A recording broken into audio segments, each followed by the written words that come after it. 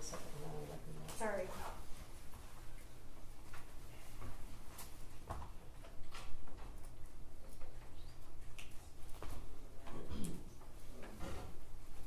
Your Honor, calling People v. Jennifer Crumbley, case number 2279990FH.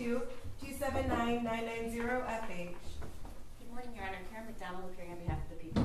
Thank you, Mark Keeston on behalf of the people. And good morning, Your Honor. Shannon Smith on behalf of Jennifer Crumbley. They're all here. There you go. Okay, my question, I'm asking the court when there's an objection, if we can all slow down, and if I'm objecting to the prosecutor making these speeches on the record that go in front of the jury. Well, what speeches are you talking about? Yesterday, during the questioning, when Brian Malouche was up, the prosecution, when they would object, they would start to just say, well, I guess the first thing, and you guys, in the heat of battle, people forget this, even though they know it, that you can't make a record if people are talking at one time. But there should be a legal objection and a response to it. Things kind of went sideways yesterday because I think that the prosecution was saying to you, Ms. Smith, you may have opened the door. I think it's already open. Are we going there? So I think their intention was to warn you, stop you, or let you know that if you were going to go there, they were going to go there. So I really think the prosecution was making a statement or interrupting you for the purpose of wanting to comply with my order excluding certain evidence. So, things got a little crazy yesterday. So. Your Honor, I believe it was beyond that issue and it was on other questions. And I'm going to tell the court, I did the same thing at points. And looking back at the tape, I said things. I just would ask we could slow down with objections and that neither side say things that should not be put on the record in front of the jury. Okay, so objection and a response. Thank you. All right. So as we went through exhibits 348 to 400 yesterday, we stipulated them, but I don't think they were formally admitted, so I just moved for the formal admission now. They're the photographs from the witness. Yeah, no objection. Did you receive my email about the sealed record? Yes. Yes, Judge. Okay, so I want to do that not while the jury is waiting, and it won't take much time. Looking for my list twice. Sorry, looking for my exhibit list.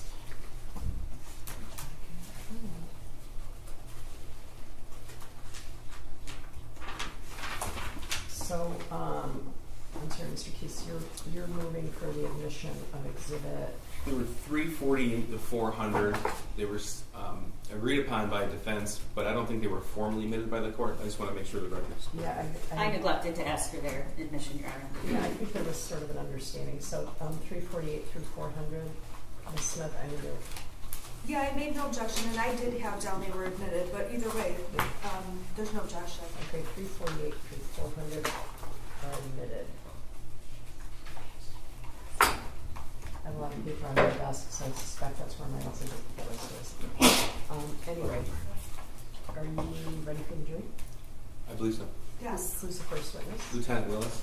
Lieutenant Willis? Okay. All right. Judge, we will be playing a portion of the Oxford High School surveillance video. I'll let the court know before to also inform the victims in the courtroom and so the media is aware. Yeah, the media's been very cooperative, so I'm sure the victims would like heads up too. Of course. And Your Honor, on that exhibit, the court knows I've objected. The court's made a ruling. Can we just not move for objection in front of the jury so I don't have to tell them I've objected? We know it's admitted. Oh, you don't want to object? Are you saying you don't want to object in front of the jury? Yeah, because it's already been admitted. Oh, I understand. So your objection is noted for the record. Thank you. Okay. Ongoing objection to it. Right. Thank you. All right. All right, for the jury.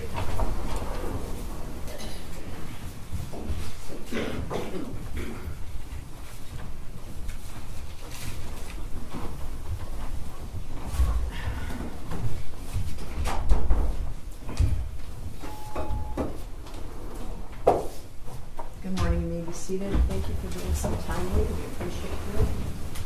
I'm going to ask the prosecutor for the next witnesses. Lieutenant Timothy Willis.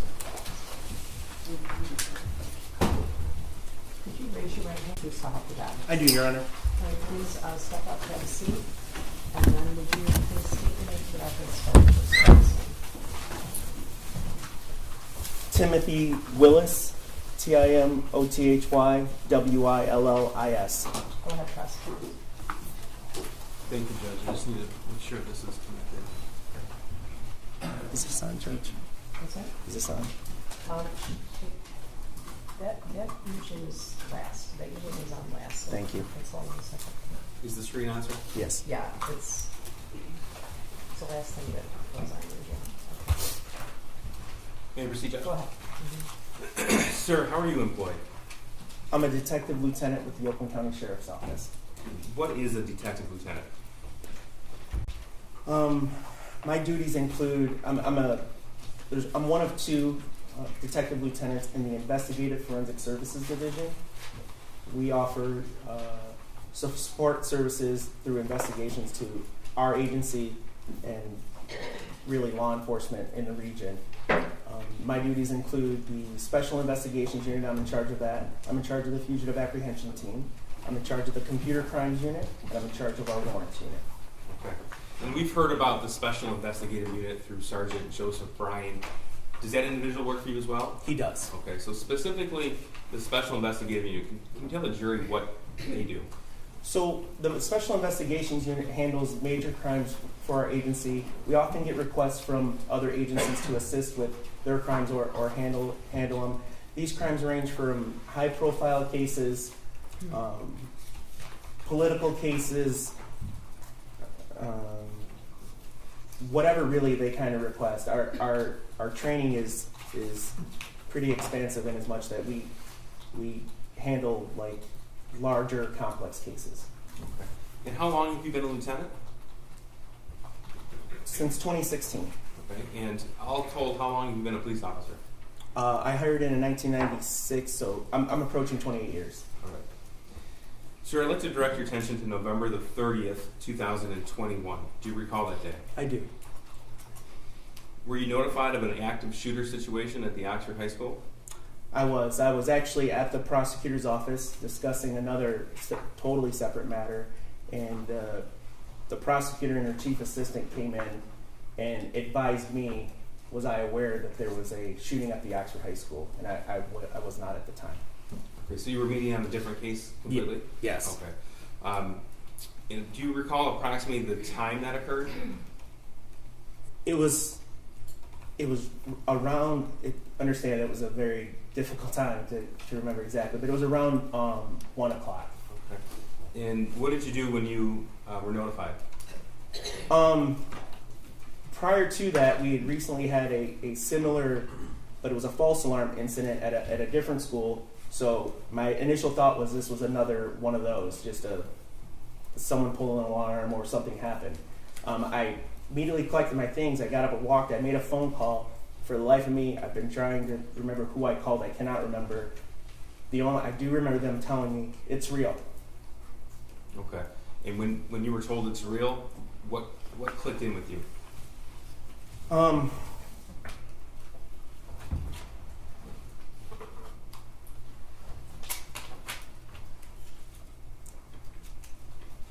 went downstairs.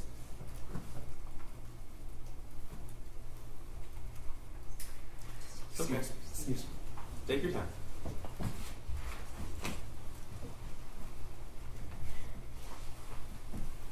Thank you.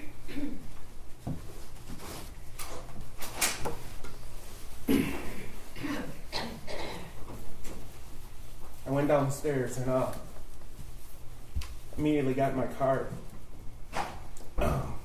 and went lights and sirens to the scene. Okay. When you say lights and sirens, what does that mean?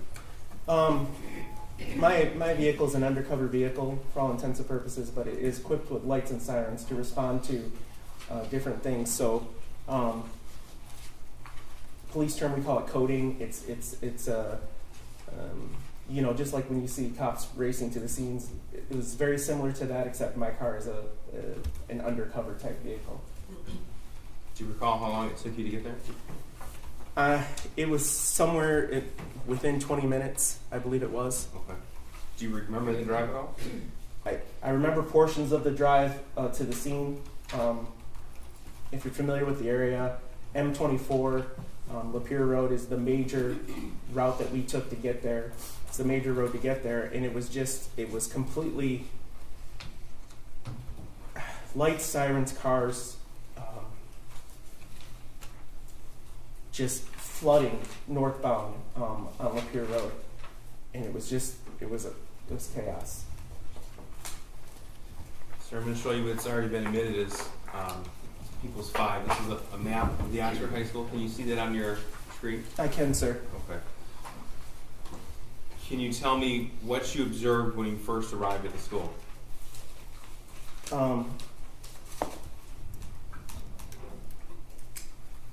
I observed when I came, there was students leaving the school.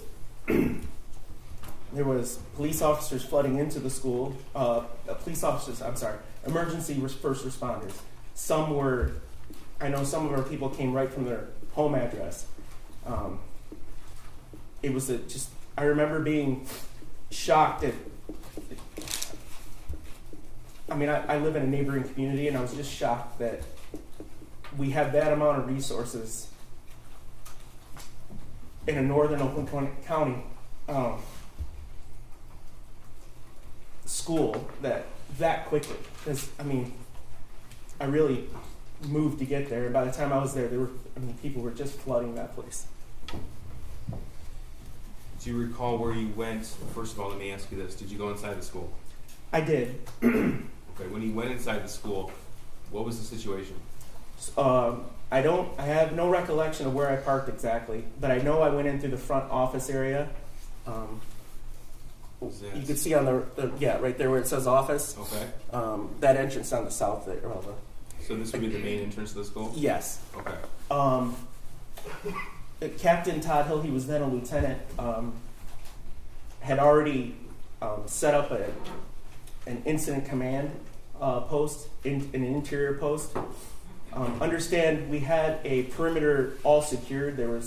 We were securing all the doors, no one in and out unless you were law enforcement or emergency first responders. And we set up, because it was so cold that day, it wasn't ideal. However, the area where we were at, we determined to be relatively safe. So all of us responded to that area to start handing out our assignments. We refer to that as the interior command.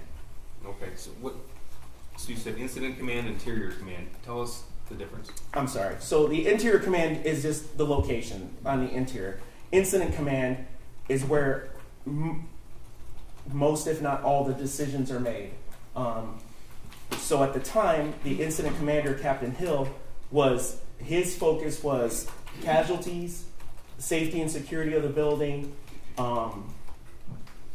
and searching for additional shooters. When I was driving to the scene, I do recall them saying, we were getting tips from, imagine being a civilian, driving around and seeing cars fly by you, hearing about a shooting. We got tips just flooded into our 911 center about, I think the shooter's in this car. I think the shooter's in this car. There's a man in a camouflage jacket running through the gravel pit. We think that's a shooter. So it was just, all we knew to do was go to the school first. We had no idea what else, if anything, was going on. So the exterior command was set up to first to protect the school. The interior command was set up to handle the issues going on within the school that, for lack of a better term, were most known at that point. Okay, so you were a lieutenant at the time? I was. Okay. And at the time, you were also in charge of the Special Investigative Unit? Yes, sir. Okay. You said Lieutenant. Now, Captain Hill was focused on the active scene. So yes, sir. Clearing and casualties, things like that? Okay. What was your focus then? So immediately upon entering the thing, I had a brief conversation with Captain Hill, advised that I would be handling the investigative portion of this, and we started then devising a plan, the best way that I could participate in the active investigation while the other stuff was going on. there was so many tips, if you will, social media tips coming in about this, that, and the other that, a lot of them certainly proved not to be true, but they had to be vetted. So, I could not just go in and start investigating the scene. There was several opportunities, i.e.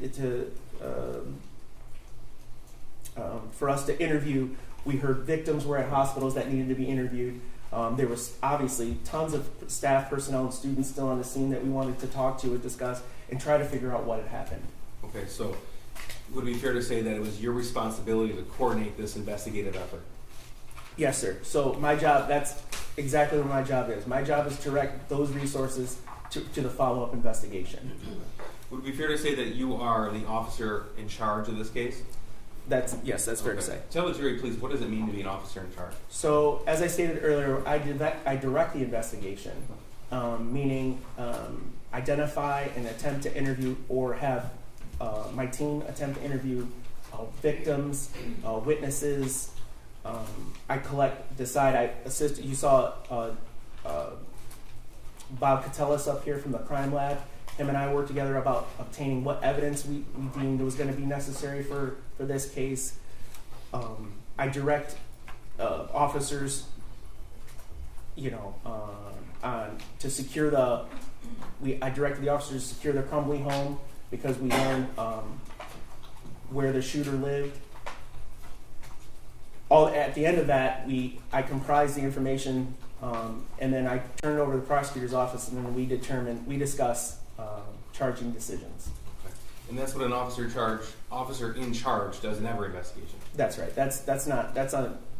This investigation was not unique to that. We do them with all of ours. Okay. Now, it's fair to say that there was a massive amount of evidence uncovered in this case.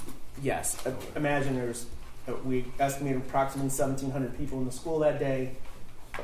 They weren't using their lockers. There was backpacks, cell phones, just dropped in. Obviously, they were worried about their safety. So we just had a lot of evidence within the school, not counting, evidence at different hospitals from victims, the shooter's home, things of that nature.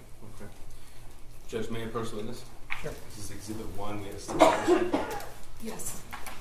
Your Honor, we would stipulate to exhibits 1 through 4. 1 through 4. 1 through 4, thank you. 1 through 4 admitted. Sir, I'll just give you all these right here. Okay. One is on top. Yep. Can you tell me, please, what I've just handed you? These are the autopsy protocols for the 4 deceased victims.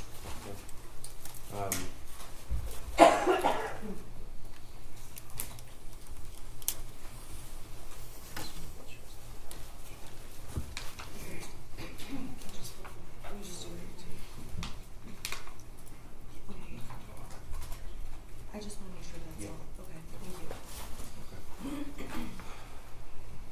Sir, tell us, you've reviewed the autopsy protocols in this case? Yes, sir. Do you know the identities of the victims who were murdered on November the 30th? I do. Okay. I'm going to show you what's been admitted, stipulated to as Exhibit 418. Who is that? That's Hannah St. Juliana. Okay. And how old was she when she was killed? 14. And sir, can you tell us, please, how she was killed? The official cause and manner of death from the autopsy protocol is multiple gunshot wounds, homicide. She was shot in her upper torso, her abdomen, her thighs.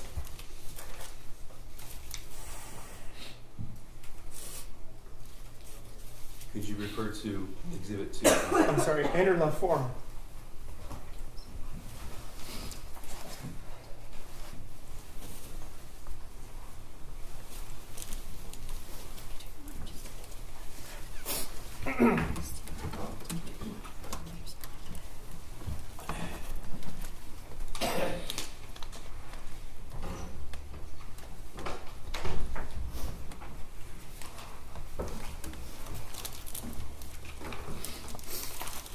I'm sorry.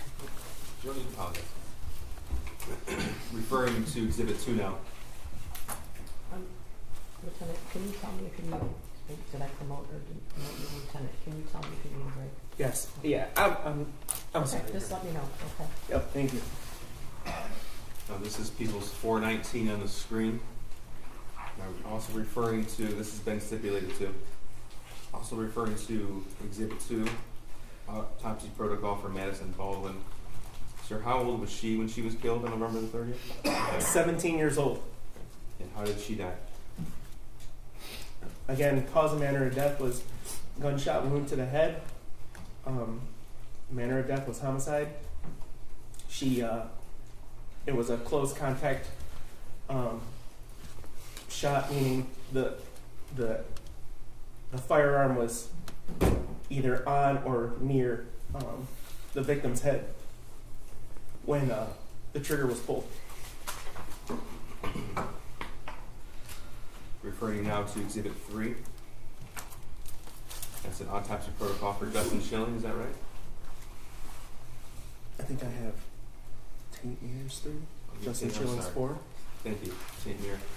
And how old was he when he was killed? Tate Mears was 16 years old.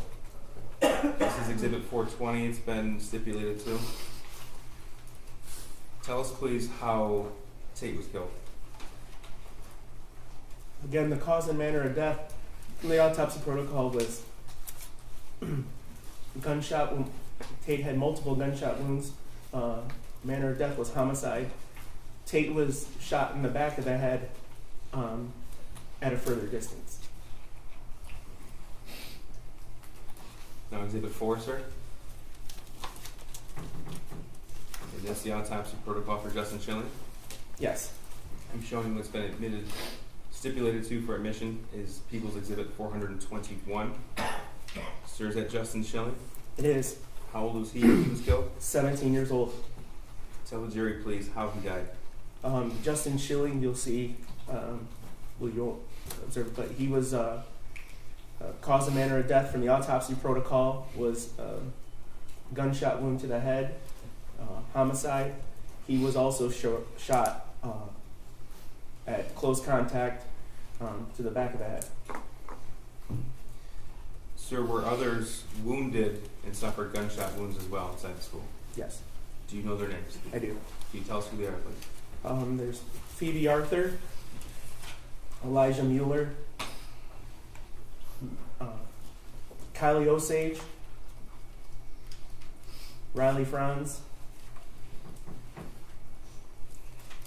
John Asciutto, Aiden Watson, and Molly Darnell, who testified earlier. Thank you, sir. Sir, tell us what happens when you assume, may I approach? Sure. I'll take those steps, sir. Thank you. Tell us what happened after you assumed the lead of the investigation. So where were you when this happened, and tell us the first thing that you did. So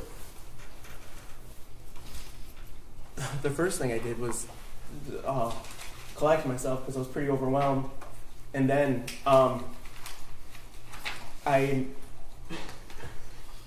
we were determining areas of the school were had searched, and we were getting kids to the reunification point, which is, I think, was testified to at the Meyer. As that was happening, I made an announcement that I was handling the investigation to the 100+ emergency first responders that were in that office area that we saw earlier.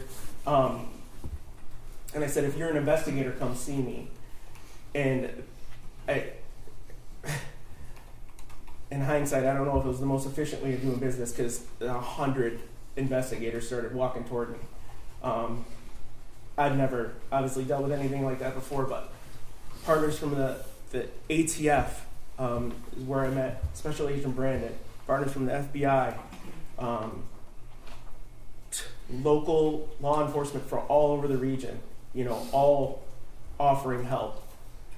Okay, so was it your responsibility at that point to direct certain officers and agencies to do certain aspects of this investigation? That's correct. They, for instance, Special Agent Brandon approached me with his partner, I believe, and said, do you have the registered owner of the murder weapon? And I said, at this point, no, I did not. He's like, I'll take, let me take some information off the gun. We'll handle that. We'll track that down for you. And he did that, and I saw him, or I heard from him a short time later, where he advised the gun was registered to James Crumbley. Okay. And you discovered that weapon was purchased on November the 26th, 2021 by Mr. Crumbley? That's right. Just a few days prior on the Black Friday before. Now, while you were on scene, did you come to learn the identity of the shooter? I did. And then was a decision made to secure the Crumbley family home? It was. The shooter was on his way to the Oxford substation. I directed a couple of my investigators, Sergeant Joe Bryan, who you saw, to attempt to interview him at the substation. In addition, now that we knew who the shooter was, I directed detectives from the Pontiac substation. Lieutenant Marsban kind of spearheaded that part, and to go to the shooter's home to look for any additional casualties. It's not uncommon in a shooting situation where the shooter starts in the home and then goes to the school. So I was concerned about that initially. In a school shooting situation? That's correct. Okay, and you had learned about that in your training? Yeah, and just by prior school shootings. Okay. It's certainly not uncommon for that to happen. And so you sent officers to that location, 112 East in Oxford? I did. All right. Now, at that time, was there a concern of explosives? Yes. So, again, understand everything's happened very, very quickly. People started doing open source searches on the name. The name of whom? The shooter. Okay. And finding different things, and the internet is a very expansive place, as we all know. And there came a video from YouTube of him deploying a Molotov cocktail, which is essentially an accelerant in a bottle with some sort of ignition device, wick, if you will. You throw it, and when you throw it, it blows up, spreads, because the fuel inside it kind of spreads. So there's a YouTube video of that. There was also, and I'm sure we'll get to it, there was also a journal with written passages in it that described secondary devices, meaning, there was a concern, and again, at this point, I went back to Captain Hill and advised him, hey, look, there's a concern that there may be secondary devices in and around the school. Okay. So when that information became known to you as lead investigator, what steps happened next? So Captain Hill contacted the Michigan State Police bomb squad. While that was happening, I wasn't present for this, but it's my understanding a canine from the sheriff's office alerted, an explosives canine alerted on the backpack that was found in the bathroom the shooter exited prior to the shooting. So what does that mean, an alert? So the alert means that the dog detected some sort of explosive. Now, it could be a legitimate explosive, it could be a firearm, it could be ammunition, it could be something of that. Okay. So what was done to alleviate this threat? So, as I stated, Captain Hill called for the Michigan State Police bomb squad. They went in with a robot, and I have no expertise on how that works, but they determined that the bag was safe. Okay. Now, sir, you were obviously on the scene at the school on November the 30th, 2021. I was. And you became aware that the Oxford High School has a number of security cameras. That's correct. Okay. And as the officer in charge of the investigation, did you also interview witnesses or review witness statements? I did. Okay. As a result of that, did you learn the path the shooter took on Oxford on November the 30th, 2021. Yes, sir. So, can you tell us in what hallway and outside what room the shooting started? Yeah, from the map earlier, you saw the highlighted area. That's all commonly referred to in Oxford as the 200 hallway. There's a short hallway and then a longer hallway. The shooter exited the bathroom adjacent to room 258, and that's when the shooting began. And I'm going to show you what's already been admitted as People's 12. What are we looking at here? So this is the backpack that the shooter was carried into the bathroom. That was examined for explosives that we found on the scene. And what else do we see in this picture? So you can see that there's some personal effects. There's charging cables. There's a journal. There's a book. Okay.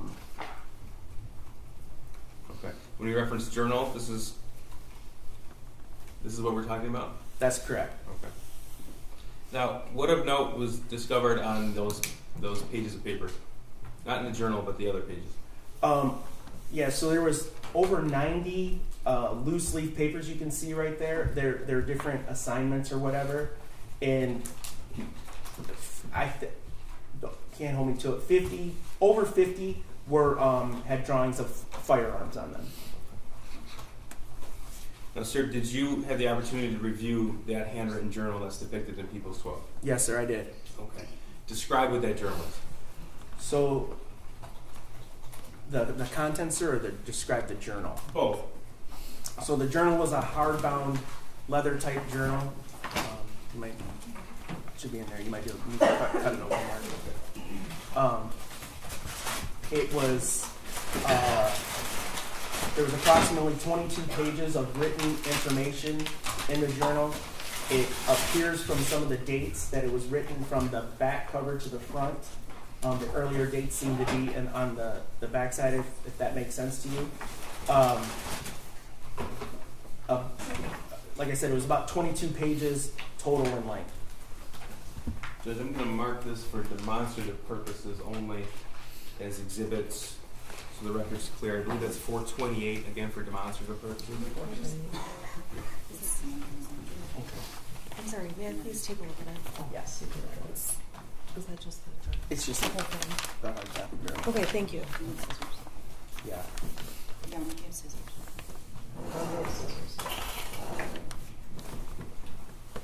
Thank you.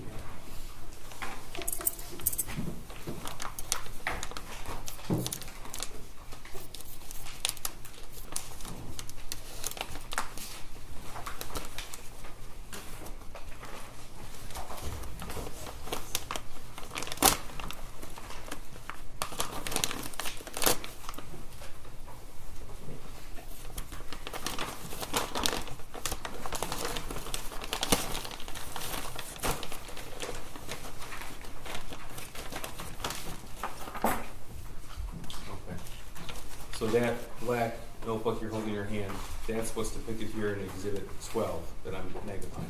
That's correct. Okay. Now these papers that we just talked about, where you said over 50 with different pictures of weapons, there's no evidence that was ever turned into the school, is that correct? Yes, I have no evidence of that.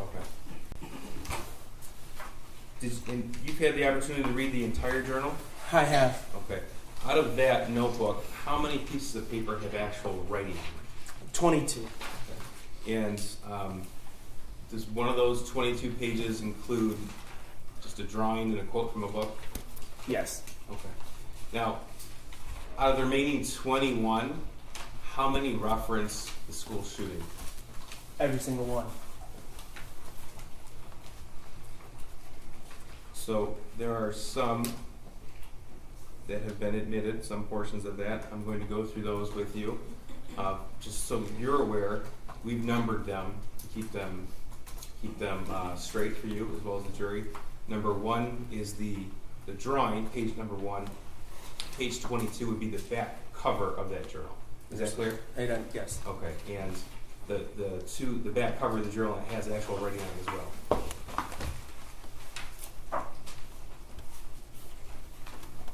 Yes. Okay. I'm sorry, you This even is says it's exhibit- 401. Yes, 401. Are you gonna go through? Only the ones that have been admitted. I understand, 401. They're all 401. Oh, they're all 401. I Correct. see, thank you. Correct. You said individually, so I got confused. Okay. So this has been admitted as page 401. Sir, in reading the journal, were there passages in there indicative of a request for mental health help? Yes. Can you read what's been identified here as page 6 of that journal? Yes, the shooter writes, I have zero help, as you can see on bold, for my mental problems, and it's causing me to shoot up the fucking school. We'll move on to page 5. Could you read this passage, please? In this one, the shooter writes, I want help, but my parents don't listen to me, and I can't get any help. Now, this is page 19. Can you read that? Yes. Shooter writes, my parents won't listen to me about help or therapist. Sir, in that journal, were there entries about the shooter's desire to obtain a 9mm handgun? Yes. This is also Exhibit 401, page 22. Could you read those quotes, please? Yes. The shooter writes, I want to shoot up the fucking school so badly. Soon, I'm going to buy a 9mm pistol. Sir, were there any passages regarding the shooter's plan for the actual shooting? Yes, there were. Okay. Here's page 3, also Exhibit 401. Could you read that, please? Yes. Shooter writes, I'm about to shoot up the school and spend the rest of my life in prison. Were there any journal entries about the shooter's access to the 9mm handgun? There were. This is also Exhibit 401, also page 3. Could you read that, please? Yes, sir. The shooter writes, first off, I got my gun. It's a SP 2022 Sig Sauer 9mm. Second, the shooting is tomorrow. I have access to the gun and the ammo. I am fully committed to this now. So yeah, I'm going to prison for life, and many people have about 1 day left to live. Thank you, sir. Now, is the journal written in normal size fonts, or are there certain passages that are bolded and larger than normal size font? Both. Okay. And were there drawings in there as well? There were drawings. Okay. Were the drawings small or were they large? Yeah, there were large drawings. Okay. What's an example of a large drawing? Yeah, so there was a large drawing in the journal of a firearm being pointed at the back of a presumably a woman's head.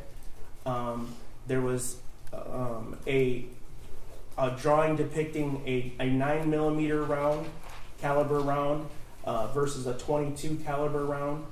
Those types of pictures were found in the journal. Okay. And on the cover of the journal, what does that say? The actual cover of the journal itself? It says apartments.com. Okay.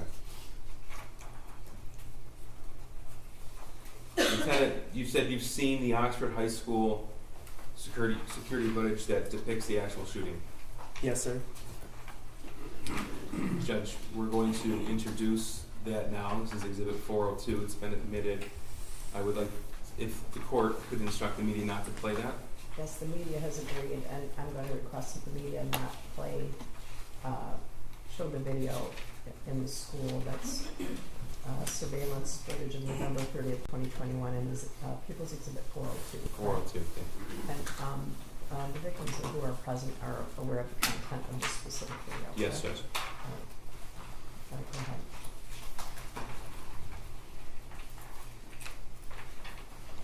Before we get started, tell us please what this view depicts. What hallway? Okay, so if you can recall back to the highlighted areas of the school map, this is that short hallway. The shorter portion of the long, it's all of the 200 hallway, but it's the shorter portion of the entire. Can I stop you for a second? Are you okay if the audio is on still? There's no audio. Well, is audio? there's streaming in the courtroom, and there might be audio from the news cameras. So I just want to make sure that there's no objection. That's fine. There's no audio of the video. Is what I Okay. meant. Right. Okay. Okay, so this is the short portion of the 200 hallway? Yes, and the bathroom that you see right there by the drinking fountains is the one that, correct. That's where the shooter will go into and then emerge from and begin his shooting. And that's where that backpack was found? Yes, sir. Okay, so this doorway here would be the doorway to classroom 258? That is 258 there, yes. Okay. And just so the record is clear, this video begins at, it's 12:46 p.m. Yes. and the actual shooting began at 12:51. 51. Okay. Correct.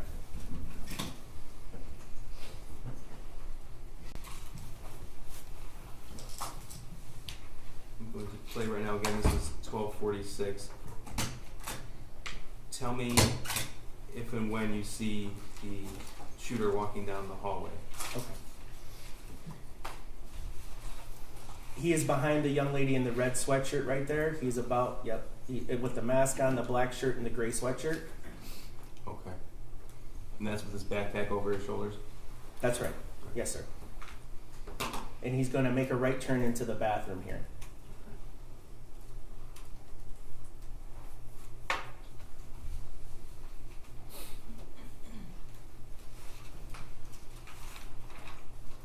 So we have a split screen at this point, and that's Just a camera angle from the other hall, or from the same hall facing the other way. Okay.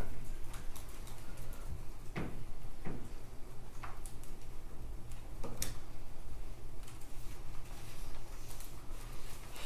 I'm stopping at 41 seconds. Identify who you see in this video. So that's the shooter. If you want to, the two. That's Phoebe. On the left there is Phoebe Arthur. To the right is Elijah Mueller. Okay. This is John Asciutto.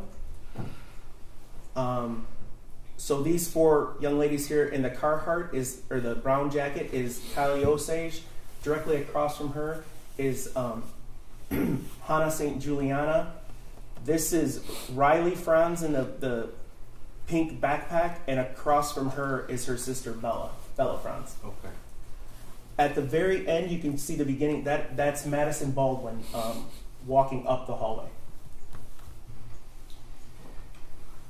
And this is at 12:51 and 12 seconds on November the 30th? That's correct.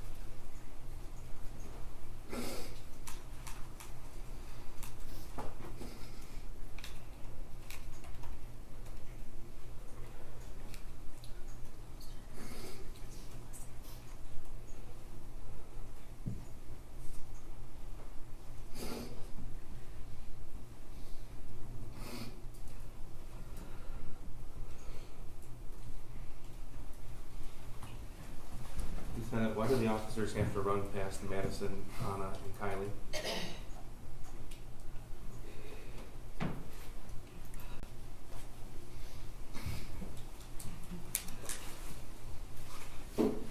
In our training for active shooters, we were trained to respond, drive up right to the door if you have to, and go in,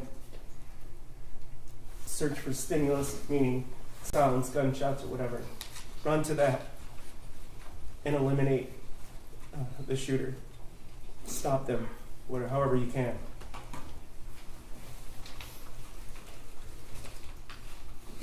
Because the situation was active and the killing hadn't stopped. You can't stop and render aid.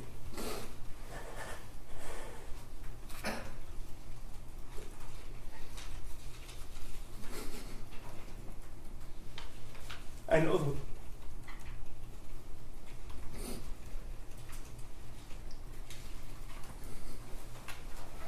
Take a break, please. if I could just finish this part, I'd appreciate it. I'm sorry. No problem. We're having a hard time. He's having a hard time. I know those officers.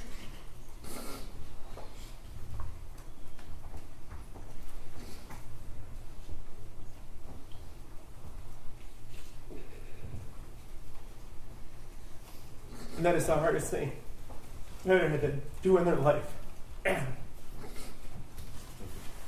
We take a break, Jeff. Yeah, we'll take a 10-minute break. All rise for the jury.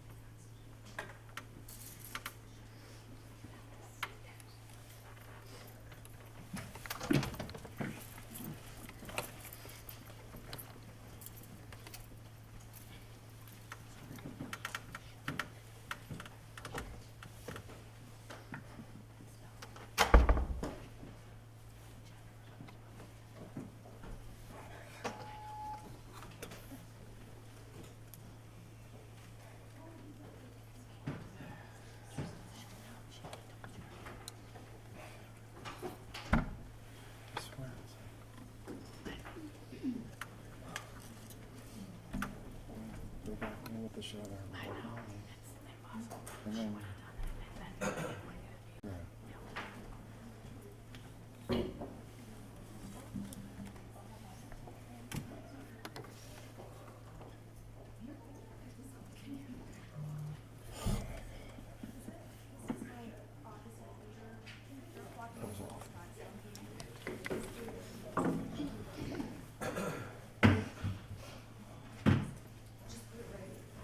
Right over here. I'm sorry.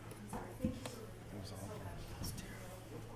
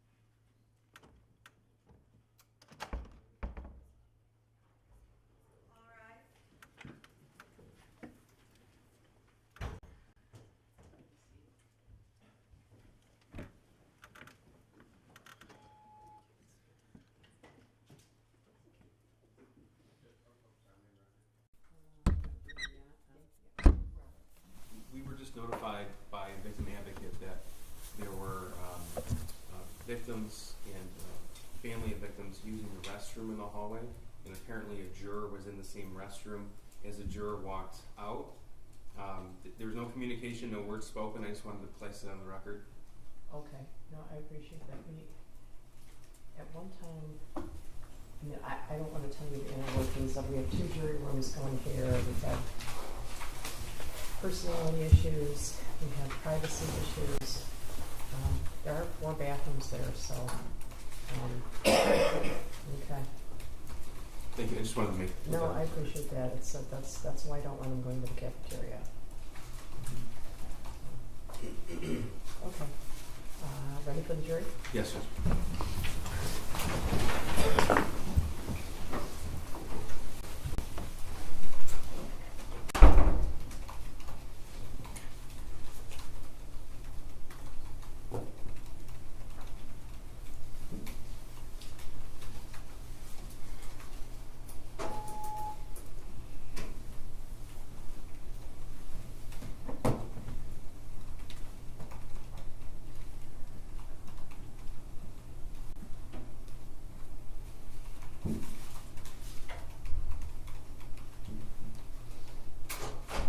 All rise for the jury.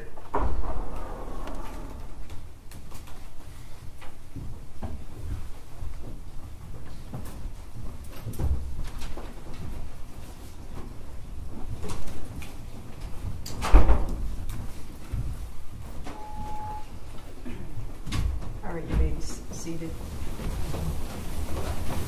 Lieutenant Willis, you are still on the road, all right? Yes, Your Honor. Go ahead, prosecutor. Thank you. Sir, you mentioned earlier that you directed officers to the Crumbley family home at 112 East in Oxford? Correct. Okay. And approximately how far in distance is that home to the school? A mile. Okay. Yeah. And as officer in charge and as a sheriff's office employee, you're aware that vehicles have in-car recording capability? Yes. Okay. So I'm going to show you what's been, I believe, stipulated to is Exhibit 341. This is an in-car video of Deputy Zajak's marked patrol car. That's 341. I'm sorry, I'm just. Was that admitted through Joe Bryan or not? No, just 342 was. And I'm sorry, we have no objection to 341. All right, 341 is admitted. And, sir, so we're clear, the deputies arrived at 112 East at 2:48 p.m., 2:49 p.m., Yes. and that's November the 30th, 2021? Yes. Okay. And as we saw in the video, the shooter was taken into custody at 1 p.m. Yes. Okay. Correct. This room, get the volume turned up.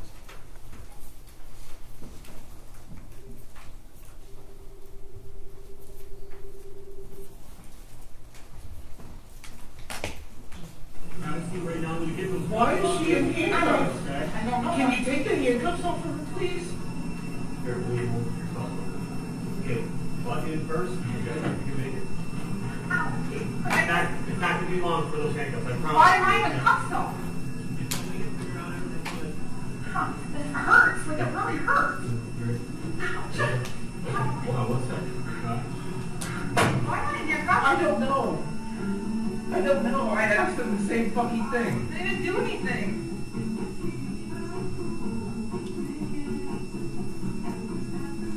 I'm getting claustrophobic. I'm getting claustrophobic. I mean, don't freak out in front of the cops. This is going to be a lot better if you don't make a situation.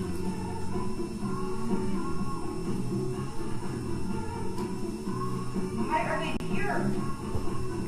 Why are they here?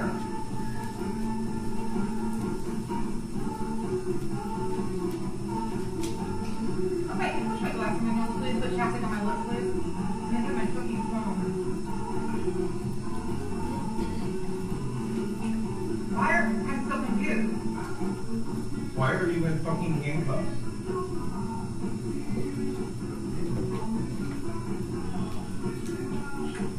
Is your phone here?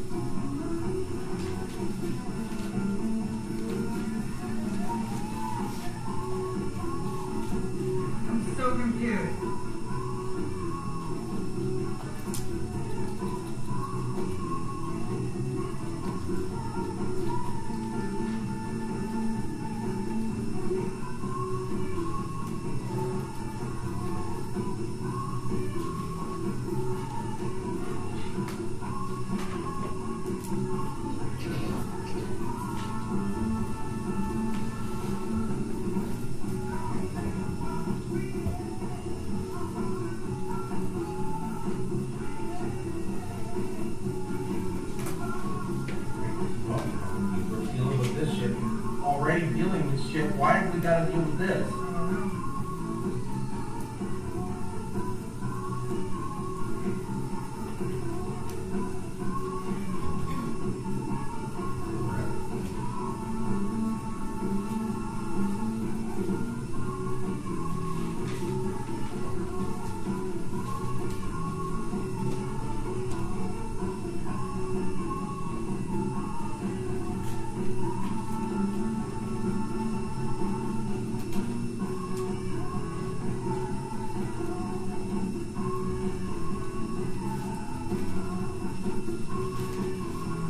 Where's the other guy? In the gun case.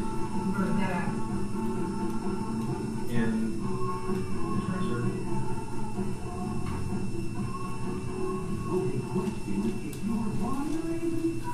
That's Patrick! That's Patrick! Patrick!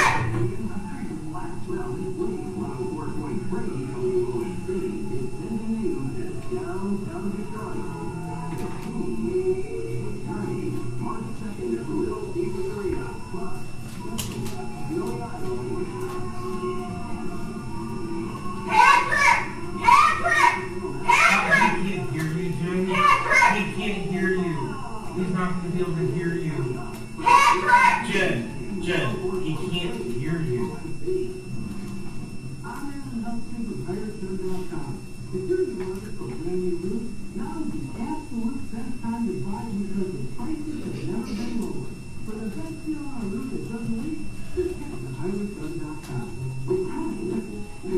Out his cup.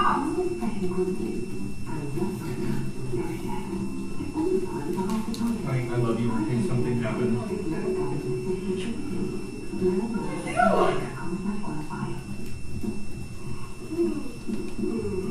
If anything happens, we do not answer any questions without a lawyer. Leanne, I didn't catch your name. It's Jennifer. Jennifer, come on now, we hang, let me take the handcuffs off.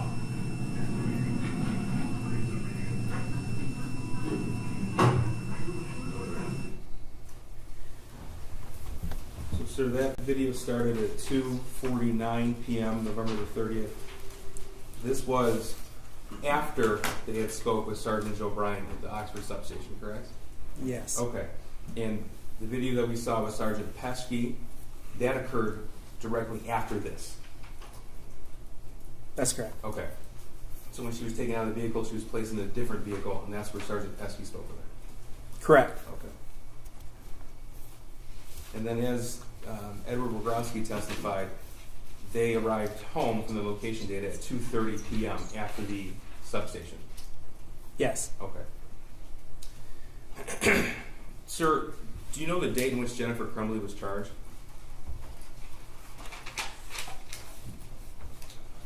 December 3rd. Okay, so the shooting happened on Tuesday, November the 30th. December 3rd would have been a Friday. That's correct. Okay. And, I believe it was noon, around noon. okay. Tell us what happens when someone is charged with a felony in the state of Michigan. The process to actually have the charging document. So the prosecutors give me a warrant. I go in front of a judge and I swear to the facts of the case. The judge authorizes the warrant. Okay. And that's what we commonly refer to as a swear to? Swear to, correct. All right. And did that happen in this case? It did. Is that a closed proceeding or is that open to the public? It was open. Okay. In fact, it was broadcast at that point. There was media present for that, yes. Okay. And they were, Jennifer and James Crumbley were not in custody at the time of the swear to, is that right? That's correct, they were not. We've already heard from Dave Hendrick about the fugitive apprehension team in that part of the investigation. Tell us, please, how retired Sergeant Hendrick's team got involved. So, upon being made aware that charges were coming, we knew that they weren't at the residence. So I had Sergeant Hendrick, who worked for me, deploy the fugitive apprehension team to locate the suspects. Okay, and that's purely a law enforcement function. Would that be correct? 100%, yes. Okay, so as a detective lieutenant in charge of all of these different divisions, that includes the fugitive apprehension team? Yes, sir. Okay. So the decision then would have ultimately been yours. Yes, I told him to go attempt to look for him. Okay. Now that was that on Friday the 3rd, or was that prior to Friday the 3rd? I don't recall. Okay. He testified yesterday that he recalled it being Thursday the 2nd. Is that accurate, or you just don't remember? Yeah, I don't. I think it's accurate, but I don't remember it specifically. Okay. That's fair. Now, during the course of your investigation as the officer in charge, did you learn where the defendant went after her phone was seized in the evening of November 30th, 2021? Yes. Okay. And I guess as a reference point, Lieutenant Sam Marsman testified yesterday as to the date and time when her phone was seized. You were here for that testimony? I was. Okay. So I'm going to have you walk us through that timeline. Okay. Now, we've heard about the track phone purchases. Did you discover where those purchases were, where those purchases occurred? Yes, at a Walmart in Lapeer. Okay. This would be exhibits.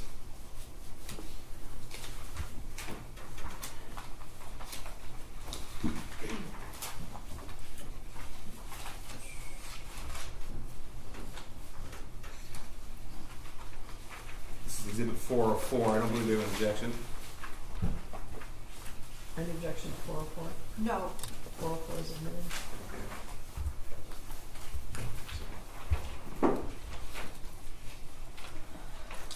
Okay, so this is a photograph of the exhibit. What are we looking at here?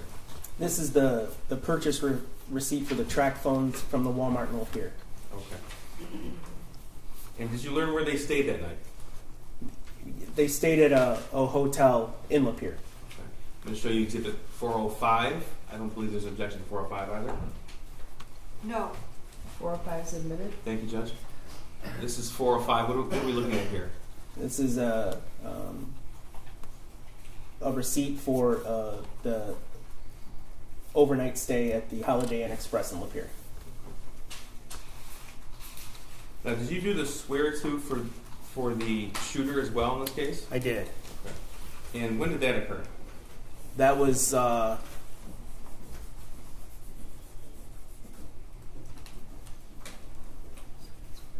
it was on the December 1st. I want it. Time was sometime in the early afternoon. Okay. If I said 3:51 p.m., would that sound right? Yeah, that sounds about right. Okay. Do you know where James and Jennifer Crumbley were then? Yes. It was a swear-to, much like we do typically, open to the public. They were I believe they were on Zoom in their vehicles. Okay. That proceeding's open to the public, is that right? Yes, it is. I'm going to show you. Well, first, let me ask you: did the investigation uncover where they stayed the day after the shooting, December the 1st, 2021? Yes, it did. Okay. This is exhibit 408. No objection. 408 is admitted. 407 is not. They skipped. Correct, Judge. Okay. Thank you. Instead of renumbering all the exhibits, we thought it. Oh, no, it's all right. I just want to make sure I was keeping up. Thank you, Judge. 408. What are we looking at here? This is an extended stay in Auburn Hills. Okay. And this is where the defendant and her husband checked in December the 1st, 2021? That's correct. Does it indicate a checked out date? December 3rd, 2021. Okay. And that's that Friday? Yes. Now, we heard from Sergeant Hendrick, retired Sergeant Hendrick, that they recovered a vehicle belonging to the Crumbleys in Auburn Hills. They did. Okay. Is this the location where that vehicle was recovered? It is. Okay. This is exhibit 409. Photograph. No objection. 409 is admitted. Okay. What are we looking at here? This is one of the two vehicles owned by the Crumbleys, backed in a parking spot at the extended stay in Auburn Hills. Now, during the course of this investigation, were banking records from the Crumbleys obtained? Yes. All right. Specifically on December the 2nd, so that'd be the Thursday, did you find that they had withdrawn cash on multiple occasions? Yes, they did. This is exhibit 411. I believe this is covered under stipulations as well. I'm sorry, did you say 411? 411, yeah. That's not 411. No, the next slide. I didn't want to publish it until you confirmed it was stipulated to. Yes, it is. Any objection to 411? No objection, sorry. 411 is admitted. And again, 410 was not. Correct, Judge. Previously. Yes, thank you, Judge. Okay, what are we looking at here in exhibit 411? This is a withdrawal of $2,000 withdrawal transfer, $2,000 from Flagstar by Jennifer Crumbley. Now, Edward Rogowski told us about replacement phones. Did you uncover that James and Jennifer Crumbley, after buying their track phones, bought another set of phones? Yes. Okay. And do you know the date and location where that happened? That was in Owasso. Owasso, Michigan? Yep. Okay. And that's on December the 2nd, 2021? I'm sorry. Yes, it was on December 2nd. Okay. This is going to be 413, the T-Mobile receipt. No objection. 413 is admitted. Yes, it's just 413, correct. Mm-hmm. All right. And so what are we looking at here? This is the purchase of the 2 replacement phones. Okay. And that was Owasso, Michigan, on December the 2nd, 2021? Yes. Okay. What's the relative distance from Owasso to Auburn Hills? It's about an hour. Now, did they obtain more cash in this time frame? Yes, they did. Back to the banking records. This is 411. No objection to this. I believe we've stipulated to this. Is that correct, Counsel? Yes. Yeah. 411, okay. This is Friday, December the 3rd, 2021. And what is the withdrawal amount of cash in this exhibit? $4,000.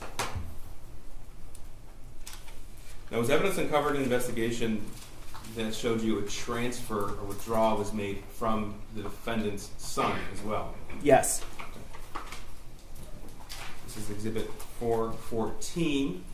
Again, it's covered under stipulation. Move to admit. You have any objection to 414? No objection. 414 is admitted. Thank you. So what are we looking at here in Exhibit 414? So this is the Simply Kids savings account, Ethan Crumbley's account. Okay. And specifically on November the 30th, 2021, do you see a withdrawal from that account? Yes, there was a $3,000 withdrawal that day. Okay. And November 30th, is that significant to you? That's the day of the shooting. Okay. And how much was left in her son's account? 99 cents.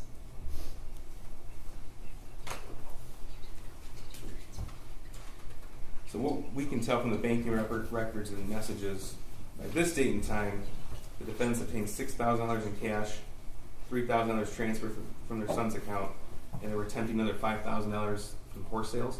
That is right. Yes, sir. Now, do you know where the defendant went after she checked out of the Auburn Hills motel? They traveled to the address in Detroit, the warehouse. Okay, and that's the address that William Creer testified to yesterday, 1111 Belleville? Oh, yes, correct. So I'm going to show you portions of that exterior surveillance footage that was obtained. Before we do, we've already talked about the timestamp difference. The timestamp on the video is about 22 or 23 minutes fast. Is that correct? Yes. So these will be, we marked them separately for convenience, as 415 and 416. Okay. And the people will move to admit and publish now. We'll start with 415.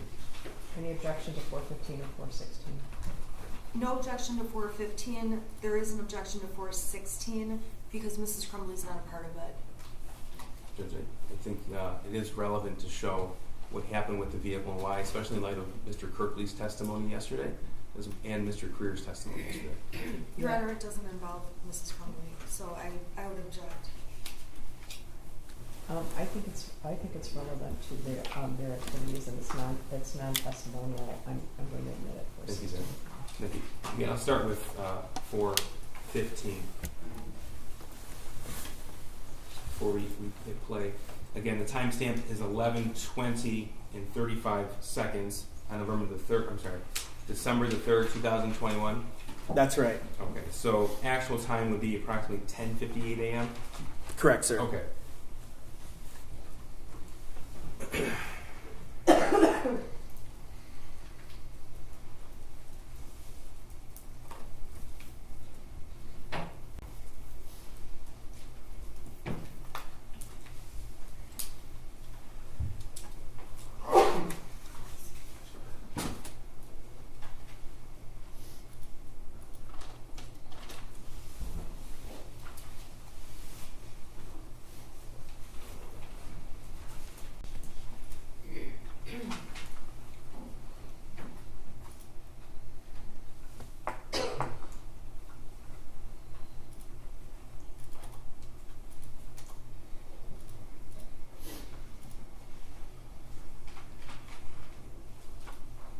What do we see here in the video at the 11:21 timestamp? Yeah, so that's a friend of the defendant who activated the security gate to open it, and the defendant pulled in and parked. Okay, and again, this is the parking lot at 1111 Belleville in the city of Detroit. Yes.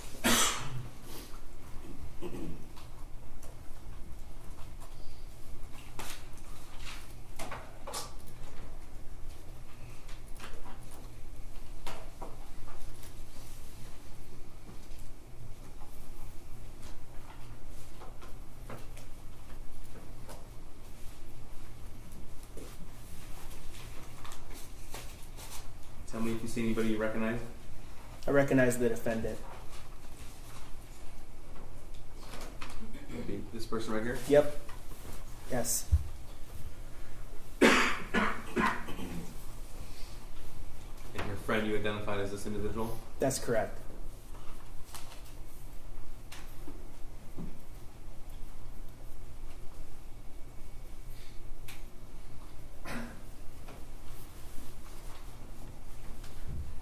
Is James Crumbley depicted in this video as well? Yes, that's James there. Right here in the magnified portion? Yes. Okay.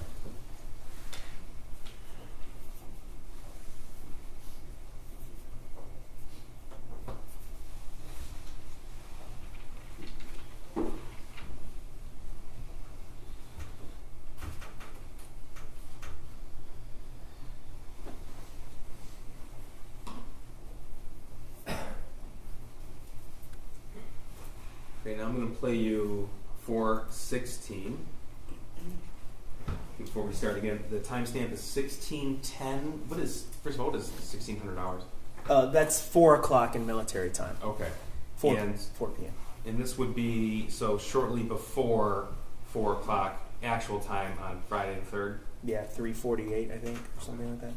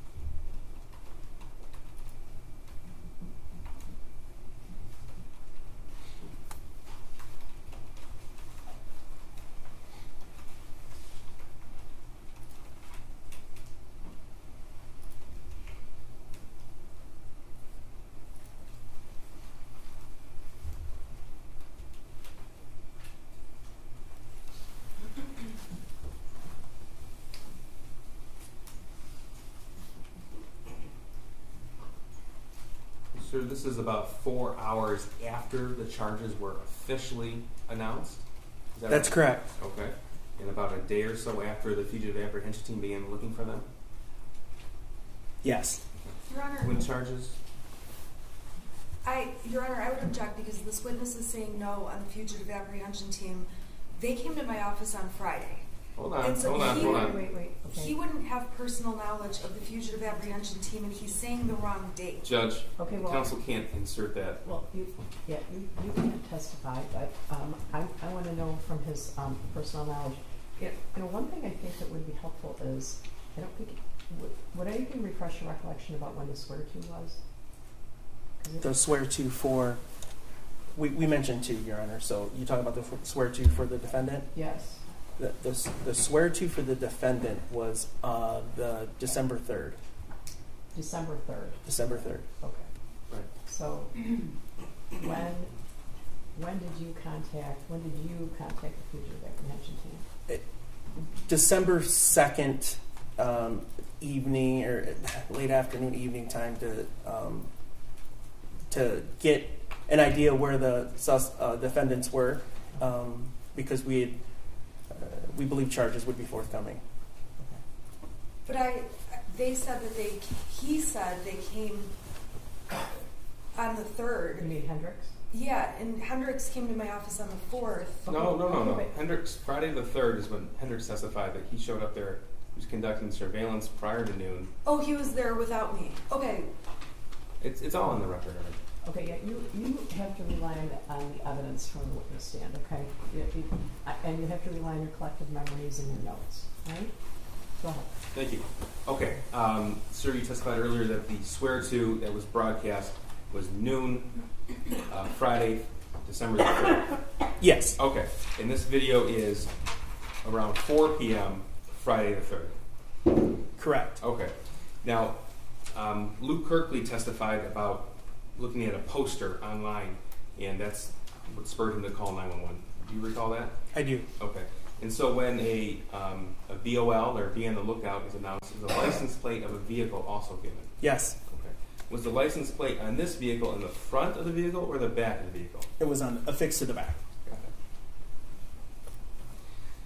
it. Now, sir, Mr. Rogrowski already testified about the location data for Jennifer Crumbley on the day of the shooting, November the 30th, 2021. Do you recall that? I do. Okay, and as officer in charge, you're aware of that information that he uncovered? Yes. Okay. Just want to confirm that Jennifer Crumbley never stopped by her home at 112 East after meeting Mr. Hopkins at the Oxford High School? No, she went directly back to work. Okay. Now, you've had the chance to review phone logs as well as other information from social media and information obtained from Jennifer Crumbley's phone? Yes. Okay. And sir, do you have any experience getting someone same-day mental health help? Yes, I do. Are there facilities available for that? Yes, there's a facility on this complex called Common Ground that's available for that. In reviewing the phone logs of Jennifer Crumbley, was there any indication of any phone calls to a facility of that sort? No. In fact, any phone calls to any doctor's offices? No. Counselor offices? No. Any hospitals? No. Okay. Any mental health professionals at all? No. Thank you. I have nothing further. Cross. Okay, thank you. Sergeant Willis, I want to go back to the pages from the shooter's journal that were admitted. You don't have any evidence to suggest that Mr. or Mrs. Crumbley ever saw the journal, correct? I'm sorry, miss. You do not have any evidence to show that Mr. or Mrs. Crumbley ever saw the journal. I'm sorry. It's been a tough day. Okay. So you're asking me do I believe Mr. or Mrs. Crumbley? I'm asking you. Do I have evidence? Do you have any evidence to believe that Mr. Crumbley or Mrs. Crumbley saw the journal? No, if I had evidence of that, I imagine the charges would be different. If you had evidence they saw the journal, the charges would be different? Yeah, murder, okay. I would imagine. Okay, so the journal was located in the backpack that belonged to the shooter, yes, correct? Correct. There were also a number of other papers in that backpack that you described? Yes. You don't have any evidence that Mrs. Crumbley ever saw any of those papers, correct? Correct. Now, in the journal, you've testified about certain statements the shooter wrote in the journal, correct? Yes. And specifically, one of the statements that you testified about was where the shooter wrote, "I have access to the gun." Is that correct? Yes. In the journal, there are other statements where he indicates he is looking for the gun, correct? Can you tell me which ones you're referencing? Sure. So I'm going to hand you, Your Honor, may I please approach? Sure, just show Mr. Keith which. Sure. Yeah. I have a copy of it too, if that helps. Judge, just briefly, this was subject of a prior court ruling. Yes, so I'm And- gonna ask everybody to be really careful. Alright? Okay, so I was gonna show 788, just this one line. Okay, again, Judge, maybe we should have a minute outside the presence of the jury. Your Honor, can we just approach and I can show you? I have it, and I know Do you want exactly to, what it is. do you want me No, to- it's not that. We have to discuss the court's prior ruling. Your Honor, I think, okay. Alright, I'm going to excuse you for 10 minutes, alright? All right, for the jury.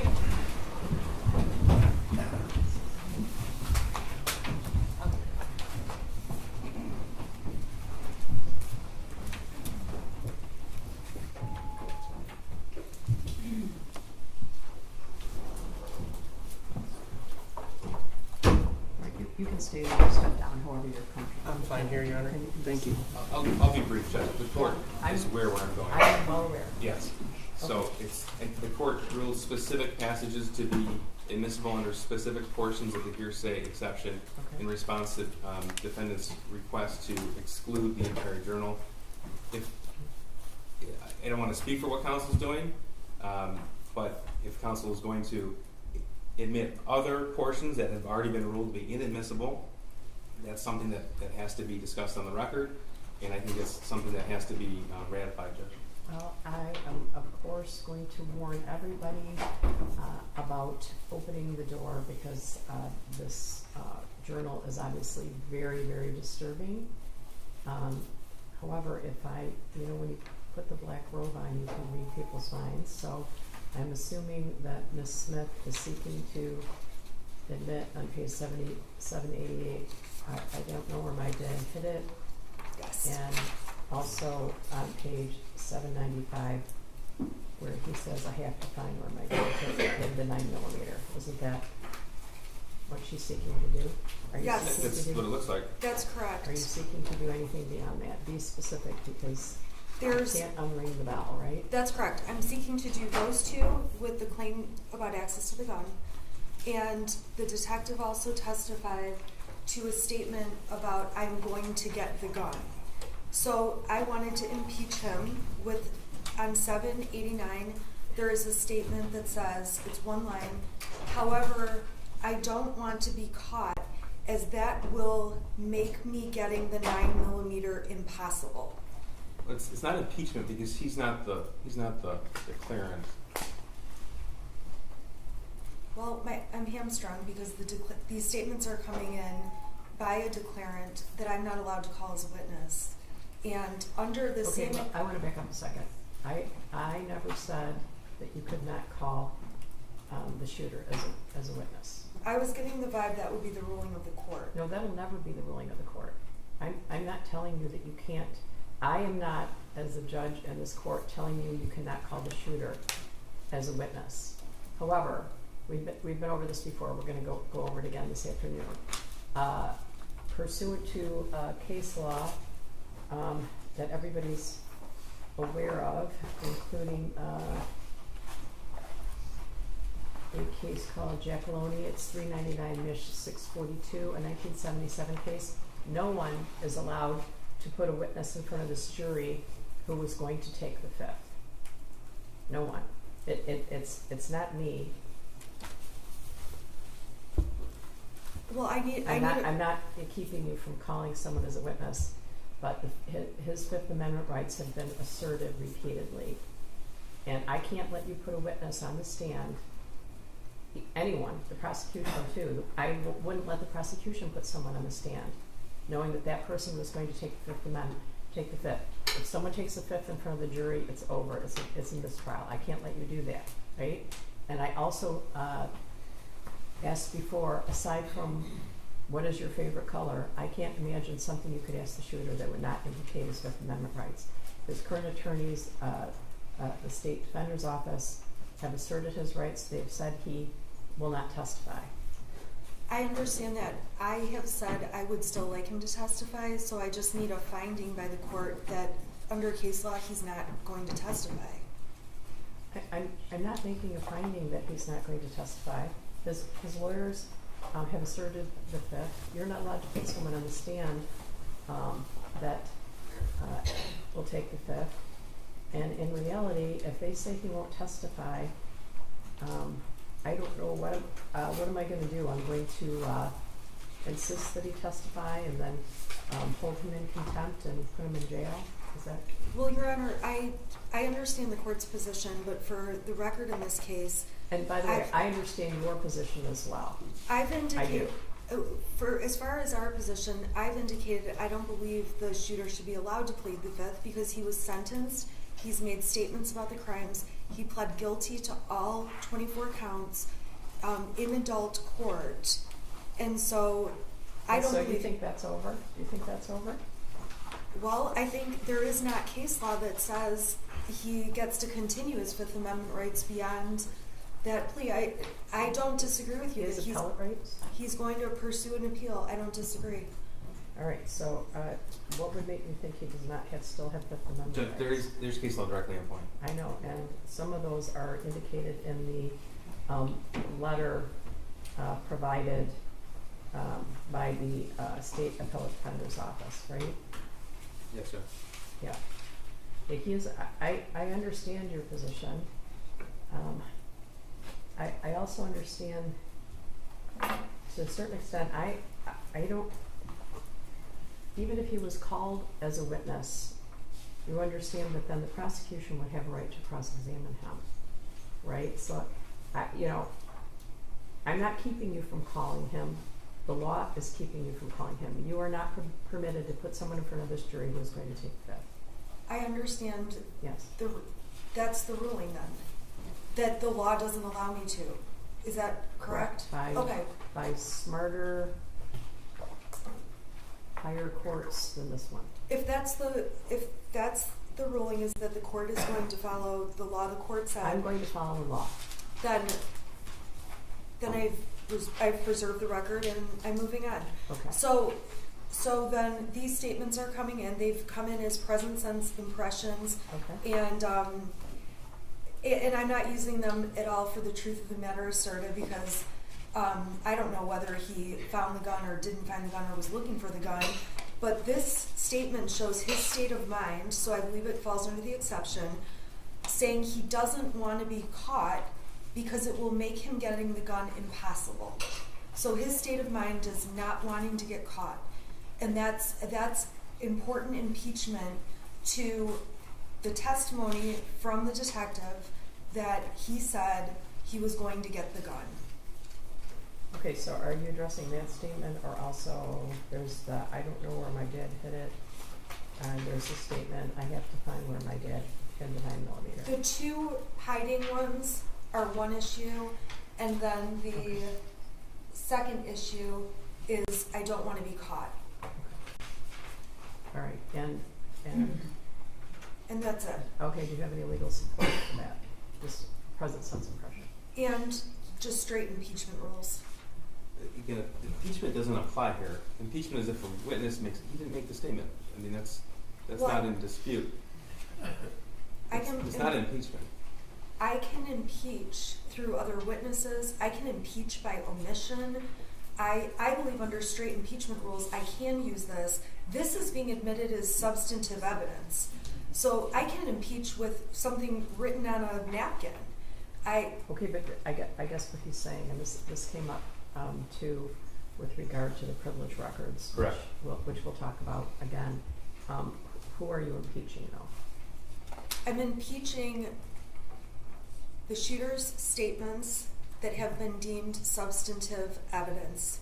And I'm not given the option to impeach through the shooter, so I'm seeking to impeach through the officer in charge. Okay, so why wouldn't I allow those statements, Mr. Keith? It's not permissible. It's not under, and counsel has not cited the rule for that. It's not permissible. And I just want to inquire of the court if counsel is permitted to do that. Am I allowed then to ask about other passages? Well, that's what I'm concerned about. I mean, there are a number how do they relate to this? I mean, just in the first 2 pages alone, Judge, we have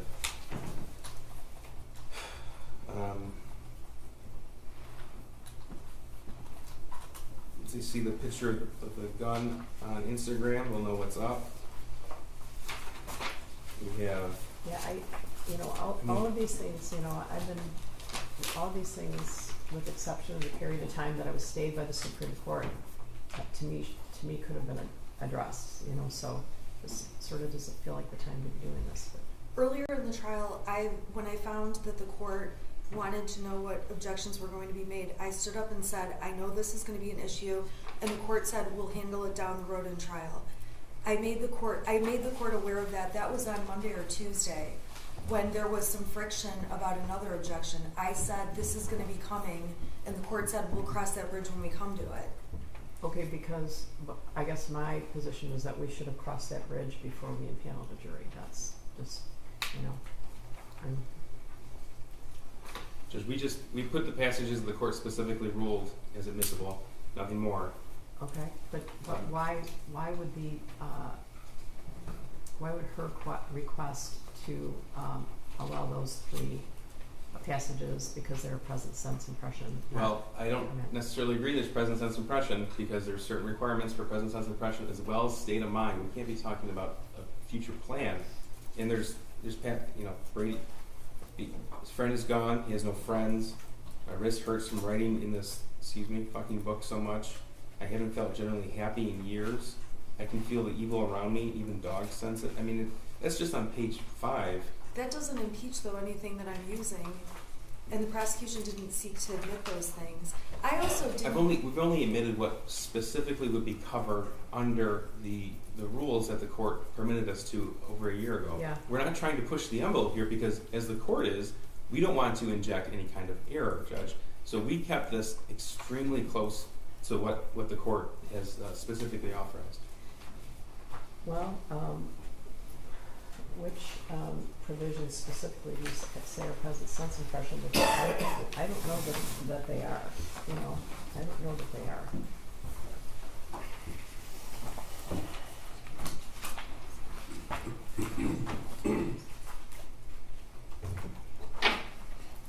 On page 788, I don't know where my dad hit it. I'm finding the provision right now.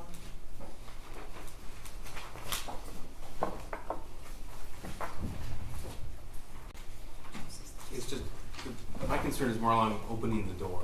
Yeah, that seems to be the theme.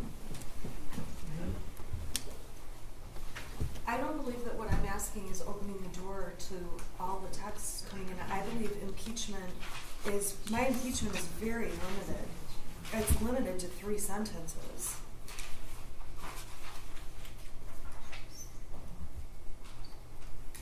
Okay.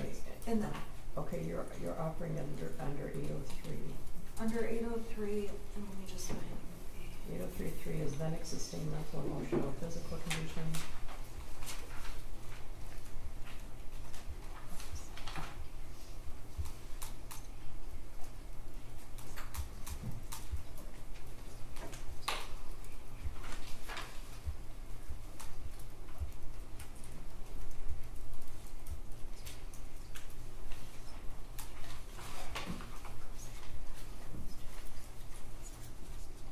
Has to be then existing mental, emotional, or physical condition.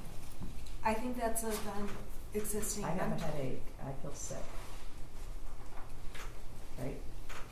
It also says such as intent, plan, motive, design, and so his plan to give puppy eyes or whatever.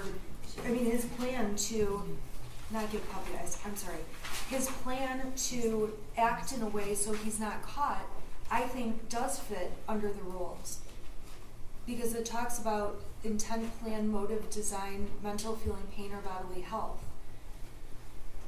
So here's the crux of the issue, is that for a year and a half, we had just those 5 or 6 portions admissible by the court. This trial was prepared from the prosecution standpoint with just those admissible, because the court was very specific in its ruling. And so now defense is using that ruling as a sword and a shield. And so if the court wants to make a substantive ruling mid-trial, I think I'm entitled to at least admit it. Your Honor, I'm the one that filed the motion that brought this issue up. I filed an appeal with the Court of Appeals. I'm aware. Okay. I got their exhibits after trial started, identifying these portions of the journal. Okay. That after trial started. You've had this journal, as have I. As, for absolutely. a long time. I have, and that's why I filed an extensive motion about it. But now that they're using bits and pieces in trial, We used only that was identified on June 27, 2022. it shouldn't preclude me from impeaching. Okay, but that's what I'm going back to. Who are you impeaching? What rule allows you to impeach someone who's not testifying? It's complicated because I can't impeach the person that I want to impeach through testimony. So you're right. I'm hamstrung. My client has a constitutional right to present a defense, though. I'm aware of that. And I'm getting hamstrung and stuck because of other extraneous legal issues. This is straight impeachment. So what I'm providing is not going to be admitted as substantive evidence. It's impeachment. So she's being hamstrung by her own motions to exclude. Her own motions to exclude. We didn't move to exclude any of this evidence. Counsel did after the preliminary examination. And this court was specific in its ruling. Well, there should have been a motion to include as well as what they're saying. There's no rule, there's no requirement for anybody, any party to have a motion to include, especially when counsel specifically identified this piece of evidence as being inadmissible. The court made the ruling. Well, I guess I'm saying if you were in fear at all that this court would rule incorrectly, you would still have an opportunity to appeal that ruling. And we didn't appeal the ruling. We didn't appeal. Your Honor, I would have filed a motion if there was substantive information additionally that I wanted to admit. I've never filed a motion to have the ability to impeach. I'm asking to impeach. No one files motions to say, may I impeach this? Because this is the third time during the trial. There's motions in limine with regard. This journal is very disturbing, and every time any of us have read it, we've been up all night, right? So this has been a glaring thing in this trial. This isn't a middle of the trial type of game plan here. Right. Just so the record, is clear, Judge, and I know the court's aware. We went through the Facebook messages detailing alcohol use. We talked yesterday in depth about the extramarital affairs that were previously excluded, and now the journal. This is the third time mid-trial. We just need the ground rules. The court gave us those ground rules a long time ago. We prepared a case in accordance with that. So if the door's open, the door's open. Okay, well, that concerns me too. I'm going to take a brief recess. Thank you, Judge. All right, so you can step down. Thank you, Your Honor. You can't discuss your testimony with me now. Yes, Your Honor. Okay. All right. I'll be back. All right.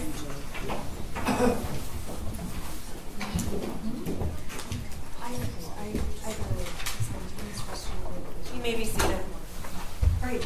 I'll say good night, son. So you can drink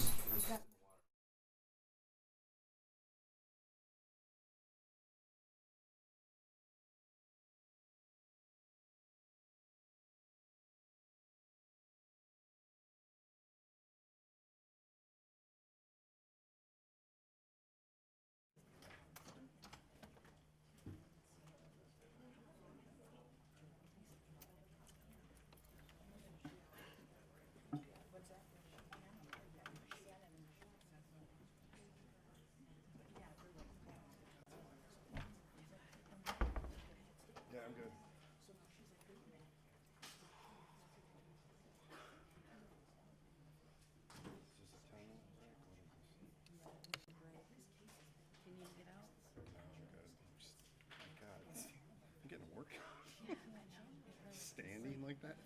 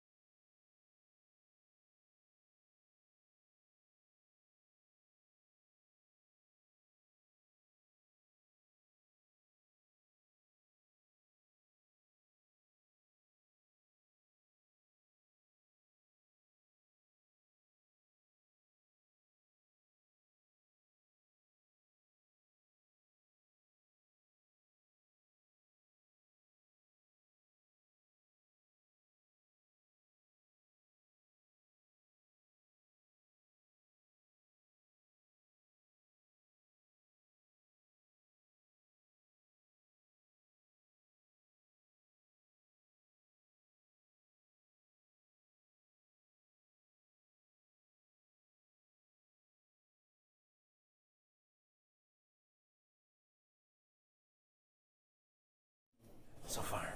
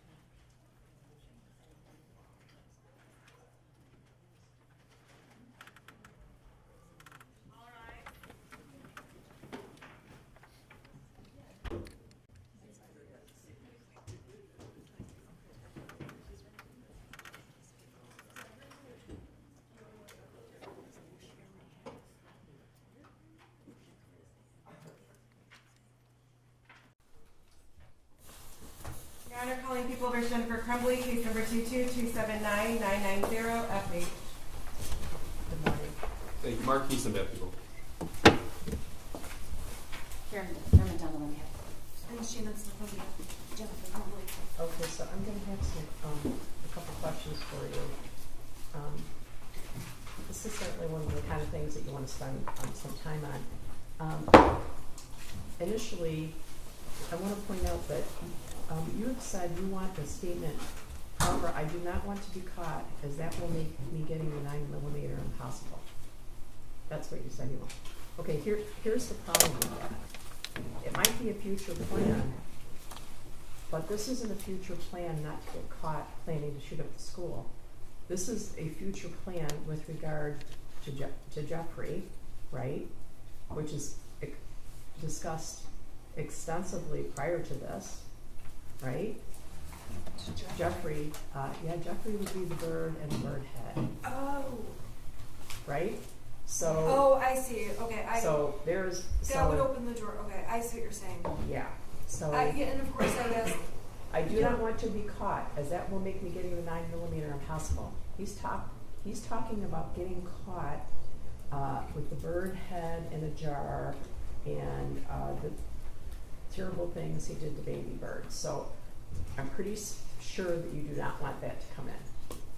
Right, I don't want the baby birds to come in. Okay. I thought when he said I don't want to be caught, it was being caught, like having mental problems, being caught with the bird, being caught with any of the stuff he's been doing. Okay, well, I didn't take it to be the bird, but I see what the court's saying.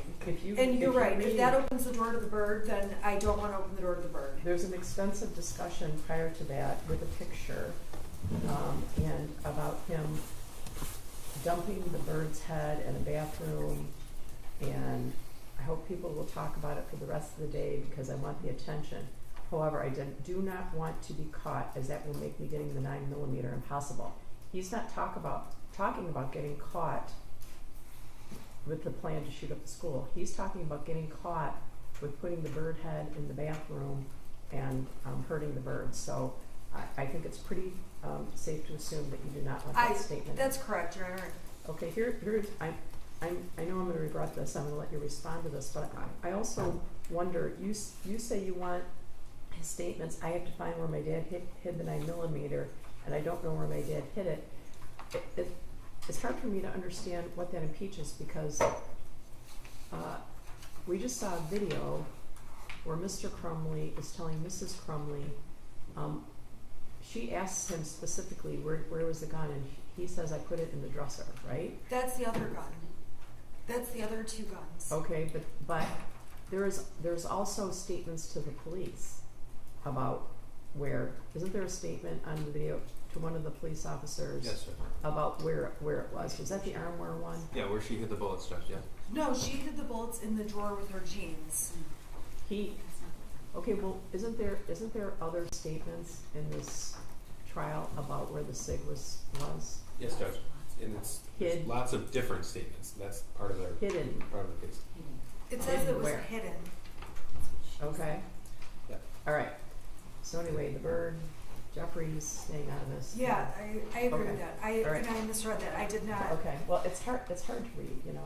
So anyway, what else do you want to say about this? Judge, this is the people's issue here, is that well over a year ago, this issue, as well as a number of other issues that have been addressed the last few days, have been settled. It was June 27th of 22. It was appealed. The application to Court of Appeals was filed on July the 18th of 2022. This is a pattern now. It appears to be part of counsel's strategy. That's fine, but the people should be entitled to now prepare accordingly. So counsel has promised the jury that Jennifer Crumbley is going to testify. That's significant because that entire Facebook thread has come in. That's over 2,000 pages. I know from my memory there are a number of messages that will be very important in cross-examination. But because it's been sprung up mid-trial at the request for an unredacted copy of that, I want time to go through that before the defendant takes the stand so I can have every passage ready. I'm sorry, I don't understand. You want to go through what? The Facebook thread between Okay. Jennifer and James Crumbley. Okay. Your Honor, the prosecution moved to admit the whole thing. I have no objection. I'm ready to go with it. Okay, They moved to admit the whole okay, thing wait. in front of the jury. Now he's saying he's not ready for Wait a it. minute. Am I missing something? I'm talking about the journal right now. Yes, this is the pattern, Judge, the pattern of strategy. And again, counsel's entitled to her own strategy. Right. However, we are entitled to prepare our witnesses accordingly, including the cross-examination of the defense witnesses.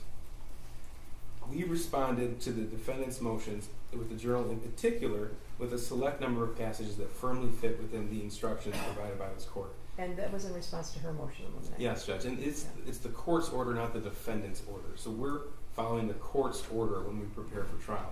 Again, if counsel wants to reverse course mid-trial as part of our strategy, that's her decision. But we need to have the time to prepare. So I'm asking for the court to give us the time to go through that Facebook thread, as the court gave defense counsel time to go through statements of her own client's statements before Mr. Meloche testified. Okay. You guys have gone off into Never Never Land here. I want to address the journal and then finish the lieutenant's testimony. I also want to make the sealed record during the time period that the jury is eating lunch. So at this moment, I'm going to indicate that I am very concerned about the journal. The journal is extremely disturbing in many, many, many ways. And I do not want to risk the door being opened. But more importantly, these statements, I have to find where my dad hid the 9mm and I don't know where my dad hid it. I don't know if that it impeaches anything in this case, because there's already been plenty of evidence that he found it, right? There's evidence the shooter found the gun, right? And there have been statements made by both the defendant and her husband to police in text, whatever it is, indicating that the gun was hidden in some way, obviously very poorly, but the gun was hidden in some way. The gun, as far as we know, was not sitting on the kitchen table. So I don't think this impeaches anything. I don't think it's contradictory. More importantly, I don't think under any circumstances any more of this journal should come in. And in the event that it was going to come in, I think that it should have been handled prior to the jury trial. I am trying to very much protect any potential appellate record, and I do not want to delve into this journal. I think that we do nothing more than hurt Mrs. Crumbley severely. It's highly prejudicial. So that's my ruling about the journal. If you have other issues you'd like to bring up, I'd appreciate if we did that when the jury's at lunch after we get the sealed record. That's okay? fine. If we can finish Okay, it. let's finish him, okay?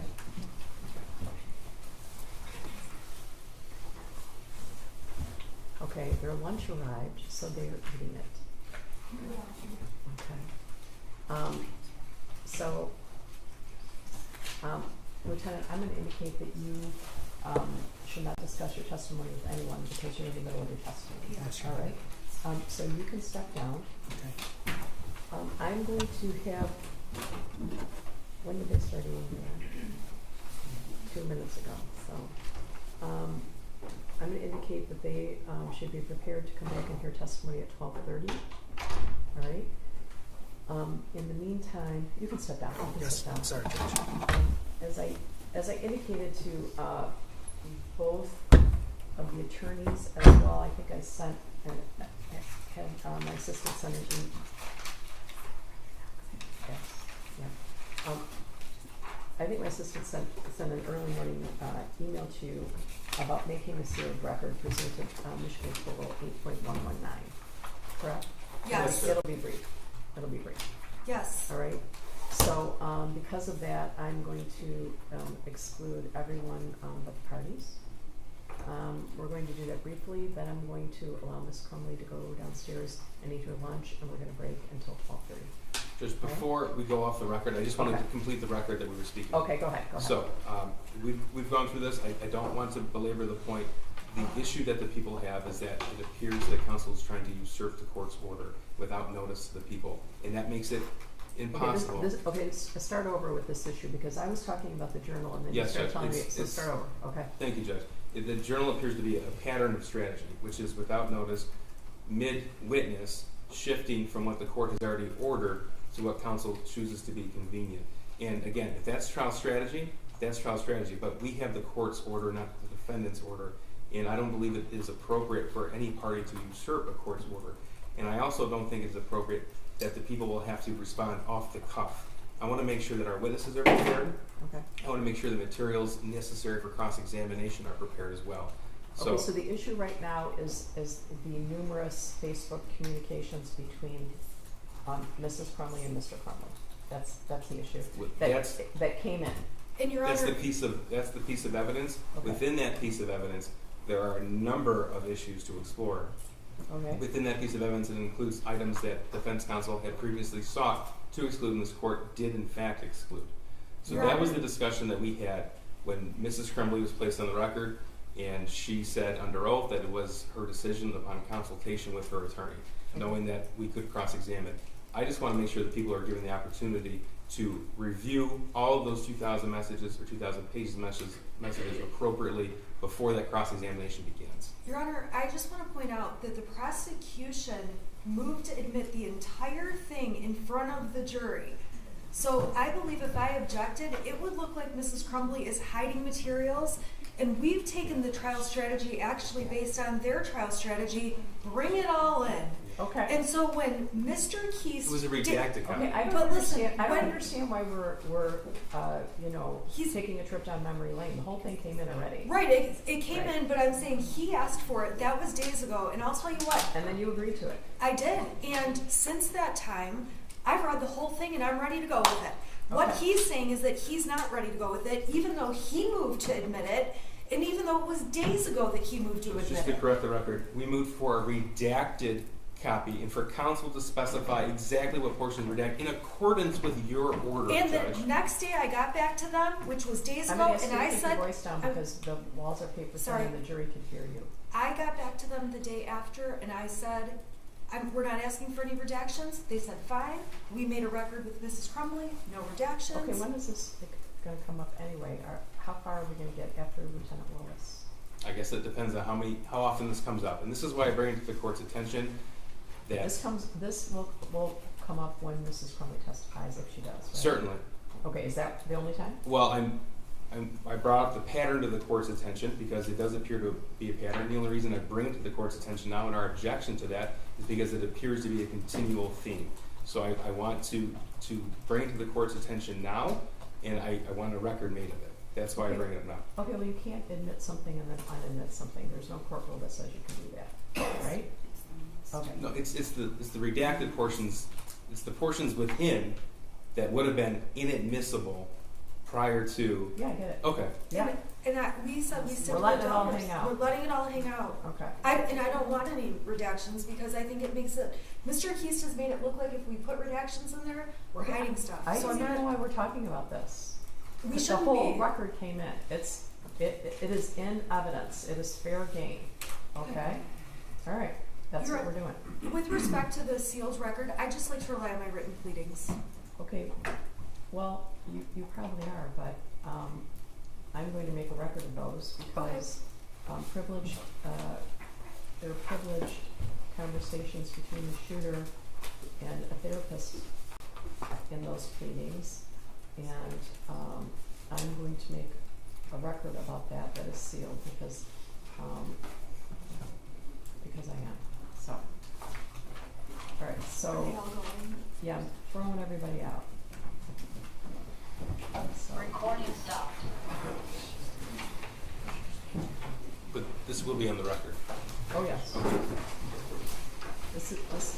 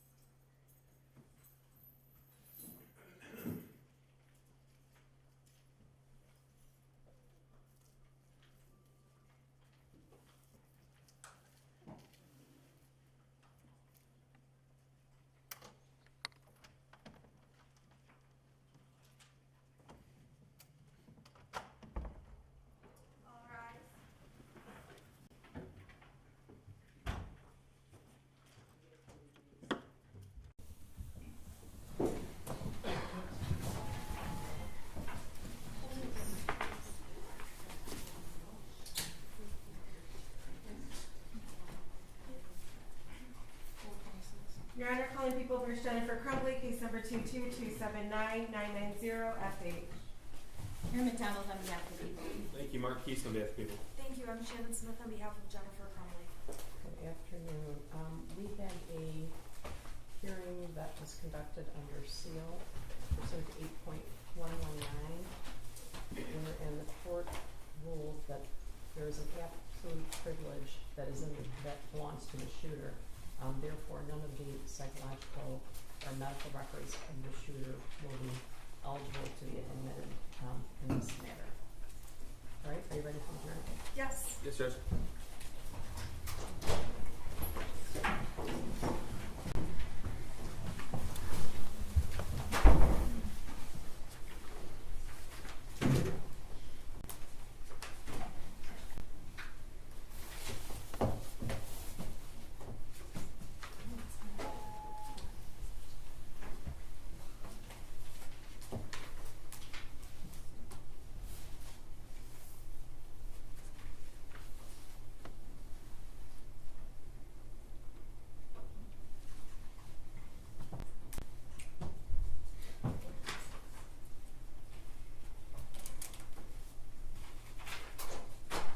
All right for the jury?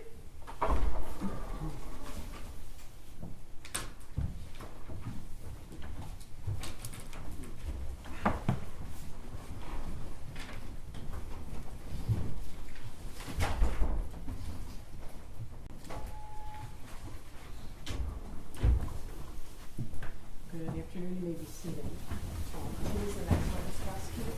I believe Lieutenant Willis was still on cross-examination. That's true. That might be why he's sitting here. Lieutenant, you are still under oath, okay? Yes, Your Honor. All right, go ahead. Hi there.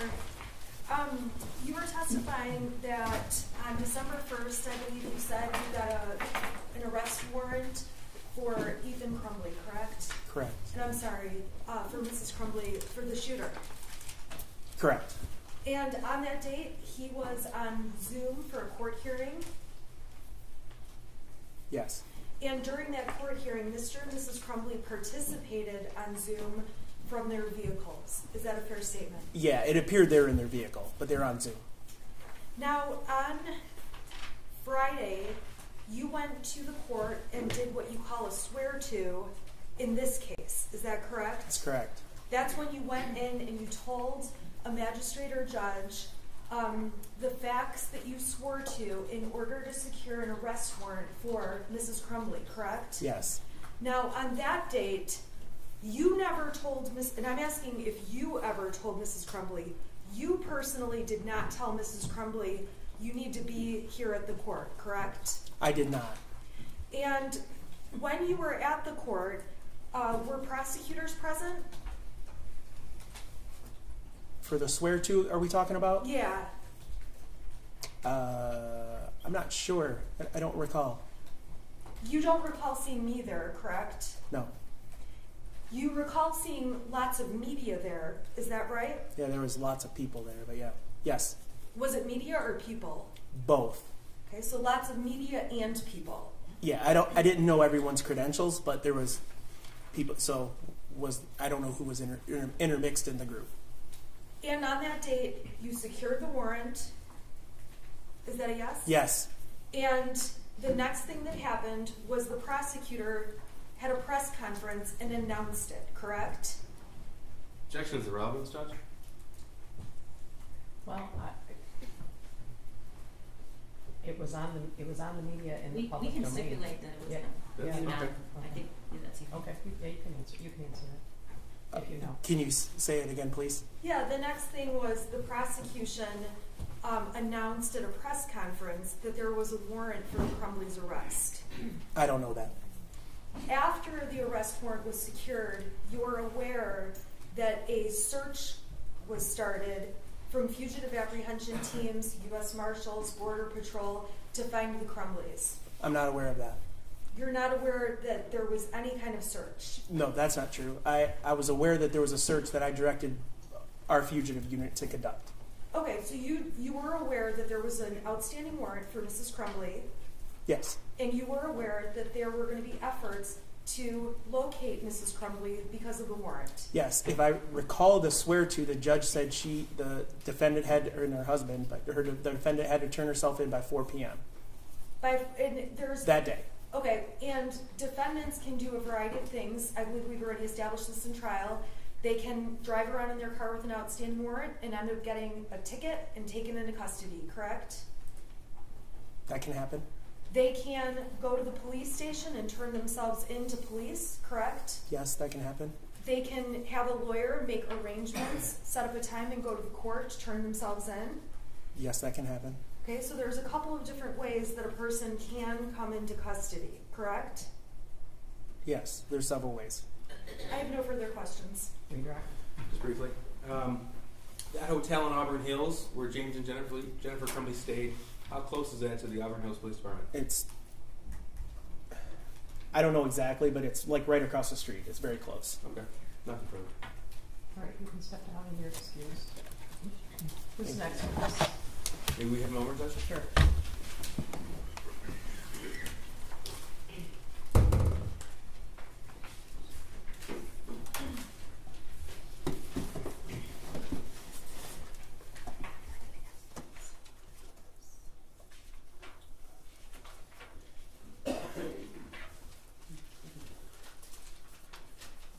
Thank you, Judge. The people are going to rest, but before we do, I just want to make sure the court's exhibit list reflects the same as the people's as far as admission of evidence.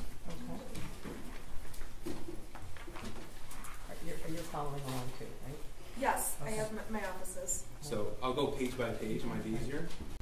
Every exhibit on page 1, that's 1 through 30.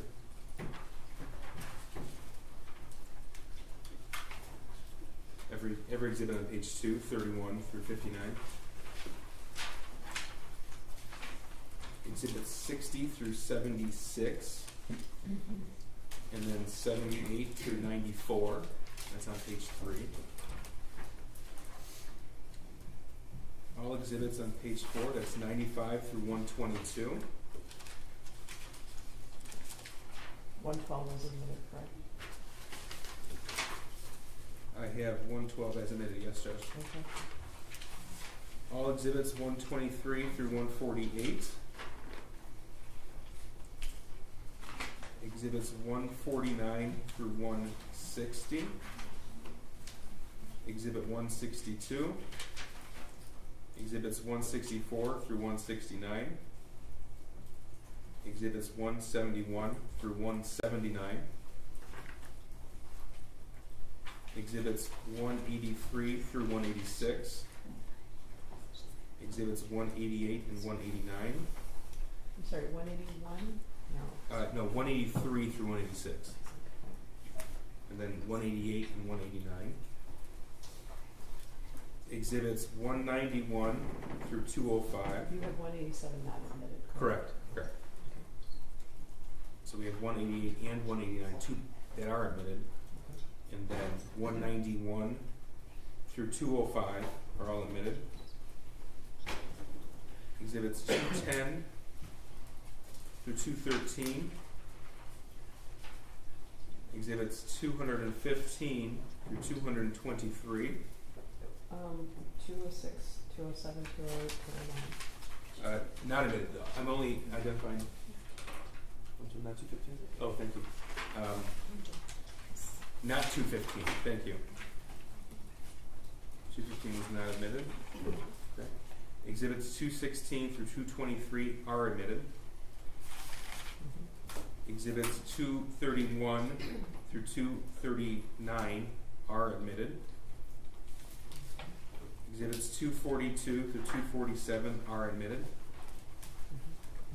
248 is admitted as well.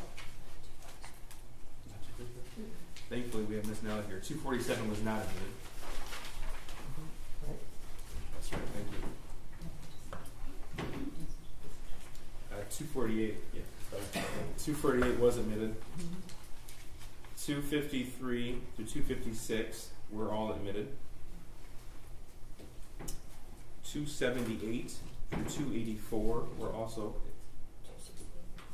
268, 269 were admitted, thank you. 272 was admitted. and then 278 to 284. This is what I do this. 285 through 291 were all admitted. 296 and 297. 285? 285 through 291. Okay. 293 was admitted. 296 and 297 were admitted. Exhibits 300 through 309 were all admitted. Exhibits 316 and 317 were admitted. Exhibit 340 through 345 were all admitted. Exhibit 347 through 357 were all admitted, as were all exhibits through 388 on the next page. Exhibits 389 through 405 were admitted. Exhibits 408 and 409 were admitted. Exhibit 411 was admitted. 413 through 423 were admitted. Exhibit 426 was admitted. And then we identified two items as demonstrative aids. 424 not admitted, correct? Correct. Okay.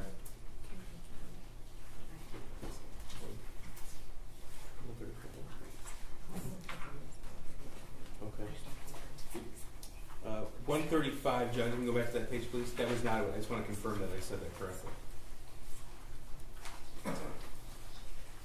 135. That was not admitted. Not admitted. Thank you. And Judge, the two demonstrative exhibits that were just identified for the record, 427 and 428. Does that reflect the fence list above? Okay. Do you have anything different from that, Ms. Smith? I have no objections. Okay. And the people are asking. All right, so, Ms. Smith. Your Honor, I believe at this point the court needs to excuse the jury for a moment, unless the court would like me to make a motion later. Okay, I can do that. Or if you want to do testimony, we can do that motion later, whatever you want. Okay. If we can wait, we'll wait. Yes. Okay, that sounds good. All right. Okay, so Your Honor, the defense calls Jennifer Crumbley to the stand. All right. Well, should I excuse the jury for a minute? Yes, sir. I'm going to excuse for a minute, okay? All right, the jury. Like 5.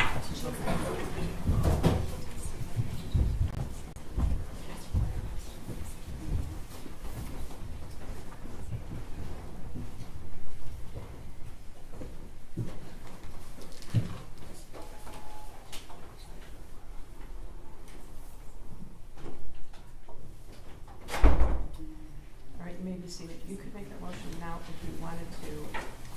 I guess I would indicate that I think it's a policy of the Sheriff's Department to have someone stand close to the defendant. Is that correct? Yes. So I guess I would like that to occur outside of the site of the jury. You mean like here?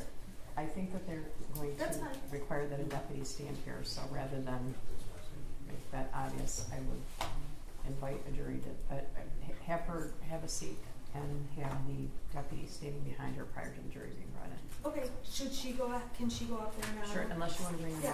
Go up there and I'll just make a record about her testifying, and we'll do the motion later. Is that okay?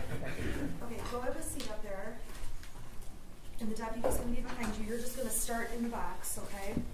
Could you raise your, can you raise your right hand? Do you swear or affirm the testimony about to give is the truth, so help you God? I do. All right, you can be seated. Ms. Smith, would you like to question her? I would. For the record, can you start by stating your name, please? Oh, sure. Yeah, you can post it and see what it was like.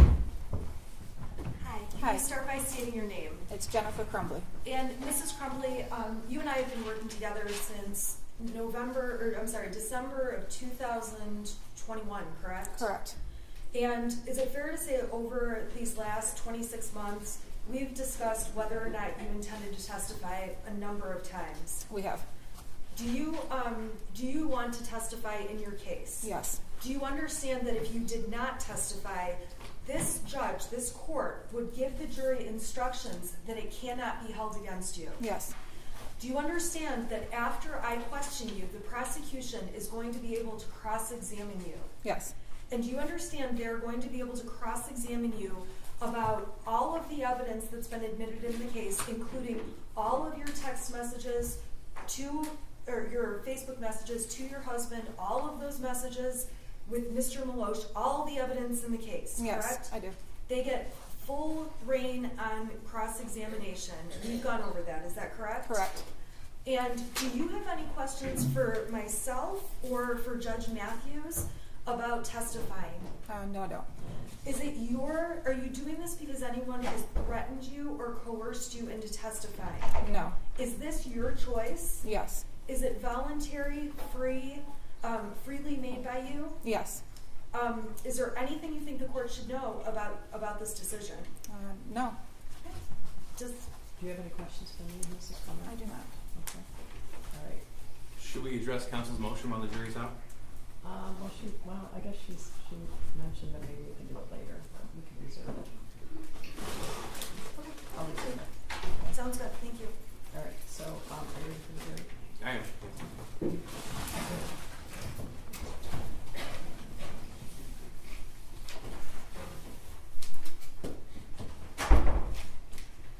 If you need to take a break for any reason, let me know. Okay.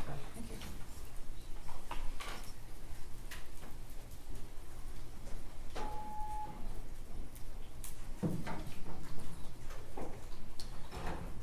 Judge, we'd still like to inquire if counsel has any other defense witnesses after Mrs. Crumbley. I'm not sure, it depends on childcare. So who would that person be? I'm not sure. They have never told me who they were calling. I'm not sure. I thought they told you the night before. Yeah, I'll tell them tonight. I've been in court with Mrs. Crumbley all day, so I don't know who I'm calling next. Okay, I guess it's going to be hard to believe that we're going to get past her. Maybe we will. Maybe we will. Do you think we will? I don't know. It depends how long the press is. I believe I'll get through her. All rise for the jury.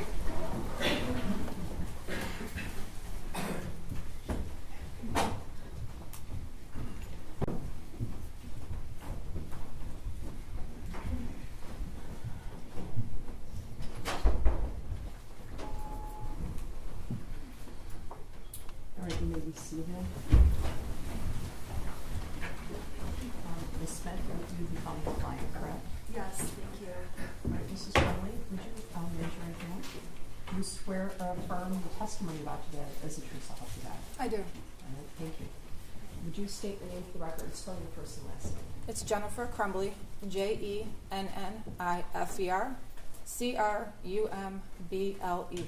Go ahead, Ms. Smith.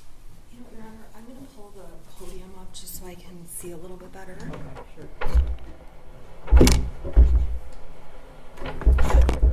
Uh-oh. I don't know what that was. I think it might have been the microphone. Is that your microphone? We have to move it, or? It seems like it's being detached.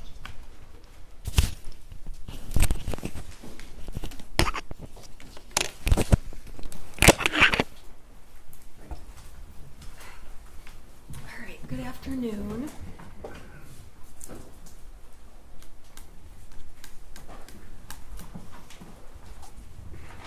I just need to is there any way we could put the screen on? Sure. Okay. Usually that one goes on last, so. And what I'm going to have to do is, I'm going to leave this unplugged for a moment so that when I need an exhibit, I'll just plug it in. Okay. Because I don't have those fancy, like, in between slides. Yeah, this one goes on and then that goes on, but Well, they don't all go on simultaneously. they don't. Okay. Let's see if it goes. I guess I feel like I'm the only one who can see all three of them. This one is not on. Oh, So there, all three of them are. Let's see what happens when I just go like. Okay, I'm gonna have to pull it out each time. So I apologize in between exhibits. So with that, I'm gonna pull it out. Okay. All right, Mrs. Crumbley. Can you please start by identifying yourself? Tell the jury who you are. My name is Jennifer Crumbley, and I'm a defendant in this case. And how old are you? I'm 45. Mrs. Crumbley, the jury has heard so much testimony. Do you agree? Yes. Okay. I'm gonna go a little bit faster through things, and if there's something we need to explain, or if I'm cutting you off, let me know. Okay. Okay? And you understand that as I speak, you have to wait for me to finish speaking? Correct. Okay. So, Mrs. Crumbley, very briefly, go ahead and tell the jury what you did for a living. I was a marketing director at a real estate acquisition company. And how long did you hold that position? 5 years. Now, does that kind of position include any kind of presentations or public speaking, anything like that? Not a lot. Okay. And how do you feel right now about talking to this jury? Public speaking is probably my biggest fear, so very nervous. Okay. And at times, you have been upset during this trial, is that correct? Correct. Are you okay to keep proceeding? Yes. I want you to tell this jury just a little bit about your personality, and I think we've seen some of it on the videos. Is that fair to say? You have. Okay, let's talk about when you have a really stressful situation. What is your, let's say an animal dies in your family or a person dies in your family. How do you handle something like that, news like that? I go into a go planning mode. I internalize things, and my reaction is to take care of other things that may have to be taken care of, like financials or things that keep the house running. I tend to hold things in, and I let it out when I'm alone. So having a lot of emotions for me is difficult. Now, in this case, aside from this case, is that true in other situations of your life? Yeah. Can you give the jury an example? Yeah, my husband had a hard time holding down a job after his mother passed away. So when he would lose a job, I would actually be the one finding the ones for him and sending them from Indeed or Monster and taking plans of how we're going to put certain things on payments. It's just, I take control of things. That's just what I do. Okay. And you, I want to talk to you. You mentioned your husband. When did you and James Crumbley meet? In October of 2004. And how long have you been together then? It will be 18 years this September. And are you still together and married at this time? We are. Have you spoken to him recently? No. How long has it been since you've spoken to him? A little over 2 years. So since the day of the shooting? Correct. Or not shooting, the day Yes. you were arrested? Correct. You have a son? Yes. The jury's heard a lot about your son. Okay. I want to talk about your son prior to November 30th, okay? Okay. Tell the jury how old he was at that time. He was 15 years old. And give the jury an idea about what kinds of things he was into, what his hobbies included. Oh, he was really into bowling. He was actually really good at it. He was into metal detecting. What do you mean by metal detecting? We have a metal detector, so we would go to the beach, or we went to Florida, out by the ocean, or the neighbor's yard. They weren't there anymore, so you go in the neighbor's yard and see if you can find old coins or cans or whatever he would find. But he really liked that. He was into his BB guns and target practice. We had a half-acre of land in the village of Oxford that went straight back. So in the backyard, we set up little targets that we got from Amazon that you can just kind of shoot down, like little whatever.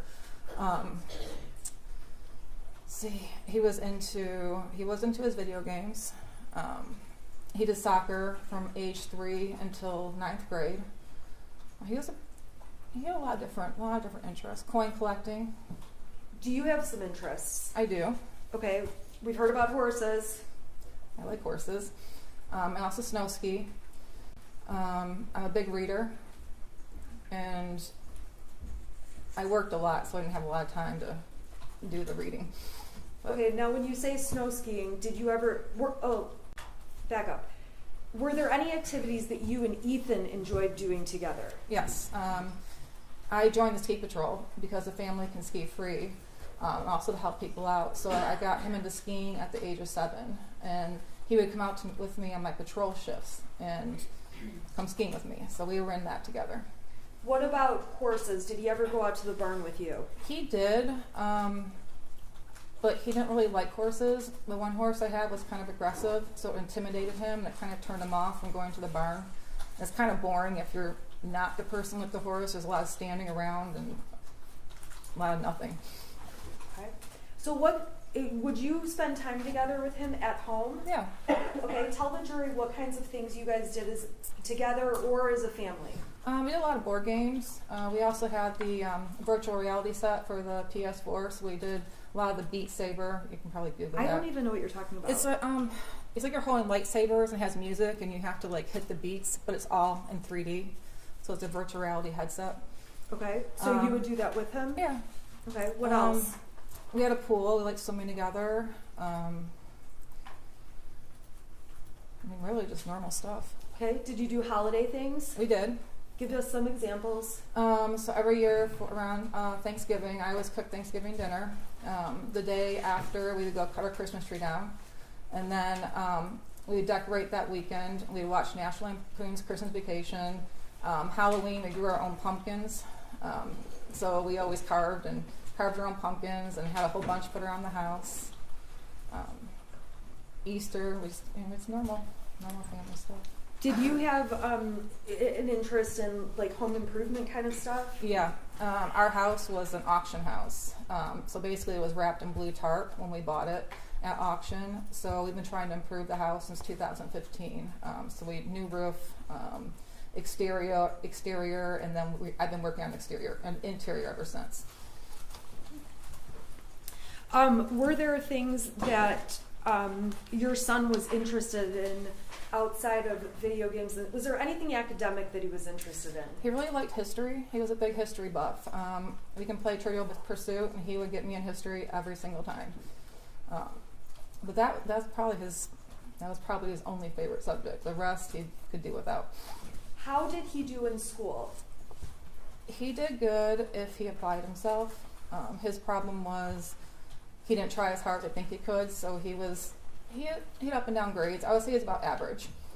Okay, and when you say about average, was that something that you talked to him about? Was that something you monitored? Tell the jury about that. Yeah, you heard about the Power School app during this trial, so I had it on my phone, and I was on it multiple times a day. And his grades would fluctuate based on what assignments the teachers turned in on the Power School app. Our biggest struggle with him were missing assignments. That was the one thing we battled all the time. Why was that a hot button issue for you? Because there's no reason why he should have missing assignments. He had a homeroom class and get assignments done in. Okay. There were, you talked about your job. What were the average hours you worked a week? I usually I got to the office between 7 and 8 in the morning and leave anywhere between 4 and 6. And we've heard lots of evidence already. It was family friendly. Yeah. Were you able to go and leave and go as you needed to? Pretty much, yep. Did you care about your job? I did a lot. Okay. Explain, did you have any changes in positions over the year or year and a half, 2 years before this? I did. When I first started with the company, I was hired in as a social media coordinator. I stayed in that role until about 2020. I got promoted to director of marketing. And I held the position until I was terminated. Okay. And you were, did you work during COVID? I did. I worked remotely for about 6 months during COVID. Then I went back to the office in, I believe it was August of 2020. Did you enjoy work? I did. It was fun. It was it's exciting, and I like doing graphic design. I did. I really liked my job. Now, the jury already heard about Brian. Brian testified. Correct. Tell the jury about Brian. Well, I've known him since high school. We've been friends since then. He's part of the horse community. He has horses. And as you heard yesterday, we did have an extramarital affair. That's probably the extent of our, but we were good friends too. How often would, in terms of the affair, how often would you spend time together with Brian during 2021? Maybe an average of once a week. Okay. How long did the affair last over? About 6 months. Do you feel like that affair caused you to neglect Ethan or not spend time with him? I'm sorry, your son, in any way? No. Explain why you don't feel that's the case. Because when I met with Brian, it was in the mornings. On his way home from the station, he would pass my work, and so the time I was coming to work, we would meet at the Costco parking lot, and that was it. He'd go about his day, I'd go about mine. And is it fair to say that you lied to keep that affair going? Yes, I did. And I apologize if I asked this, I just am not writing notes. Did you say the date range that started? It was around spring of 2021. Okay. And as far as you knew, did you ever talk to your son about that? No. And did you ever talk to your husband about it? No. If anything, you lied to him about what you were doing, or lied by omission, not telling him. No, yeah. As far as I knew, I was going to work in the morning. That was. Yeah. Okay. Outside of those morning times, how many other times would you say you and Brian got together? It was 2 or 3. I went on some business trips where I would stay overnight, and he would meet me. He would meet me at the hotel. So that happened 2 or 3 times? 2 or 3 times. Were there other business trips you took where he did not meet you? Yeah, there was quite a few.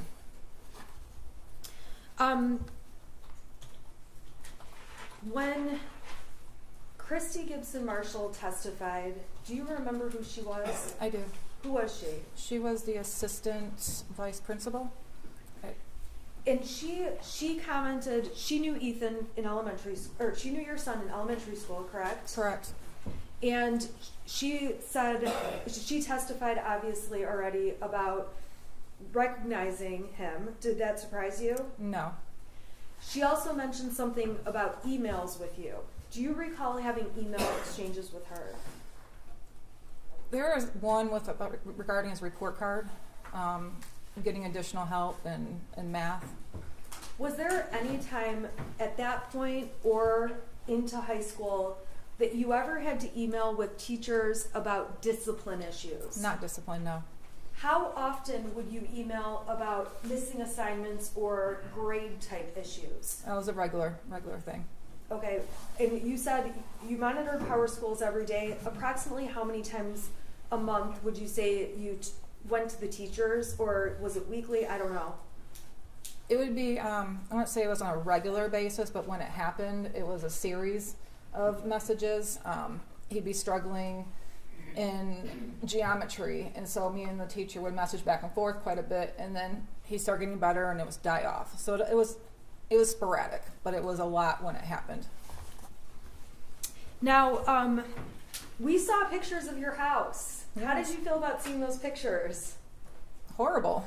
Okay, why is that? Because my son has a very messy room, and it was right after Thanksgiving, and we hosted Thanksgiving, and it was pretty messy. It was kind of embarrassing. Okay. Really embarrassing. Explain the 2-bedroom thing, or what was going on with that. My son, he had 1 bedroom, and it got out of control.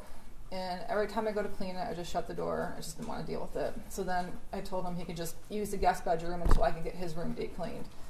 The day before Thanksgiving, I was deep cleaning because we have people over every Thanksgiving, and my intention was to clean both rooms, but I caught my oven on fire in the self-clean mode. So instead, I had the fire department out and everything. So instead of getting his rooms clean, I was scraping out the black charcoal stuff inside your oven so I could cook dinner the next day.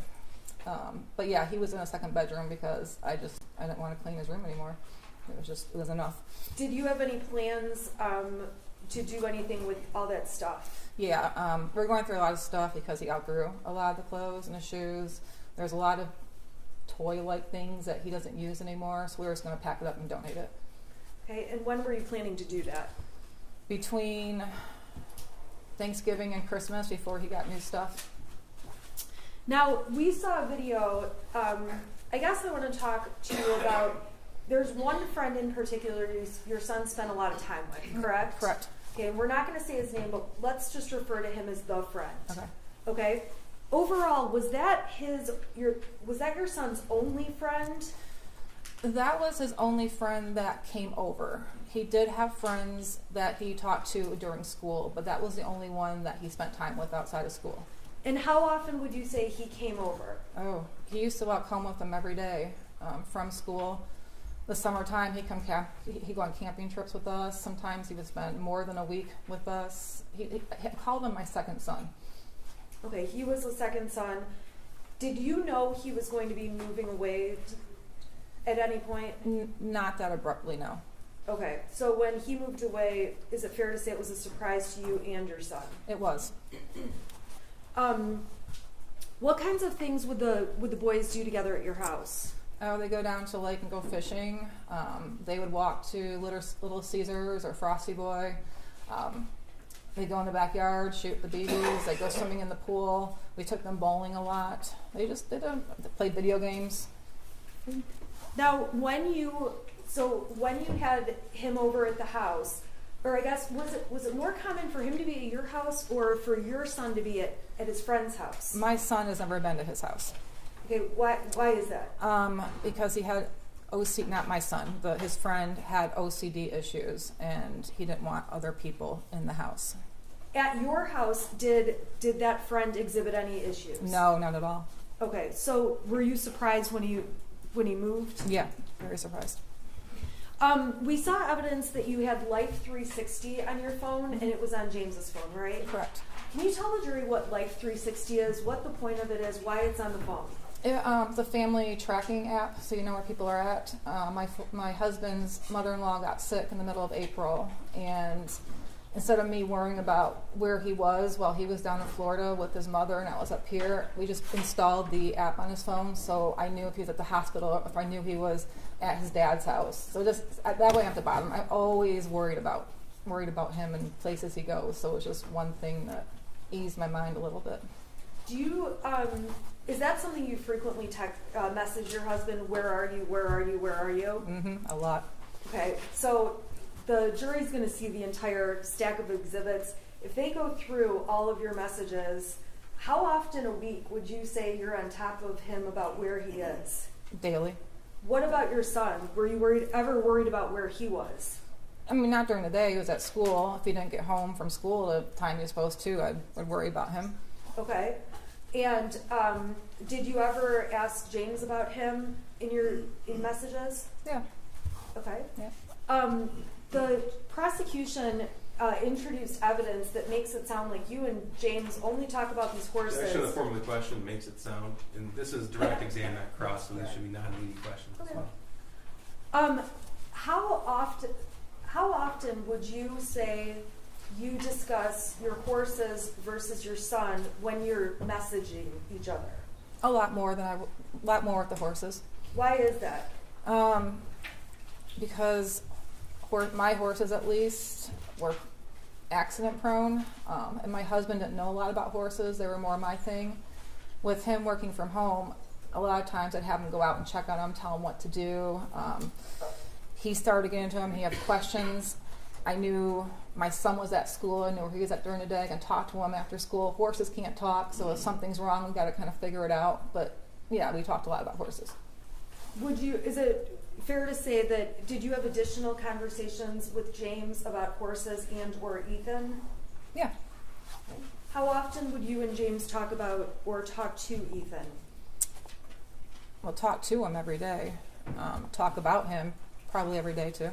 Okay.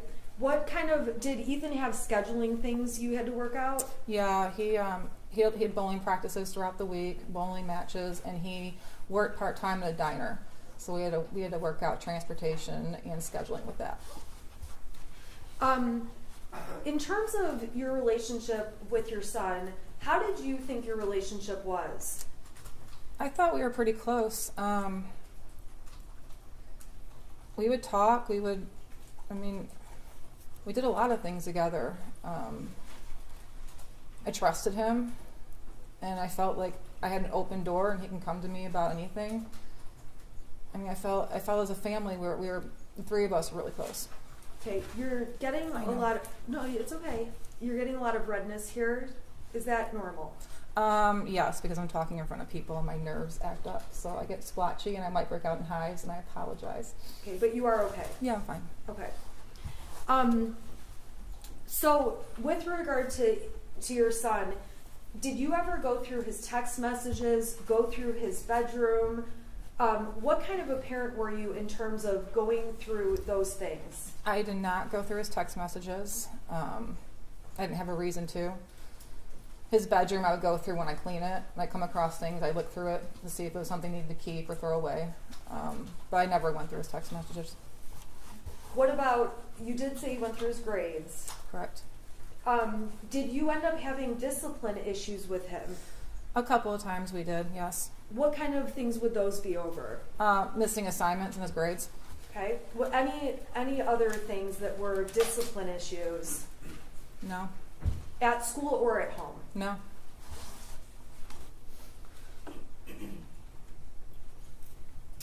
Was there ever a time where you took away your son's phone? Yes. Okay, do you recall when that was? I don't remember exactly. I just know he got really angry about it. But we took him away a couple of times. We've taken his video games away. Why did you do that? Missing assignments in his grades. Okay, so same stuff. Same stuff. Okay. We're going to talk about some of the text messages, and you would agree the prosecution admitted some text messages about one of those times when you took away his phone. Correct. Okay, so we'll get there, okay? I want to talk about mental health. Did you ever believe that your son needed mental health treatment, therapy, counseling, anything? No, there was a couple of times where Ethan had expressed anxiety over taking tests, anxiety about what he was going to do after high school, whether it was college, military. So he expressed those concerns to me, but not to a level where I felt he needed to go see a psychiatrist or a mental health professional right away. No. Did you ever deny him or say, no, I'm not going to take you to a mental health professional? Did he ever ask you? No, he one time when he was talking about what he wanted to do for his future, I don't know, he was feeling really down about it and stressed. My husband did call his school counselor to try to talk to him because I do a lot of future academic planning with the tech school. Was that a mental health issue? No, it was more or less addressing what was upsetting my son at that time. Okay, and what was upsetting him? The fact that he didn't know what he wanted to do. His grades weren't that great, so he was stressed out about getting into college. He was just having a hard time with his future goals. Was there ever a time he was considering military?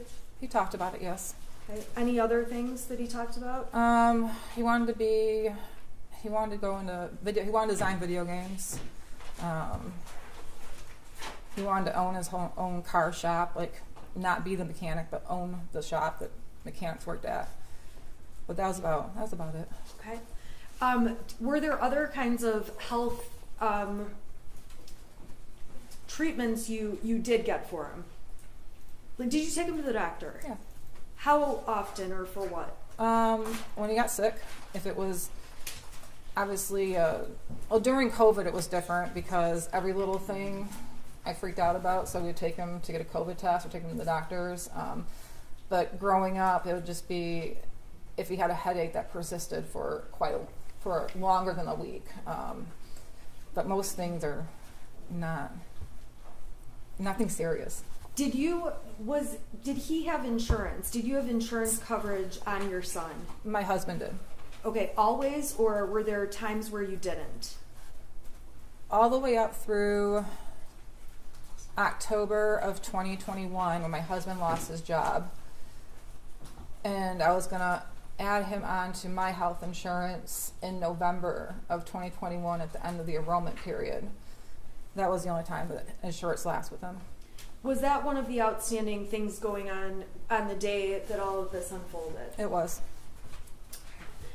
Despite, in addition to physically going to the doctor, did you have access to some kind of virtual plan? Yeah, through my company. It's called Allied Health Network. It's a virtual doctor's visit, and actually the prescriptions were free too. They didn't cost anything. So we use that. If we had strep throat, you can take a picture of the throat, send it to the doctor, and they can treat it from there. Were there times that you called that did virtual visits regarding your son? Yeah. And were there times, did you ever go to an urgent care or anything like that? Yep. For what kinds of things? Well, usually for sports physicals, but if he was younger and had a really high fever and his regular doctor couldn't get him in, we'd take him to urgent care. He's never had an injury or anything, so mainly just that. Was there ever a time that he had an issue with a mole on his back? Yeah, he had a mole in the middle of his back. And when I was putting sunscreen on him, I noticed it changed color. So I made an appointment for the doctor to take him in to take a look at that. Now that was when he was much younger, correct? He was about 7, I believe. You mentioned something about headaches for a week. You took him to the doctor. Was there a time where he had a headache issue? Yeah, he was getting really bad headaches that we couldn't figure out what it was. When was that? Started young, probably around 5 years old, and he kept complaining. The doctors didn't really see anything. We even got an X-ray of his head to see if there was any bumps. I'm just gonna check his irrelevance when he's 5 or 6 years old. I was asking. I didn't know when it was. I was just asking if she got a medical. But it's gone on through the years. Okay, and Okay, go ahead. Okay. So then we found out that he needed glasses. So around 8 or 9, we got him glasses, and that didn't work.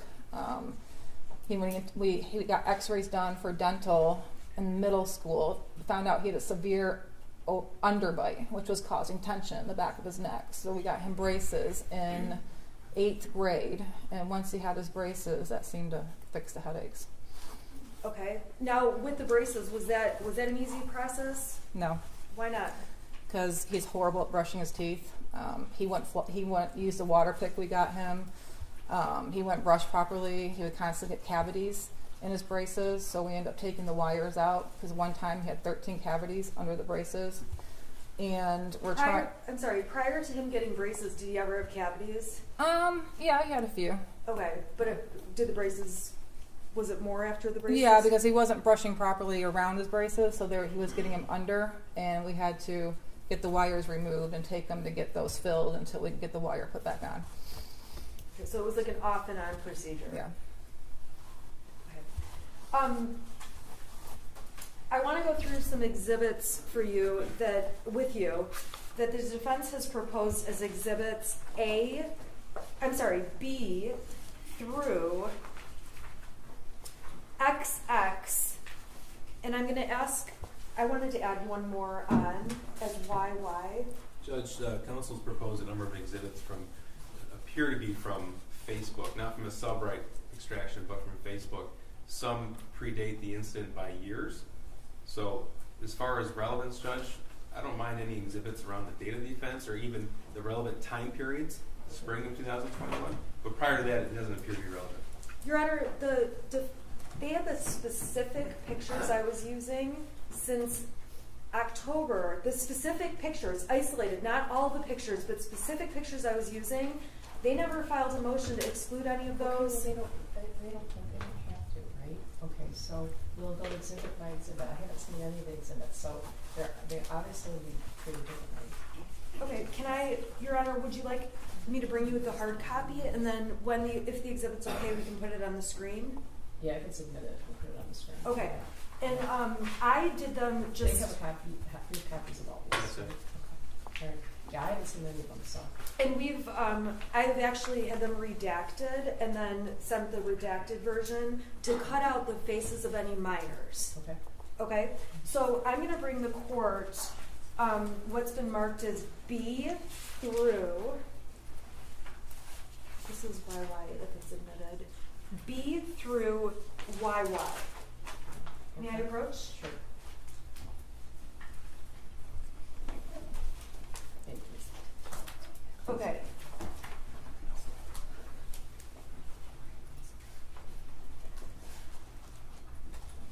Now B is I have a little bit of a problem because I was going to have my client hold those, so I don't put them on the screen. Because I don't know which ones, if any, the prosecution will stipulate to. So I can give these to her. okay, so the first exhibit, proposed exhibit, is B. It's several pages. It shows thumbnails throughout the years so the jury can see the variety of things posted on. Because the prosecution introduced text messages. How many pages is B? I believe it's 14. They're just like thumbnails. I'm not going to go through each thumbnail either.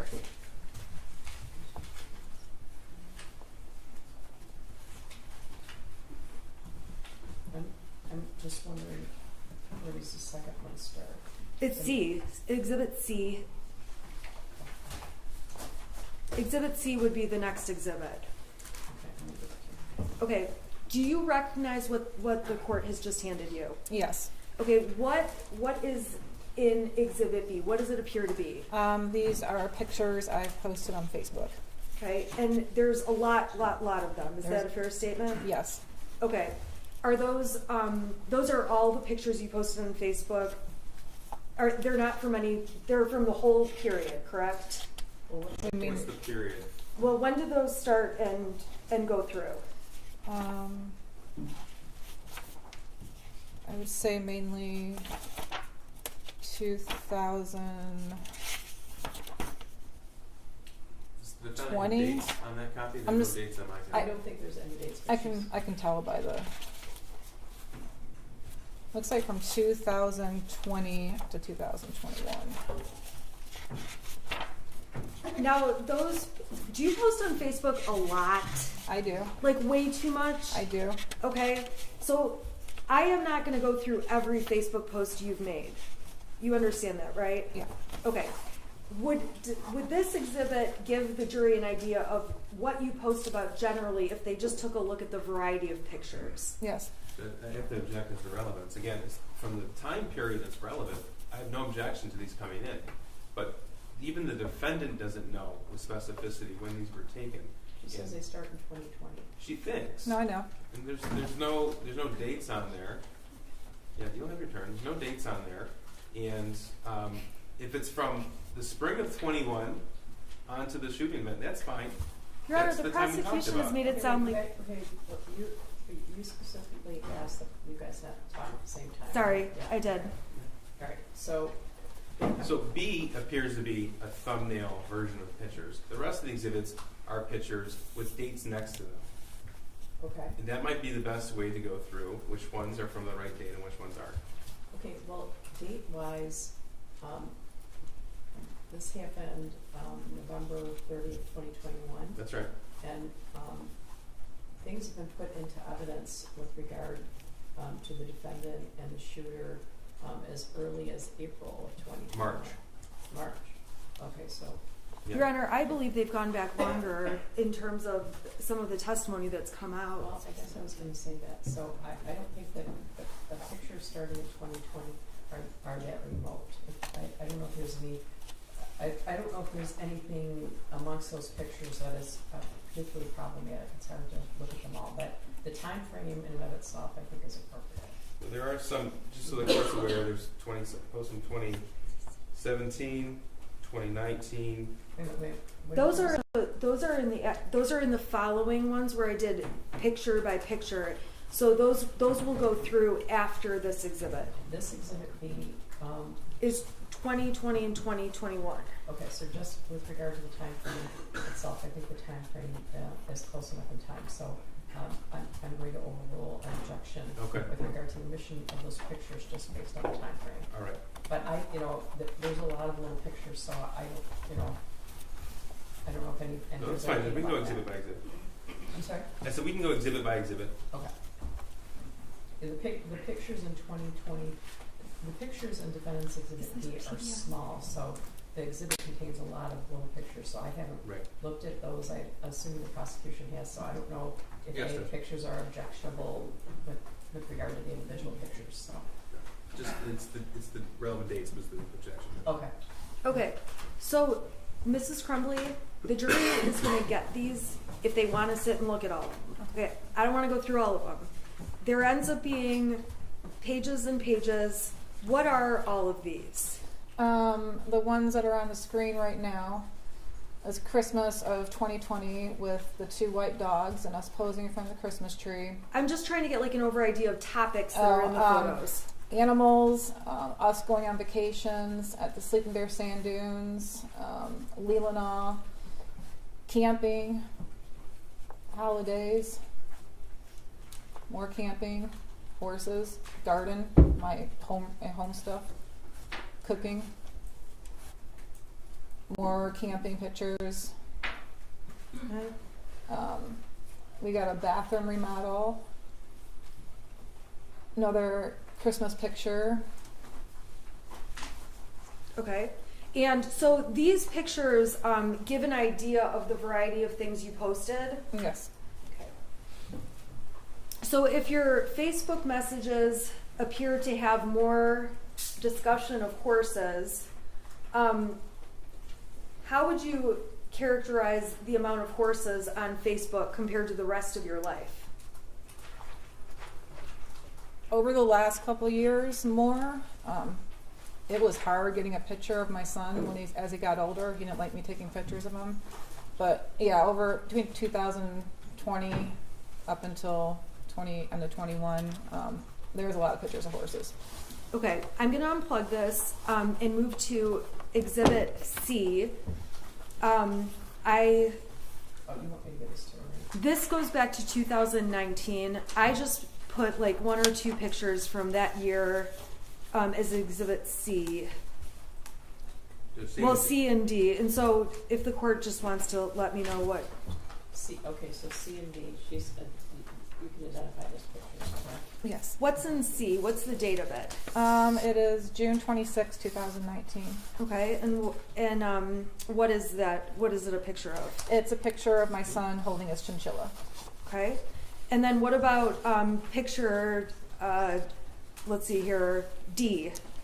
Do you need the date? Yeah, what's the date? It's August 9th, 2019. Okay, and what's the picture of? My son petting our horse. Okay. You know what, Judge? It's fine. I don't have any problem with either. Okay, C and D are admitted. Yeah, the rest of them. The rest of them? All of them? Yep. Okay. Okay, Thanks, Judge. thank you. Okay, so, Okay, then you would be talking about E through, I don't know if it's just pictures, there's some others. This goes to XX, so. and I'm sorry, it you'll should have to go let me know. it should go to YY because I added on just one more. So may I approach Mrs. Crumbley just to give her YY? Okay, do you want me to give these to all of them?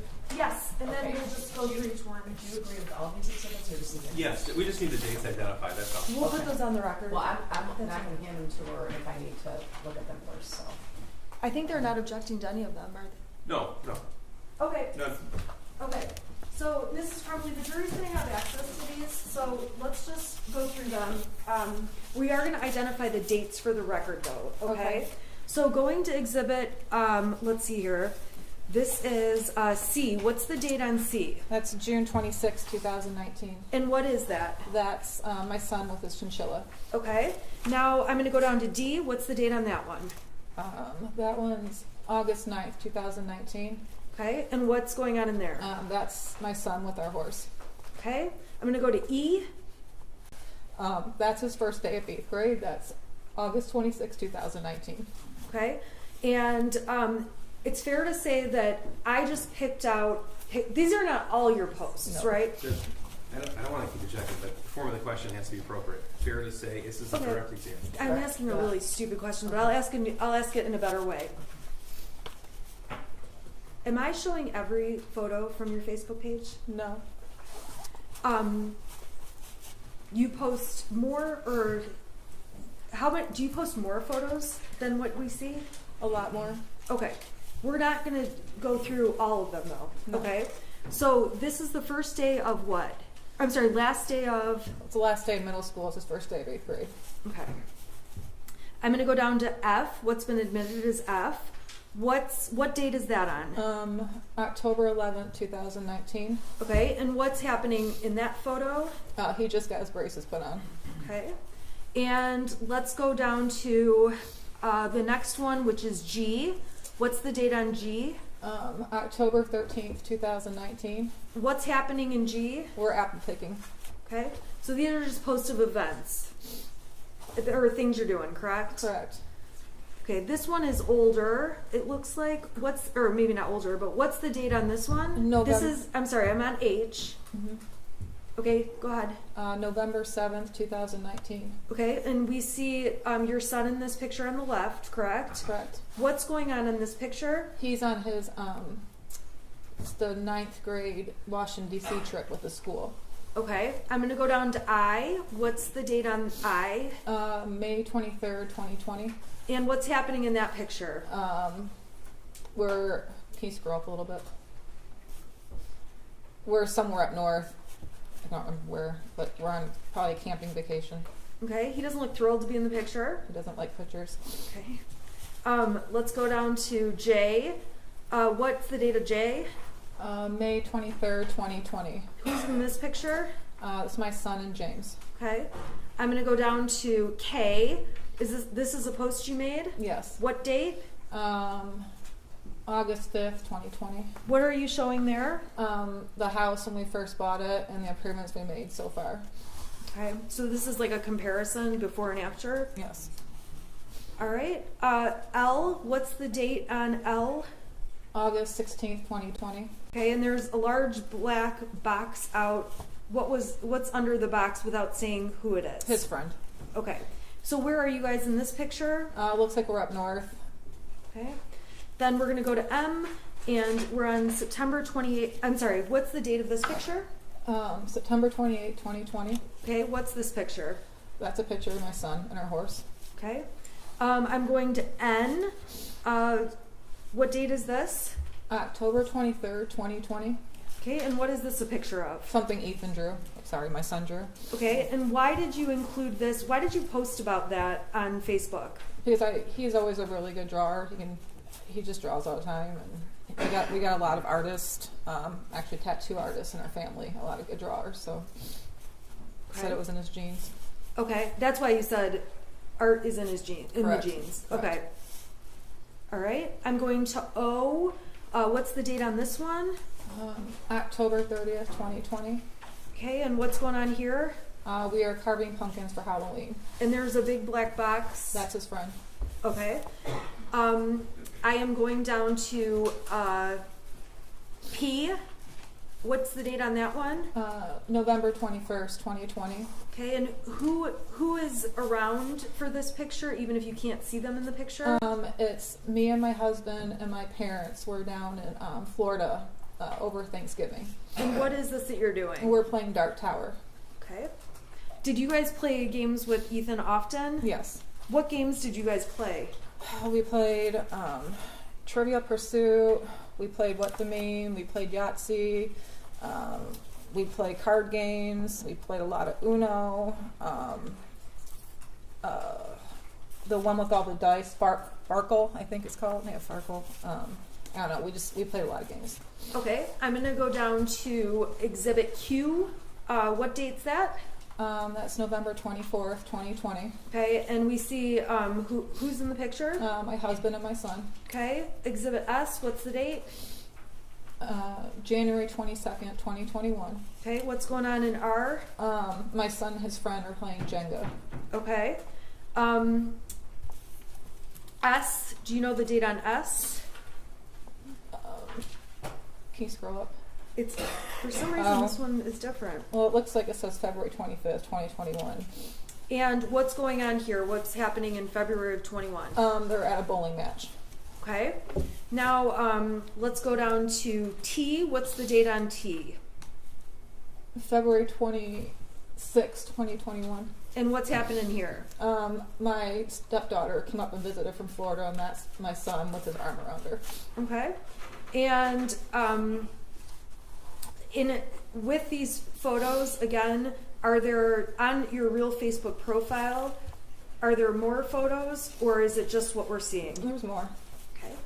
So what's the date on this exhibit U? May 15th, 2021. Okay, and what's the point of this post? There's a couple pictures. I was showing our backyard improvements that we've done since we bought the house. Okay. And then let's go to V. What's the date on V? May 16th, 2021. What are you showing here? Our garden. Okay. Now, this is W. What's the date on W? May 29th, 2021. Okay, and who's that? That's my son and Dexter, his kitten. Okay. Dexter is mentioned in one of the tapes. Is that correct? Yes. How is Dexter mentioned? When we were at the substation, I asked my son why, and he said, because I just did take care of Dexter for me. So when he said take care of Dexter, He's meaning his kitten. X, what's the date on X? May 29th, 2021. Okay, and what's going on this date? My son and Dexter just hanging out in his bed. Okay, we're gonna go to Y. What's the date on this one? I'm sorry, I'm just going too fast. May 31st, 2021. Okay, who's in this one? My son and his kitten. Okay. Z, what's the date on this one? June 13th, 2021. And where are you guys? We're at Cedar Point. Is this like a family trip? Yes. Did you guys do a lot of family trips? Yes. Okay. A lot of family trips during summer of 2021? Yeah. Okay. We're here in exhibit AA. What's that? Yikes, I bumped it.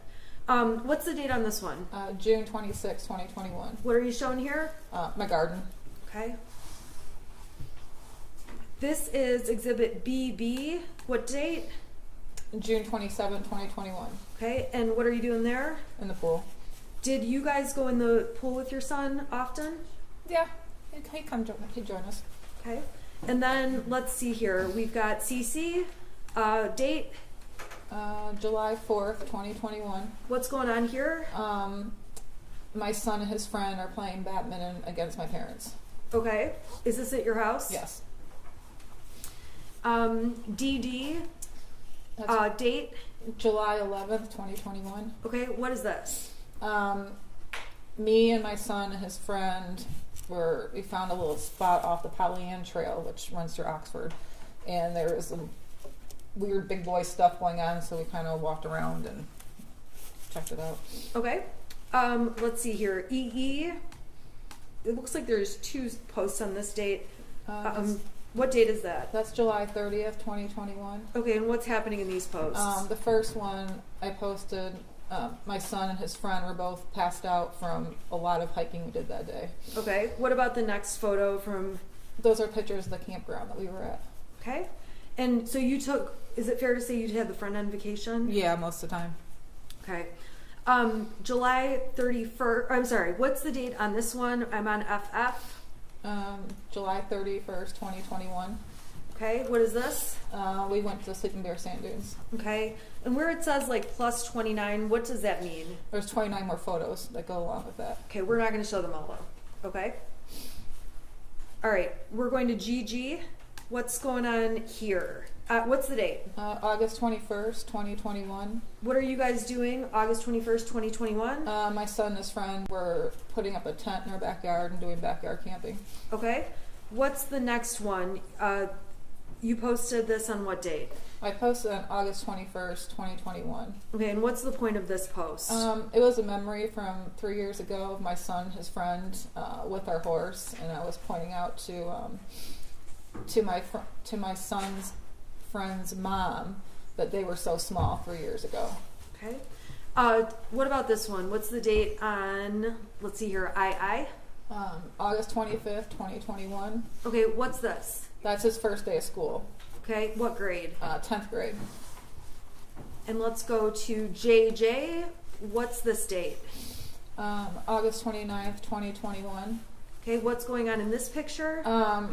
Me and my son were taking a picture for his old football coach. I tagged him in it. This is the only picture he would take with me so he could say hi to his coach, Rope. All right, what about date on this one, which is marked as KK? September 6, 2021. And what's going on there? My son's leash training his kitten. Do cats ever walk on a leash? It wasn't successful. Okay. Next picture, LL. What's the date? September 18th, 2021. Okay, and what are you doing here? We rented a houseboat for the weekend, and my husband and I are walking around the outside on the dock and was sneaking pictures of the boys inside the houseboat playing card games. Why were you sneaking pictures of them? Because they wouldn't let us take any pictures of them. Okay. Typical teenagers. All right, MM. What's that date? September 18th, 2021. Okay, and what were the photos here? I know it was the houseboat weekend. We went to Mackinac City, so I think it was something in Mackinac City. Okay, and then the blacked out box, is that the friend? I think it's the friend's parents. The friend's, okay. Oh no, the friend, but never mind. Never mind. Okay, NN. What's the date on this one? September 21st, 2021. Okay, and what's this? My son and Dexter sleeping. And now we are at September 20. I'm sorry, what's the date on this one? I'm on 00. September 26, 2021. Okay. What does that show? We were breaking up our side steps of the deck and planting a flower bed in the front of the house. Okay. So we're in fall of 21, is that fair? Yes. Okay. What's the date on this picture? I'm on PP. October 3rd, 2021. Okay, what's this picture? What are these pictures about? We decorated our house for the Halloween. Okay, and then let's go here to QQ. Date?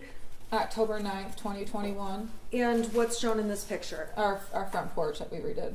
Okay, called it a makeover? It was. All right, and then let's go here to RR. What date is that? October 15th, 2021. Okay, and what are you doing there? I was just showing what we've got so far with the paint job, remodeling the living room and dining room, basically. Okay.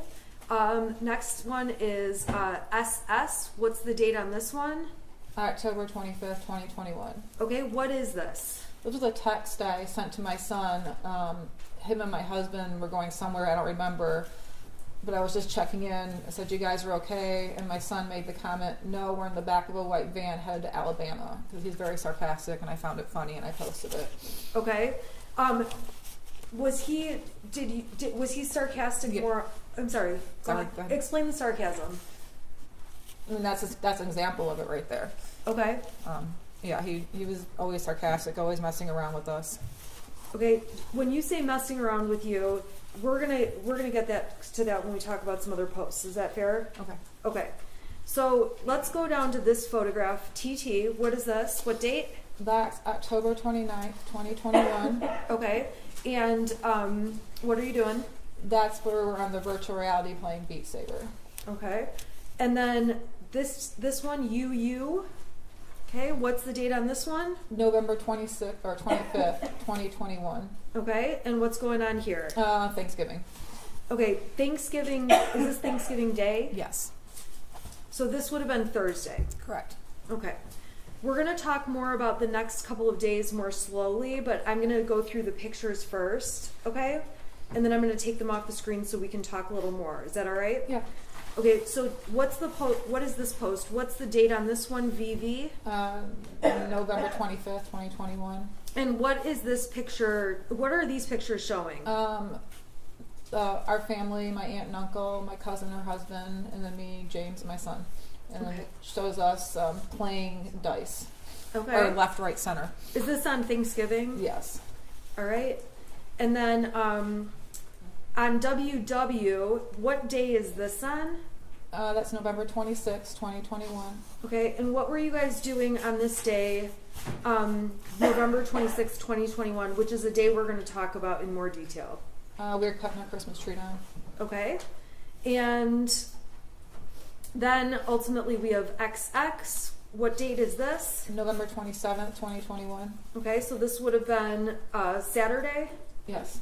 And what's going on in this picture? We got our Christmas decorations and everything out. Okay. Then we have YY. What day is this from? November 26, 2021. Okay, and what's happening in this picture? My son and my husband are laughing at me because I dragged them around the whole tree farm to pick the tree. So they were finally happy it was over. Okay, so that's YY, right? Right. Okay.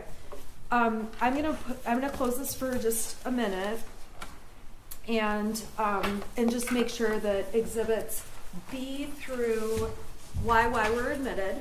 They're admitted, correct? Yes. Okay, and then the defense is only going to have one other exhibit, but we'll get to that one. Okay? Okay. So, Mrs. Crumbley, I want to go back and talk to you. We went through a lot of Facebook pages, obviously, or pictures. On Thanksgiving, who was at your house? It was my aunt and uncle, my cousin, and her husband. And what did you guys do, if anything, that night? Well, they were there probably till about 7 or 8 o'clock. So we played left, right, center, just the normal family stuff. Did anything seem off or strange with your son? No.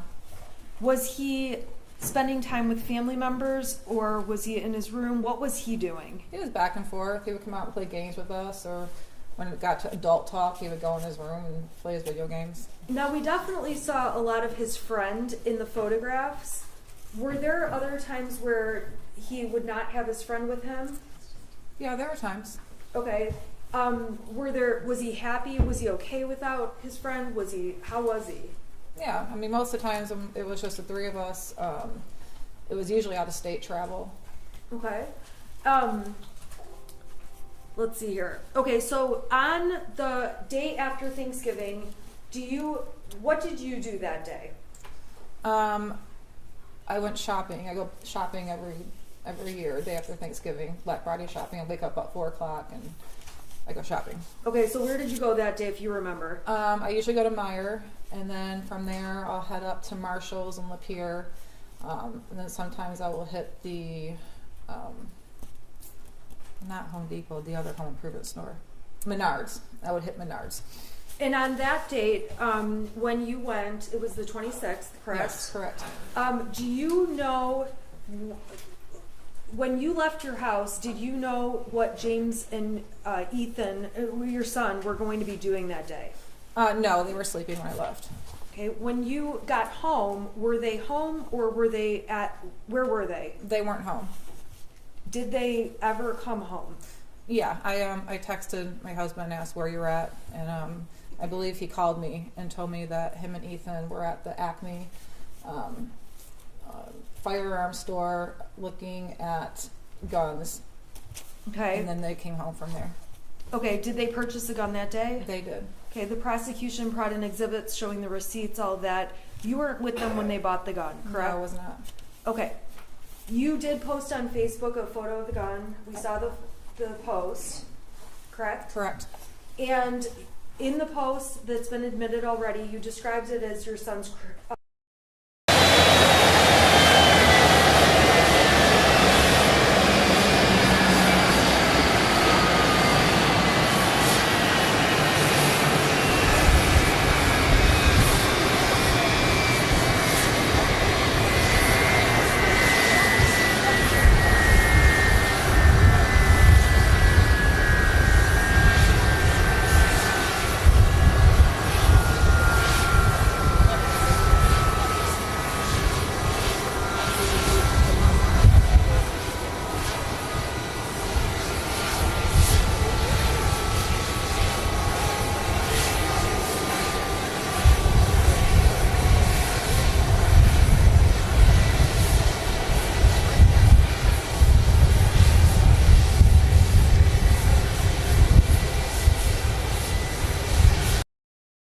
So I was irritated at that.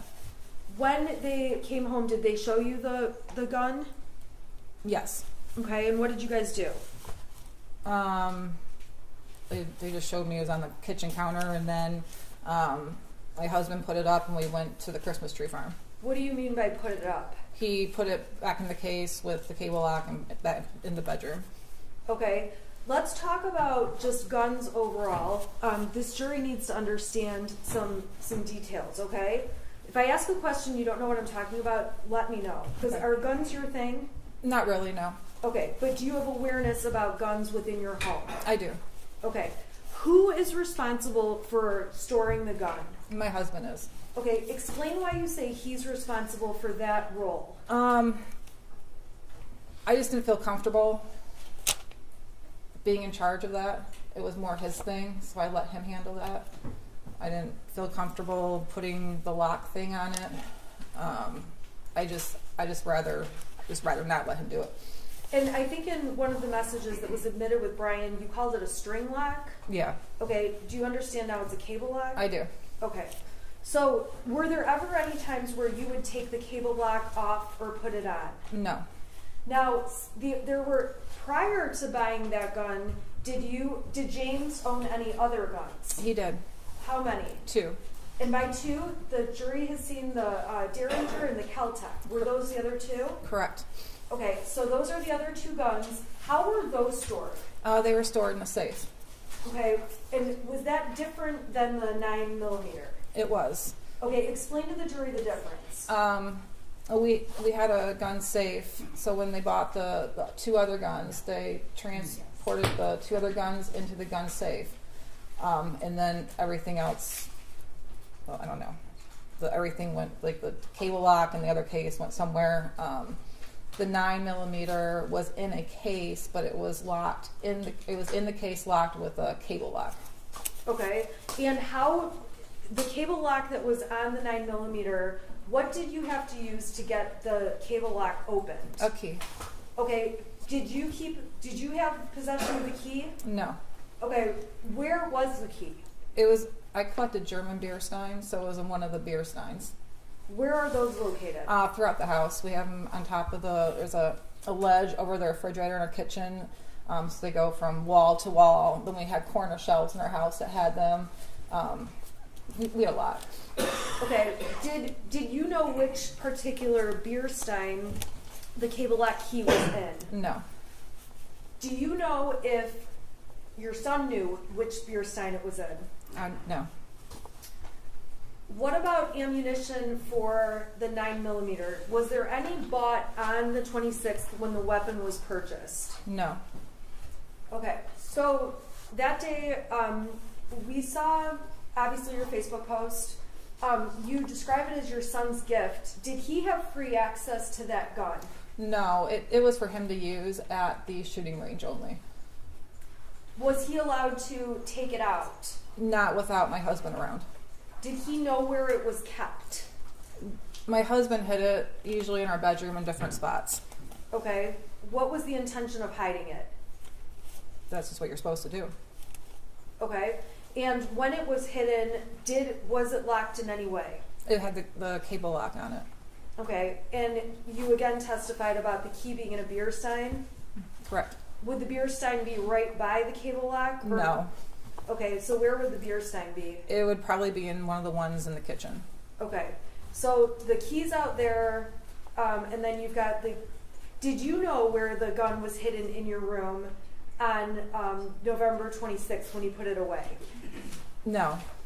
Okay, on November 27th, we saw the whole video of you going to the shooting range with Ethan, correct? Or with your son, correct? Correct.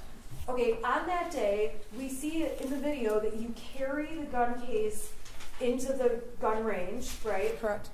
Okay, how did the gun get to the gun range?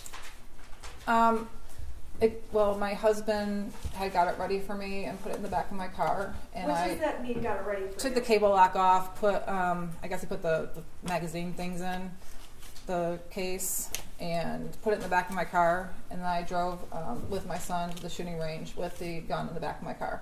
That's how it got there. Okay. Did you see him or watch him take the cable lock off that day? No. Why not? I think I was just doing something else. I didn't pay attention. Okay, so when you got to the gun range, we saw in the video you carry it to the counter. Is that accurate? Yeah. Okay, the jury's seen all this, 5 bullets, and then you guys go shooting, correct? Correct. Okay, we obviously see you and your son. That shows the whole experience while you're there. Correct. Okay.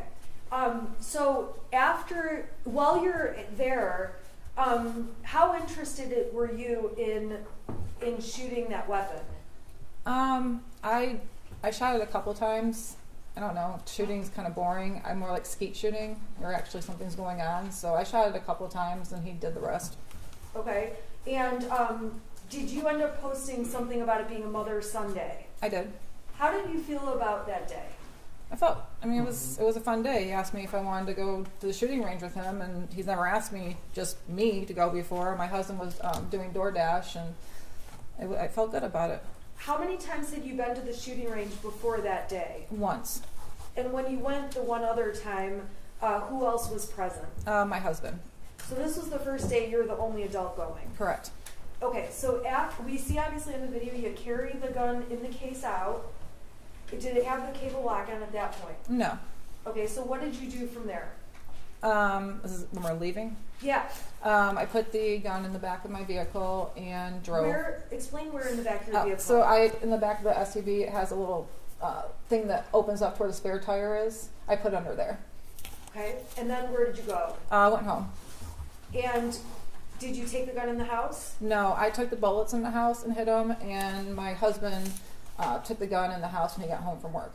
Okay, so was there a period of time that the gun was not in the home but in your car? Yeah, probably for a couple hours. Okay, why is that? I just don't feel comfortable with it. I don't. That's his thing. Okay, so on that Saturday, it was left in the vehicle, and your vehicle was locked. Correct. Do you know if the gun was brought into the house and put away? Yes. Okay, how do you know that? My husband told me. Okay. Yep. Did you watch him do anything in terms of putting it away, or if you didn't, just let me know. No, I didn't. Okay. The next day is Sunday, correct? Correct. And on that day, was there do you recall any issues with the weapon, any issues with the gun? No. Okay. Now, the next day is Monday, is that right? Correct. Okay, what did you do on Monday? I went to work. Okay. And on Monday, we heard the voicemail you got. Is that accurate? Yes. Describe for the jury overall what happened or what you were dealing with that day. I received a voicemail on my phone while I was at work. It was Pam Fine, one of the school counselors, calling to let me know that my son was looking at bullets in class. She let me know that they had a meeting with my son and that he said what he was doing was wrong, admitted responsibility. They gave him an example about teachers, even they brew beer at home, shouldn't be looking it up in school, and it was kind of upbeat. And then she ended up with, he understood. He went back to class. Just want to let you know. If you have any questions, please give us a call. Have a good holiday. Okay. And on that day, did you call Miss Fine back? No, I did not. What was your reaction to getting that message? It was pretty black and white. She said what happened. They seemed like they solved the problem, and I didn't have any questions. Okay. So on that date, did you end up saying anything to James about it? I believe I did. Did you say anything to your son about it? I did. What did you? And I think we saw text messages. You said, next time, don't get caught. Yeah, I said seriously looking at bullets in school, and then he went through a couple of texts about teachers looking at his stuff, and he was worried about he was going to get in trouble. And then I said, next time, don't get caught. What did you mean by that? So there's an ongoing thing in our house. My son would always ask me the trouble I would get in high school because I was a little bit of a troublemaker, because I always got caught. Like, all my friends could be doing the same thing, and I'd be the one to get caught. So I was kind of referencing to that. Okay. So you said that, and did you feel you had to discipline him or do anything beyond talk to him about it? No, we talked. I listened to the voicemail, and that was that. Okay. Now, I'm going to go back for a couple minutes to talk to you about some exhibits the prosecution introduced from earlier in the year, okay? So I'm going to start with what's been admitted as exhibits 155 through 160, okay? I'm gonna pop them up on the screen and we're gonna just talk about each one briefly. So I'm gonna go to 155.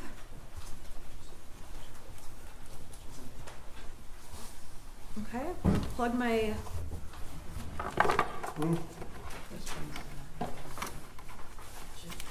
I'm sorry, it's not ready to plug it in. Okay, so I'm gonna start with 155, okay? This was already admitted, so we're not gonna belabor this, okay? Oh, no, she doesn't have a picture of that. Oh, I'm sorry. Well, it's not necessarily your fault. This one isn't coming out. Oh. Okay, There it is. Okay, so we've already talked about this with other witnesses, so I'm going to go a little bit faster. If you need me to slow down, let me know. Okay. Okay. This is Miss DeRiker's email with her and Sean Hopkins. She's telling him, when you get a chance, can you call your son down and see how he's doing? He's failing my class, tries to sleep all the time in class. Sean responds, I'll catch him by the end of the day. Thanks, just a little worried. And that's that. You heard testimony about that, correct? Correct. Were you ever aware there was a time where your son was failing a class and trying to sleep all in capital letters all the time in class? I can't remember what class director was, so I'd probably be aware if he was failing that class from Power School, but I was not aware that he was sleeping all the time. So did anyone from the school let you know in May of 2021, hey, he's sleeping in class and failing? No. Okay, that was Exhibit 155. And would that show up on Power Schools, that the emails between them? No. Okay, Exhibit 166. This is from September 8th, 2021. It starts off with an email from Miss McConnell to Sean Hopkins. It says, can you please touch base with Ethan Crumbley? In his autobiography poem, he said he feels terrible and that his family is a mistake. Unusual responses for sure. He writes back, thanks for the heads up. I'm in senior meetings throughout the day. I'll try to catch up with him. Were you aware this was ever a discussion or an issue? No. Were you aware that Mr. Hopkins ever talked to or tried to talk to your son? No. Did anyone ever call you to make you aware of any of this? No. If you heard this, how would you react, or what would your reaction be? I'd be definitely concerned why he feels like his family's a mistake and he feels terrible.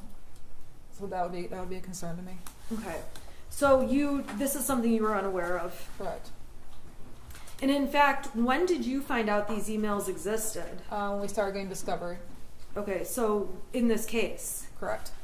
All right, so I want to go to 157. This is on November 10th of 2021. This is Miss McConnell sends Sean a message. Ethan Crumbley is having a rough time right now. We may need to speak with you. Sean writes back, I'm sorry I was in a meeting through the end of the day. I'll catch up with him. Were you ever made aware that there was some issue on November 10th where your son was having a rough time? No. Did anyone from the school ever let you know? No. Did you ever see anything like this prior to us getting materials in this case? No. If you heard your son was having a rough time, what would you do to follow up? I would talk to my son, find out what's going on. Okay.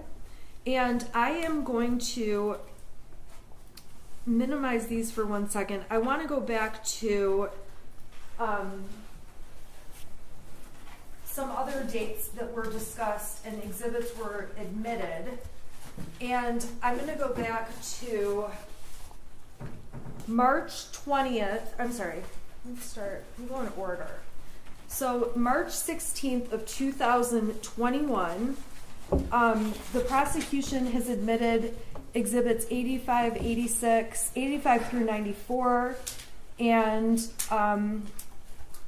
let's see here. 85 shows you guys are making plans, and you say, I'm going to get drunk and ride my horse. Can you explain to the jury what you meant by that? And I'll get it up on the screen. I was going to have some drinks and ride my horse. It was St. Patrick's Day. I'm sorry, that's on the 17th, Correct. right? Okay, the 16th though, Oh, I'm sorry, you're right. Okay, so explain that again. So let me get it up on the screen because I'm messing up. Okay, 85.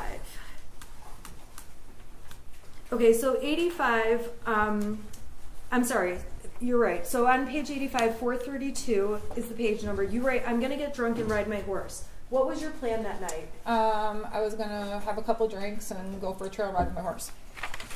Okay, did you do that night? Yes. And on people's proposed exhibit 86, or their admitted exhibit, this was a text thread between you and your son.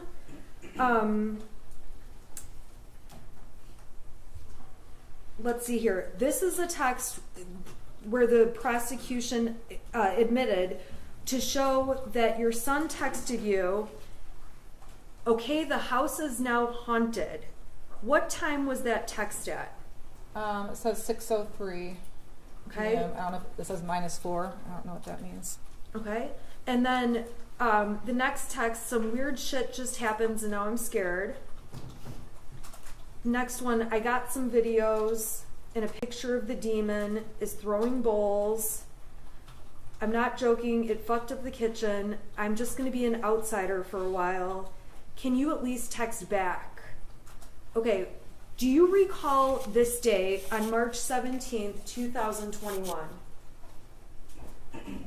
It didn't stick out to me until this whole...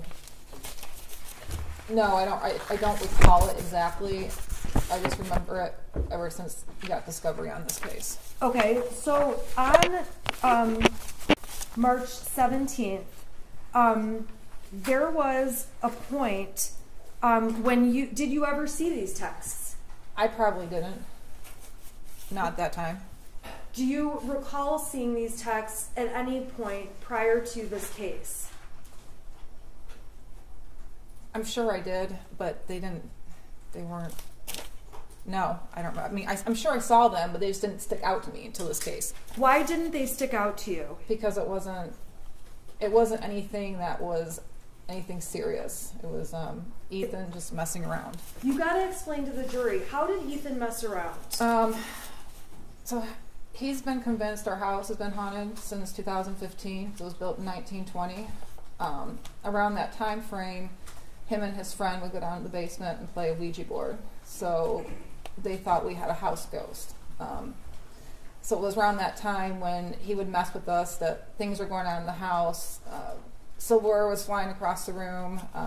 Doors were slamming. He actually took a video of the door and showed me when I got home. And you can clearly see where he's standing back with his phone, looking at the door that's open. You can see him walk up the door, and you can kind of see him slam it, and him trying to say, "See, our house is haunted." So it was that kind of stuff that he did. Okay, and did that continue on into 2021 when you'd get messages like this? Only a couple of times, but I think he just got over it. Like it wasn't. He got bored with messing around with the ghost. So. Did you mess around with him? Yes. Okay, what did you do to him? When they were downstairs in the basement playing Ouija board one night, I went and flipped the circuit breaker off in the house, and he thought it was the ghost they conjured up on the Ouija board. Did James ever mess around with you or with Ethan? Yeah, a little bit. Give us an example of what he did. He said a lamp fell off a ledge in the basement, and so he named the ghost Victoria. So he was convinced there was another house ghost. So just kind of like an ongoing, like our house ghost, we called it. My son named it Boris Johnson. My husband named it Victoria. It was just a little phase. Was there ever a time where James pretended he got electrocuted? Yes. What did he do?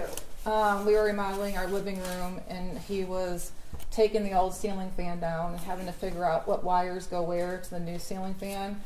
And as he was reaching up, he pretended to get electrocuted, and he fell on the ground and was shaking, and I ran up and I kicked him. I don't know why I kicked him, but I did.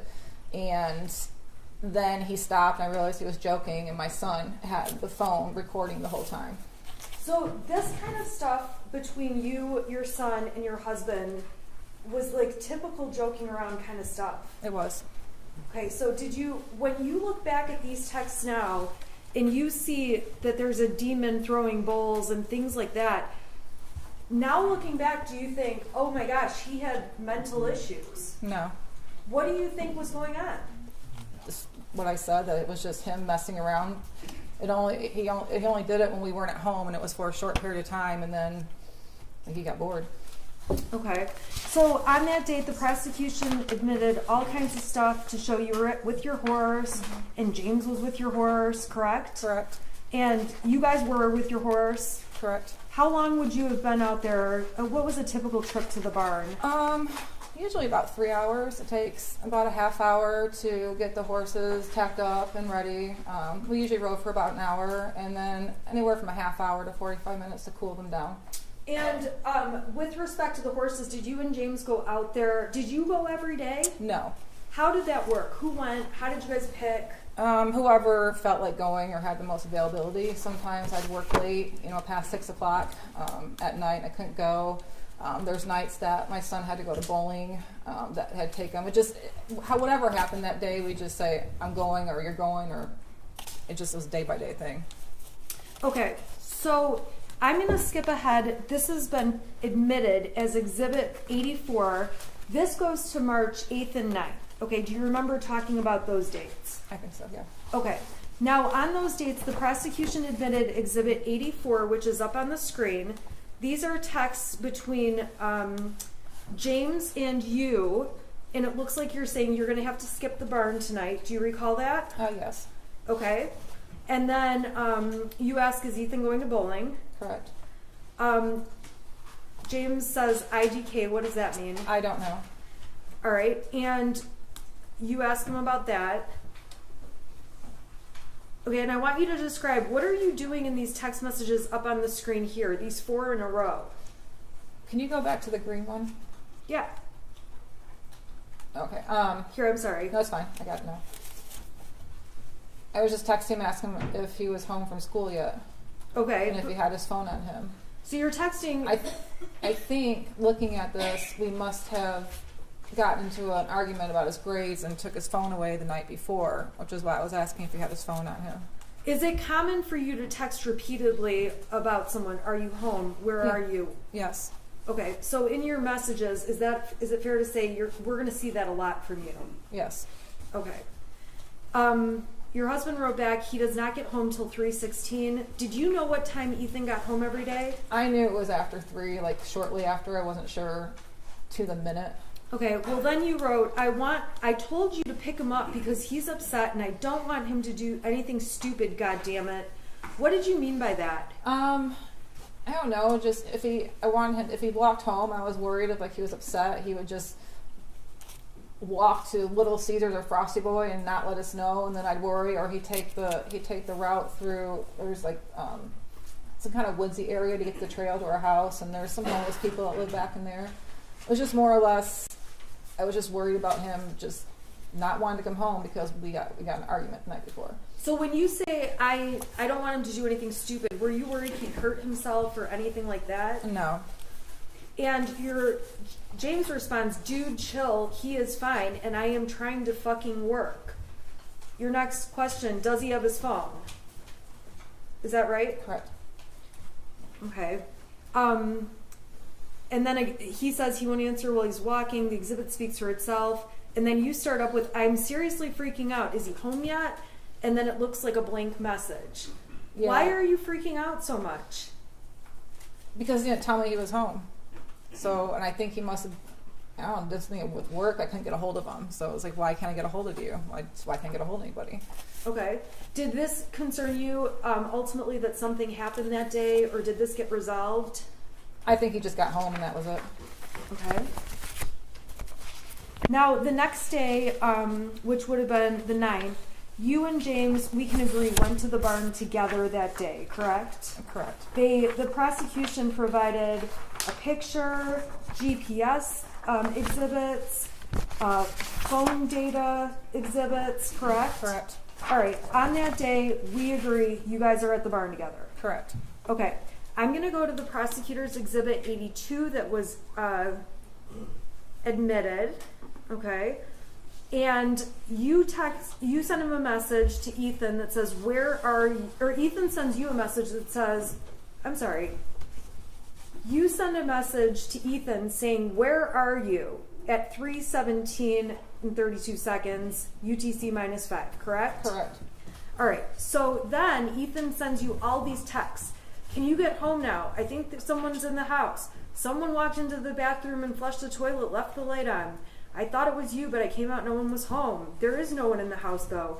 Dude, my door just slammed. Maybe it's just my paranoia. But when are you going to get home? Okay, what was going on that day? So if you go back to the beginning of the thread. Okay. Is it the beginning? So you can see the time on there. That was the time I'd be driving home from the barn. And when I got home, he was asking me why I didn't answer the text, and he said the weird stuff was going on in the house again, and that was that. Okay, when you walked in, do you recall discussing these messages with him? It was mainly, I've been trying to text you, why don't you answer? And I told He him, said that, or you said that? he said that. Okay. And I told him I was driving home, I wasn't looking at my phone. So why weren't you looking at your phone, or what's going on with your, did you have a signal? Do you not have a signal? What's happening? I could have had a signal, I don't know. I probably just had my phone in the front seat of the passenger side and didn't look at it. Okay. When you're out at the barn, do you get every text that people send you? No.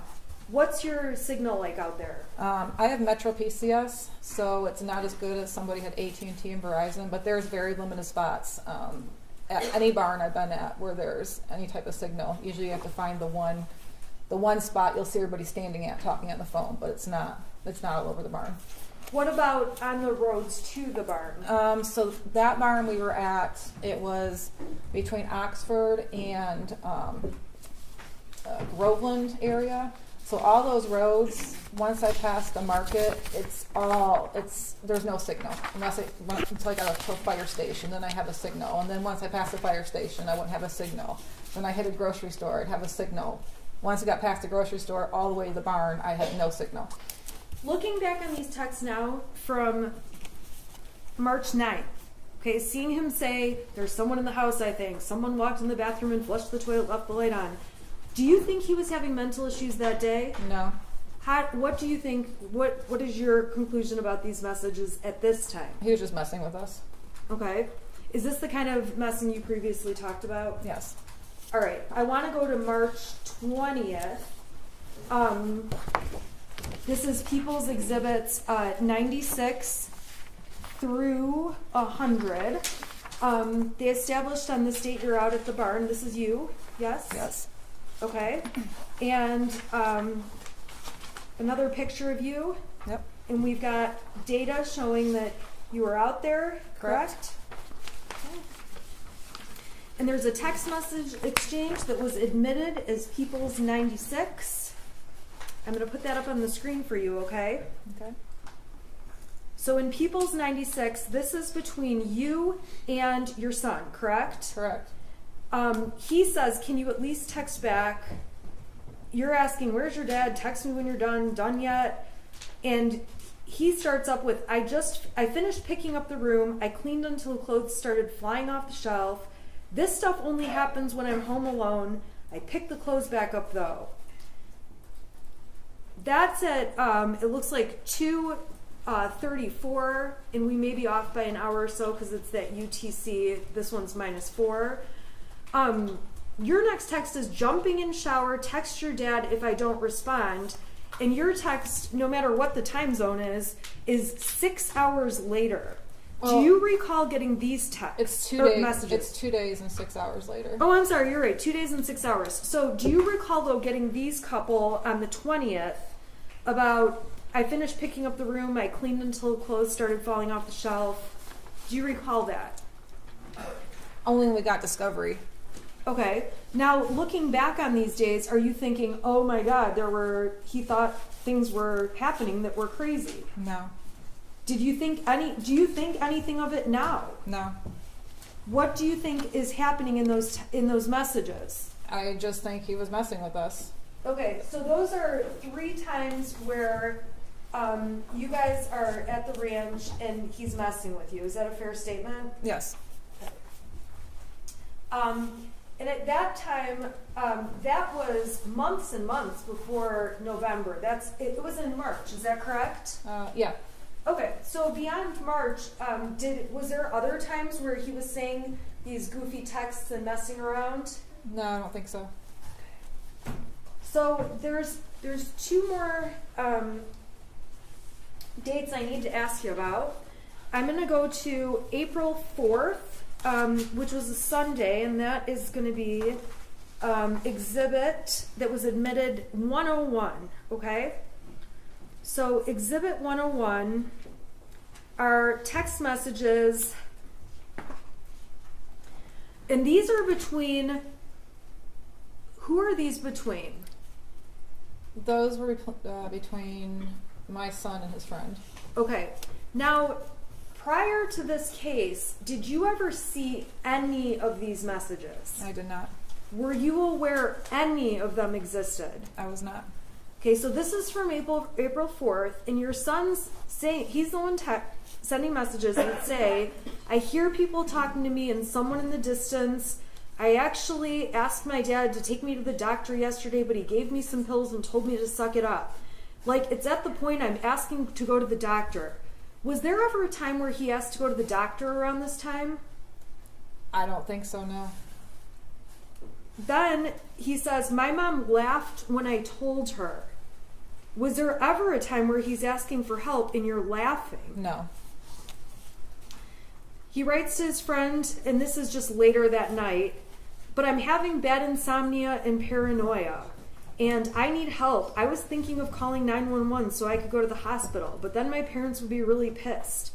Okay, so this is all one long conversation. Is that right? Correct. He says, I'm going to ask my parents to go to the doctors tomorrow or Tuesday again, but this time I'm going to tell them about the voices. This text message or instant message thread, were you even aware of this? No. Do you remember any time where he came and talked to you and said anything about hearing voices? No. Do you recall there ever being a time where he asked you to go to a doctor or to get help and you said no? No. Or laughed at him? No. So when you see these texts with his friend, do you have any idea, and if you don't, that's fine, do you have any idea what he's doing with his friend? I don't have any idea. Okay. Do you know if him and his friend messed around with each other like you and your husband do with him? Judge. I'm sorry. If you'd have to have personal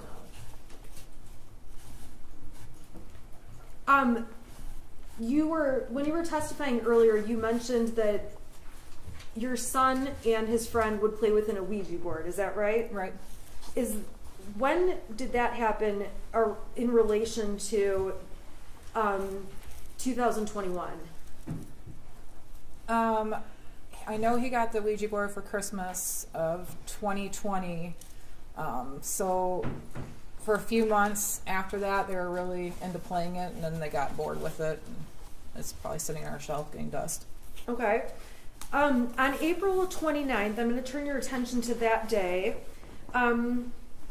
Do you recall texting his friend's mother? And I'm going to put up exhibit 104 on the screen. Okay, do these texts look familiar to you? They do. Okay, who are these between? These are between me and his friend's mom. Okay, and you start off with my son is in bowling tonight. I just want to let you know, not sure if he needs a partner. Why are you texting that?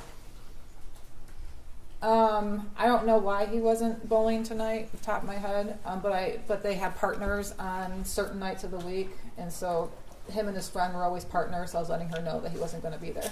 Okay, and this is on one date, April 29th. Did you talk to her on other dates, or is this like the only time you talked to her? We've talked back and forth quite a bit. Okay. Now, on this date, you say he's been acting kind of depressed. I don't know what's going on. I'm not sure if there's something bothering him at school, but he doesn't really feel good. I can't get anything out of him.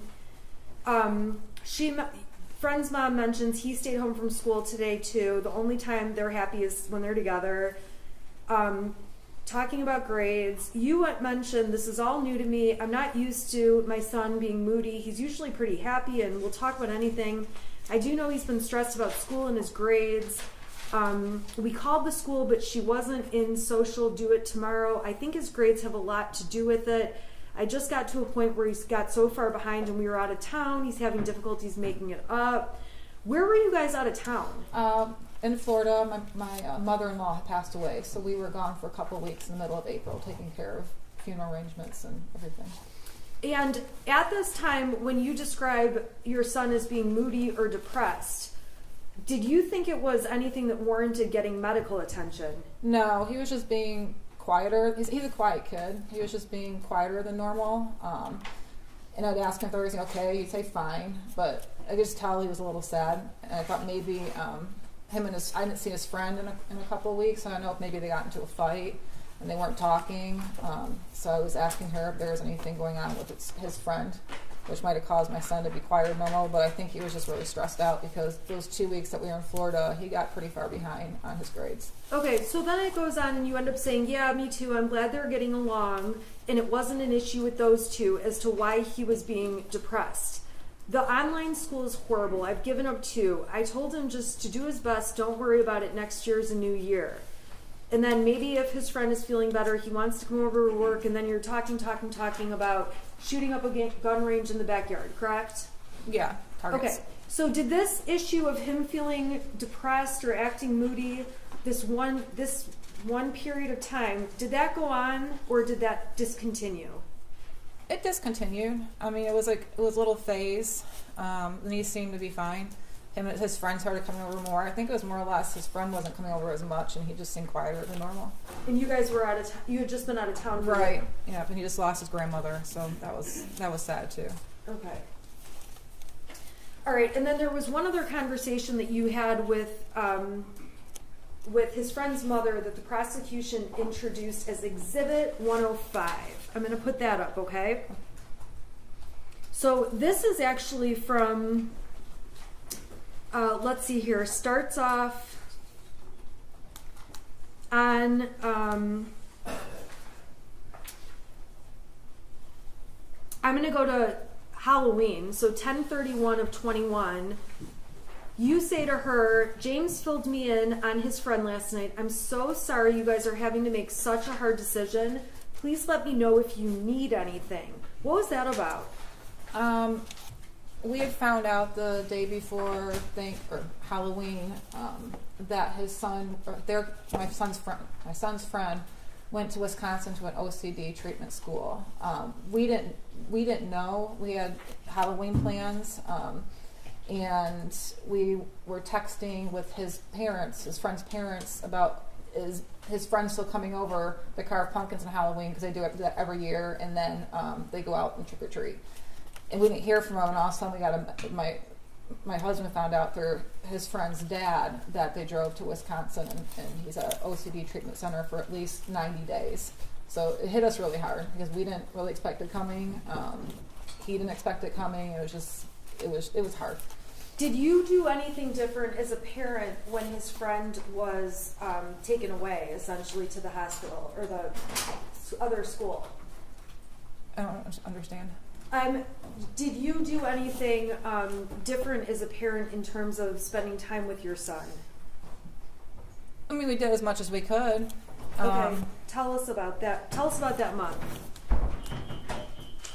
I think we did more family game nights than normal. He was working a lot. I would check in with him, make sure he's doing okay. That's when I started asking him, do you have friends at school that you can hang out with? And if so, you're more than welcome to invite him over. Okay. I was more on point with the fact that he was sad. Okay. And even though he was sad, did you feel like there was anything where he needed help or needed mental health treatment? No. Was his loss of his friend being in his life anything that made you think he needed counseling or a therapist? Not to that extent, no. I'm going to unplug this so that we can go back through go to questions that don't involve exhibits, okay?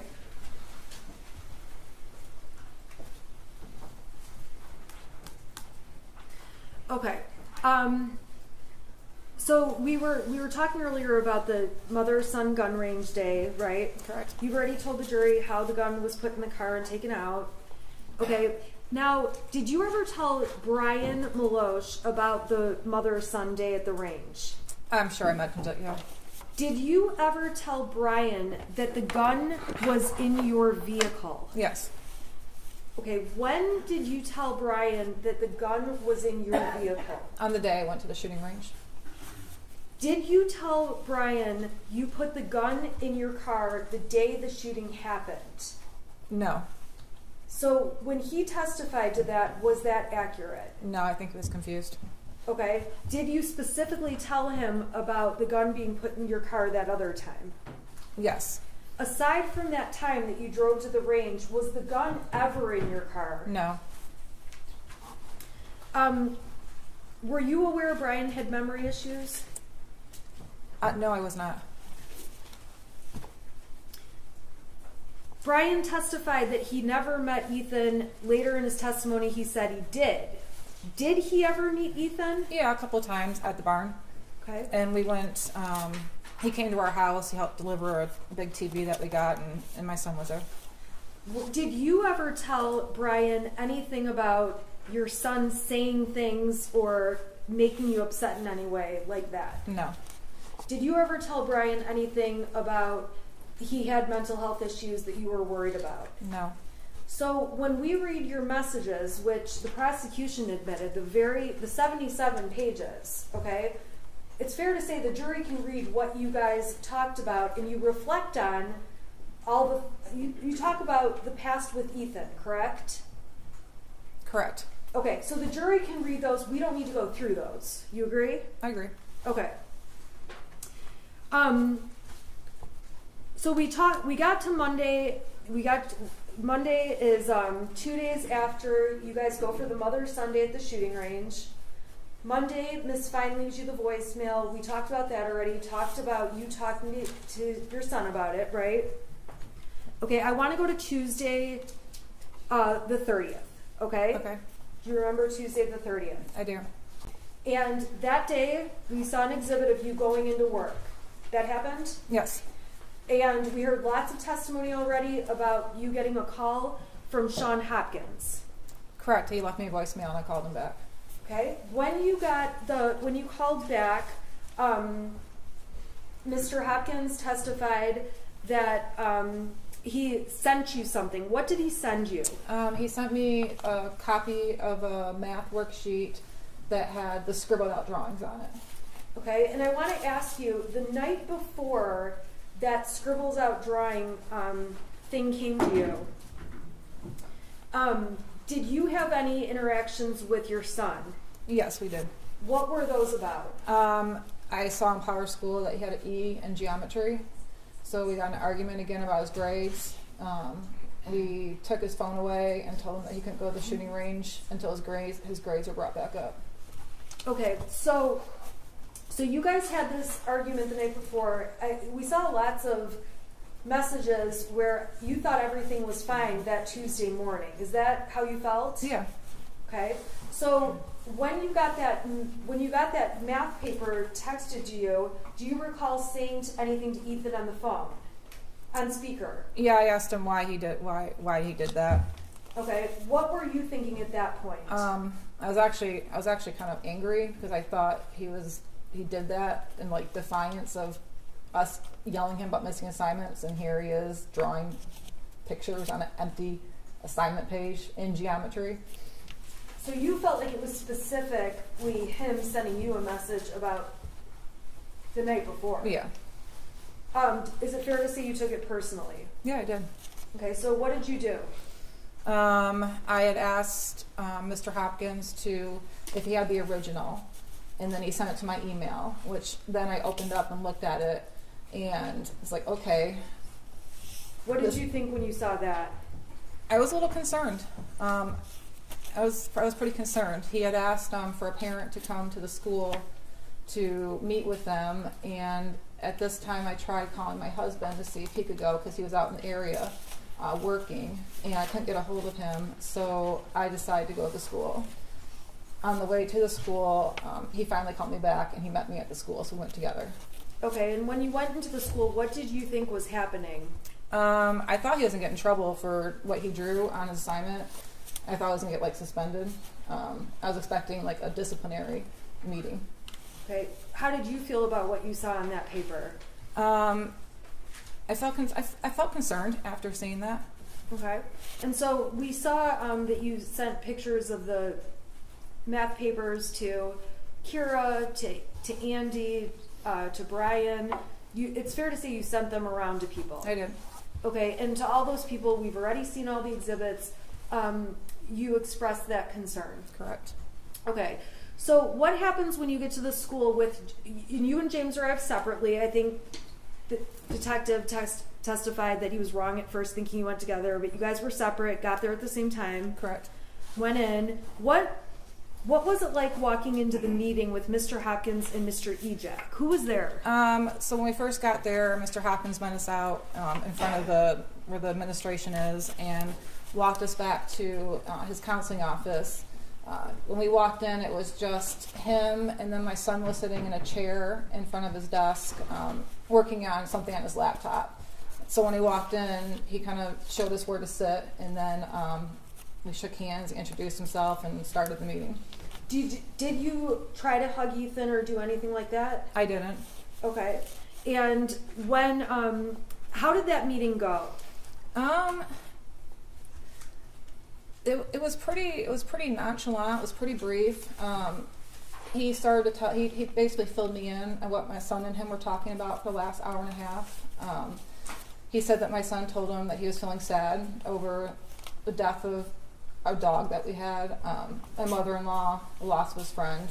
So we talked a little bit about that. We confirmed it. We just said we agreed it was hard on him.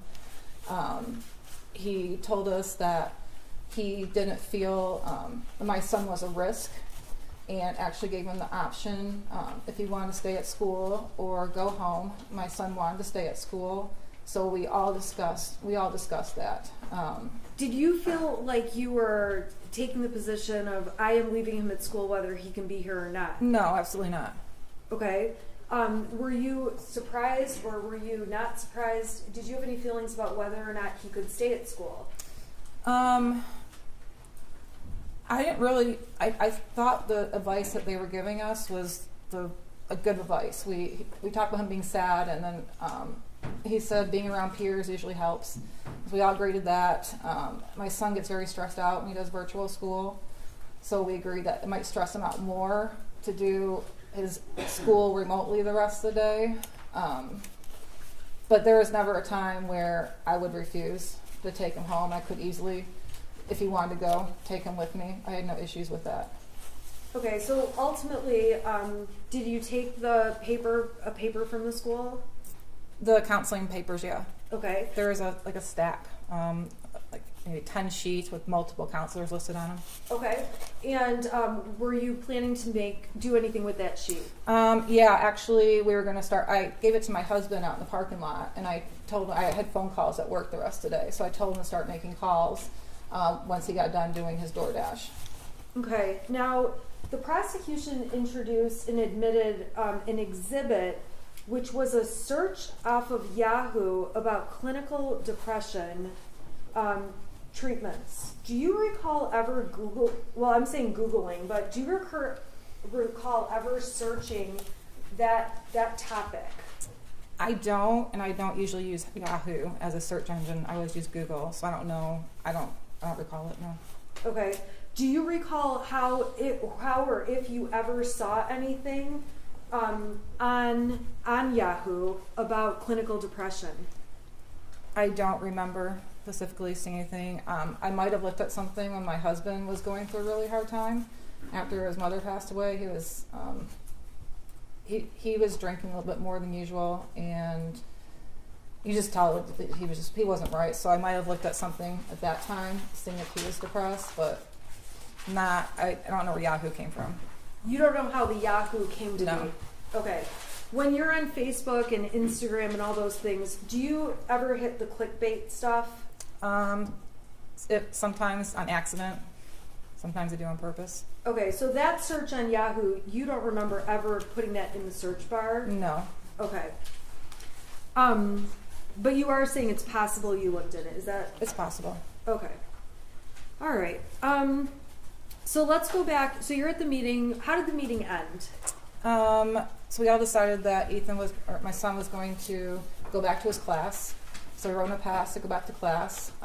After he left, all four of us were in the meeting, and they asked if we had any questions, and we did not. And then I said, I'm going to go back to work. And we left, and I went to work, and my husband did DoorDash. And did you mean to be abrupt about ending the meeting? I didn't think I was abrupt. Did you think you ended the meeting? I think it just automatically ended when they asked if we had any questions, and I said no. Okay. So when there was testimony about that, I'm sorry, strike that. Let me ask Ms. Smith, I don't want to interrupt you. I'm looking for a natural break. We could do it now. Well, do you need a break? Yeah, that's fine. I just want to be considerate of. No, we can go anytime. That's fine. Okay, I don't want to interrupt you. You're fine. That's fine. So, can you take a break until about 5 after 3? Second? All right, for the jury. I'll come here and grab those from you. Is it okay if I grab the exhibits? Sure. Jennifer, I'm going to grab these from you.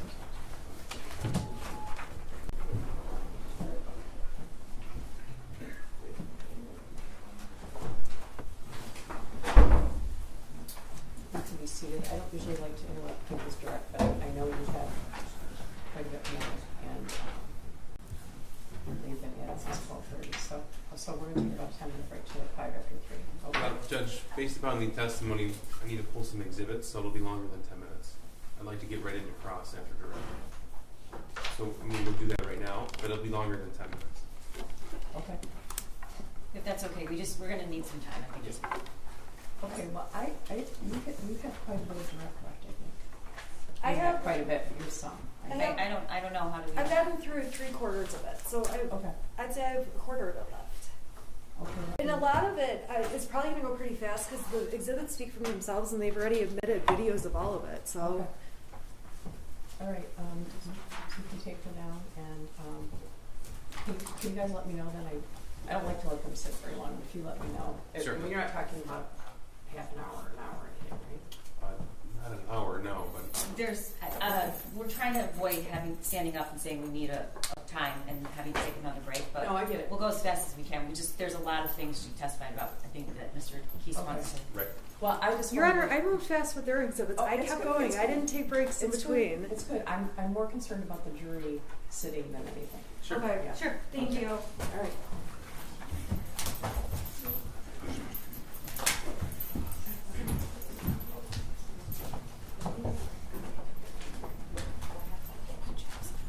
Jennifer, they're gonna take you down. They're gonna take you down, and then they're gonna bring you back up. Okay. They're gonna take you down, and then they're gonna bring you back up. Okay. Okay. Don't talk to anybody about the testimony. Like, I don't want to talk to anybody. Okay.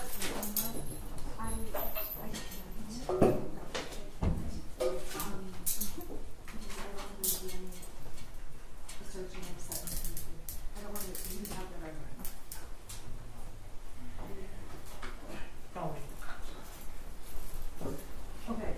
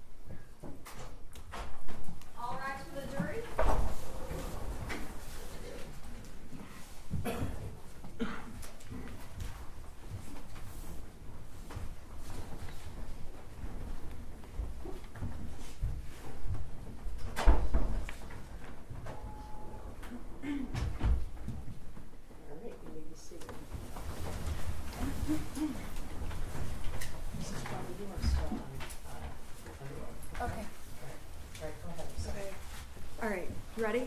Yep. Okay. We were talking about the meeting at the school, and I think the jury's heard a lot about that meeting. Okay, so I'm going to fast forward. You go back to work, right? Yep. We saw the exhibit of you walking back in. Correct. Okay, we heard Amanda Holland testify about how she gives you some advice. Do you recall her giving you advice? I don't. Is she somebody you go to for advice? No. Why not? We were never like friends outside of work, and she was Andy's administrative assistant, so it was just formalities really with her. We didn't really have anything common. Her child was real young. I had a teenager. Okay. All right, I want to go to the time where you heard there was an open shooter. The jury's already heard how you heard about that, okay? And we know you got in your car, you drove up to Oxford, right? Correct. Okay. We heard about the description of that caravan. Did you see that caravan? Yeah, I joined it. It's a black SUV, and that was my fastest way to get to the school. Okay, so you actually were a part of that with all the law enforcement officers all headed up. Yep, I just kind of jumped in. What is that, Lapeer Road? It started on 75. I work at Square Lake and Telegraph, so I got on 75 from Square Lake there. And it was well before the M24 exit. I would say about a quarter of a mile. Tractors backed up. Okay. Now, you sent a text, and if you need to see it, let me know. You sent a text to your son that says, "You can talk to us." Why did you send him that? After I left the meeting, I knew that he was sad about things, and I just wanted to let him know that he can talk to us about anything. Just wanted to make sure I opened that door. Just let him know that we're there for him. We love him. Okay, and he said he loved you. Do you recall that? I do. Okay, was there anything unusual about that? Yeah, he's at that age where it was hard to get I love yous back out of him. For me to open my text and just see him randomly saying I love you was abnormal for him. Okay. Did you think anything at that point? No, not right at that point. I think I said text back I love you too. I don't remember. I believe I did. Yeah. Okay. And later in the thread, you say, don't do it.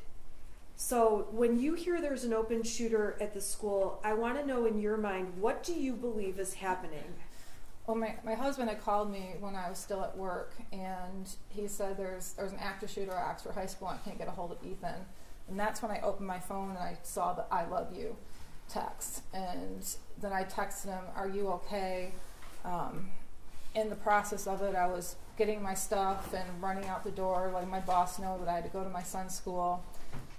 It was on 75 when I was trying to get to the exit that my husband called me and he asked me where I hid the bullets, and I told him, and then he said the gun is missing. So instantly, I'm like, oh my gosh, he's got the gun. I didn't actually think he was at the school shooting it. I thought maybe he walked home and got the gun and was in the field by the school. I didn't imagine my son actually going into a school and shooting.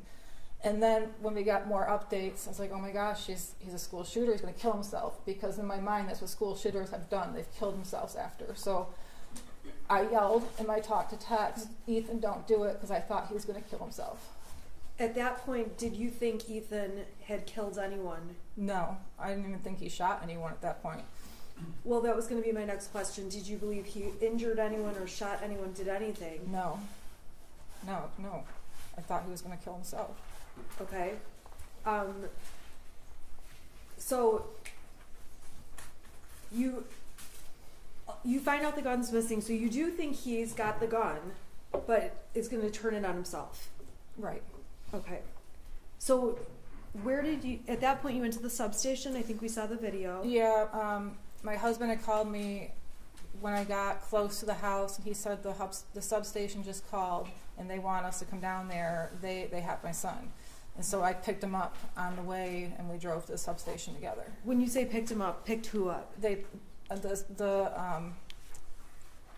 my son was in custody, basically, the Right, substation. so who did you pick I up? picked up my husband, I'm sorry. Okay, you picked up James. Okay, what was going through your mind at this point, going from picking James up to the substation? I don't know. I asked my husband, I was like, is he alive? And he said, oh no, we're going down there. I didn't really know what to think. I was kind of it was kind of hazy. It was kind of, everything was a little surreal. I still didn't believe that he actually shot anybody or was in the school. I just knew that there was gunfire. I didn't know the extent of it at all. So when you're at the substation, did you asked them about fatalities? We saw it on there. That wasn't at the subs. Oh yeah, I did. Okay, but you didn't get an answer, right? No. At that point, were you thinking that anyone was injured or that anyone was hurt? He did say there was injuries, and at that point, my mind went to, we can handle injuries. We can handle injuries. I went into kind of like go mode, like what do we have to do? My son's arrested. I did not think there would be any fatalities. You didn't think there would be any injuries? No, I didn't think there would be injuries. I didn't think there'd be anything, but I just went into that mode, like we can handle injuries, and we can figure this out and go from there. Okay. We saw the interview at the substation. Yes. I'm not going to go through all that with you, okay? After that, you go to your house. Is that correct? Correct. And the next thing, police are at your door. We were at the house for a minute, and we were putting some hot water on the oven, on the stove. My husband walked out back to the side of the house. I saw him walk towards the end of the driveway through my kitchen window. I was sitting in my kitchen on my phone talking to my dad, and I realized my husband was gone for a little bit longer. I didn't see him walk back, so I walked out the front door of my house. And what'd you see? There was a bunch of officers with guns drawn on me. Have you ever been in that position before? No, I have not. What did you think when that happened? I don't know. I remember just dropping my phone and putting my hands up and then being handcuffed. It all happened so fast. It was shocking. Okay, we saw you sit in the car with James with the handcuffs, right? Correct. So we don't need to go through all that. No. After that, we saw a video where you're sitting in the car and you talk to police for a long time. There's a lot of long pauses in it, right? Right. Okay. I'm not going to go through that whole video right now, okay? But if there's something you need, you can let me know. During the substation meeting, while you're with Joe Bryan, Judge, this is direct examination. I'm What asking a happened? question. I'm just putting us in a space. I'm going to ask a non-leading question. Okay. So we all can see that you are using your phone while you are speaking to law enforcement. I want to know what you're doing on your phone. It's not leading. What were you And doing the whole on your jury can hear you constantly saying object. What were you doing on your phone? First I was looking for the paper to show the officer that was sitting next to me. The first one I pulled up, I couldn't get to zoom in, so I had to search through my emails for the other one to get that pulled up. Once I got my phone back, I'm pretty sure I was going through the massive amount of text messages and Facebook messages I was receiving from family and friends asking if my son was okay, because at this point in time nobody knew anything. I was also messaging with my boss, who happens to be an attorney, trying to get his advice on what to do. I was on my phone, I'm not going to deny it. I was probably looking at text messages and Facebook messages and just trying to get updates on anything. Is that the same or different when you're in the back of the patrol car? What do you mean? There's a point where you're in the patrol car by yourself. Right. Okay, you've got your phone. Tell us what you're doing on your phone at that point. I know I was messaging with my dad a lot because I had dropped the phone when I was talking to him and I got arrested, so I was filling him in what was going on. I was also messaging immediate family members and close friends that my son was okay, but he was the shooter. So that's mainly what I was doing. What was your state of mind like at that time? I don't know. I pretty numb. I didn't really believe. I had a hard time. I don't know. I was numb. I didn't really believe like everything was happening the way it was. It was surreal. My mind was in all different places.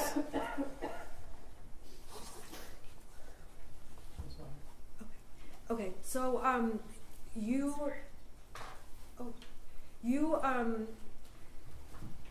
when did you find out there were fatalities? In the back of the car when I was by myself, and I asked the officer, and he told me there was 4 fatalities. That's on the video. Yes. I'm not going to ask you questions about that, okay? All I can hear is object, and it's very distracting. I would ask them to write notes or something because it's very distracting. Okay, I can hear them, but just try and keep your voices down, please. I didn't see the word object. Okay. Okay. We're not saying object. Okay. Well, she can hear you saying something apparently. So. Okay. So this is the time where you find out there's fatalities. I'm going to move on to a different topic. On your cell phone, do you have a habit of deleting messages? Usually it's threads.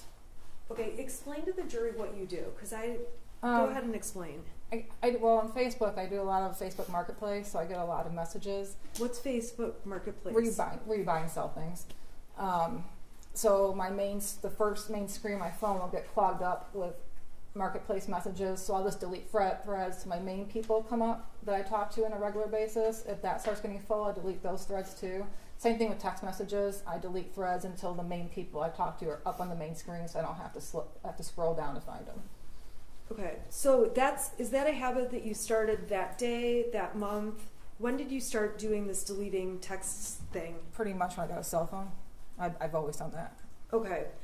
Did you go out of your way, in this case, to delete like certain messages? Not intentionally, no. And so when there's a message they say you deleted that indicates the gun was locked, do you recall deleting that message? No, I completely forgot I sent that message. Or unsending it, I'm sorry. No, I don't remember. Okay, there's another message that is unsent talking about we did everything right, that kind of thing. Do you recall unsending that message? No. Okay. So when law enforcement got found that there was a lot of deleted content, does that surprise you in any way? No. And you don't dispute, you've seen a lot of text message threads that have been admitted. You agree those were a lot of the messages going on, is that right? Right. And a lot of those are what were deleted. Correct. Okay. So after you're interviewed, there was a point where the police tell you and James you guys need to leave the house. Is that right? Yes. Where did you guys go? We went up to the first time we ended up going to the Holiday Inn Express and sitting in the parking lot trying to figure out what was going on, waiting for them to call us. Was there a point you had to go back to the house? Yes, they called us to come back to the house. Did you know why you're going back? They told us that the search was over and they just wanted us to come back to the house. Okay, so when you got back to the house, what happened? We went into the house and then the detective asked for our cell phones. And were you reluctant about giving over your cell phone? Yes, I was. Okay, why is that? Sounds bad, but my life is in my cell phone, my contacts are in my cell phone, everything I need is in my cell phone. I don't memorize phone numbers, I have an emergency going on, and they're taking my only means of contact away from me. Okay, there was a suggestion to go get burner phones or track phones, prepaid phones. Correct. Did you do that? Yes, we did. Okay, so there was evidence, you went to Walmart in Lapeer, does that sound right? Yep. And we saw the receipts. There's been a lot of text messages about threats. Tell the jury about what you were receiving. We were receiving so many threats on let me back up. On our new track phones, in my Facebook Messenger, there was a ton of threats. I wasn't getting text threats on my new track phone because I had my number, but my Facebook Messenger was blowing up with threats. Once I got into my email account, that was blowing up with threats. People found my realtor.com profile that I hadn't had for years and were sending me messages through that. I had people sending me screenshots of text threats they found that I didn't know about. How were you feeling at this point? I was feeling pretty scared. Okay, scared of what? Well, scared that somebody might hurt us. Okay. At that point, did you ever go back home? This is the first time, right? I'm talking after you bought the track. Oh, no, we went to the hotel in Lapeer. Okay. So you go to the hotel in Lapeer, and then how long did you stay there? Just one night. Okay, so that was the night of the 30th. The 30th. Okay. What did you do on the 1st? We woke up. I knew I had to make arrangements. I had a senior dog and 2 cats still at the house. I didn't know what to do with. My neighbor was sending me updates, letting me know that there was still media around my house, that my house had multiple random pizza deliveries that people were calling in. So I had to get dog food for our dog, and I met her at the actually in the church parking lot behind Red Naps that afternoon to give her the food. Okay, and I believe that we've heard about that and saw the GPS stuff. Did you go to any banks? Not on that day. Okay, did you go anytime that week? Yes. All right, why were you going to banks? When all this unfolded and we found out that it was my son that was a shooter, I get a lot of advice from my dad. My dad's been involved in some civil suits before. He told me that there's probably going to be a lot of lawsuits, and they're going to try to take your assets. And I didn't really have any assets. The bank owned my house, the bank owned my cars, and all I had was the cash in my bank. And he said they could freeze your account. So I went and withdrew money from my account. My dad also deposited extra money in my account during that time to give to us, help us retain a lawyer, which I withdrew as well. Okay, so you withdrew that money. Did you withdraw anything from an account that had Ethan's name on it? We transferred money from that savings account to our account. Okay, explain that account. I know it says Ethan's name on it. Is anyone else listed on the account? No, it's a Simply Kids savings account through Flagstar Bank. So he opened it with $200. I don't think he really had any more than $100 left after things he wanted to buy, but I transfer money from my check into that account, so we kind of use it as a savings account too. Okay, did you leave any money in that account? If we did, it was very little. Okay. On December 1st, we heard testimony already that your son was charged. You watched online. Is that accurate? Correct. Okay. We heard on the 1st, did you guys stay at the hotel in Lapeer, or did you go somewhere else? No, we went to the extended stay in Auburn Hills. Okay, why is that? Probably for the cheapest rates, and it was a decent hotel. Not any other reason why. Okay, so how long did you end up staying at the extended stay in Auburn Hills? We ended up staying there for 2 days. Okay, and then we've heard testimony that charges were going to be announced at some point. Did you know when charges would be announced? No, I was kind of following the news articles, trying to get updates. My cousin was sending me a lot of texts, saying, I think they're going to charge you too. We didn't think I would get charged. Maybe my husband, because the gun was in his name. So we had an awareness of it, but I don't think it really actually set in that it was going to happen until it did. Okay. So we heard testimony that on December 3rd, you end up at an art studio. Explain to us what was the hotel? Extended stay in Auburn Hills? Correct. Okay. Tell us all where you went. How do you get from that hotel to the art studio in Detroit, and why? Give us the rundown. So we ended up going to Owasso to get our normal cell phones. We couldn't shut down accounts.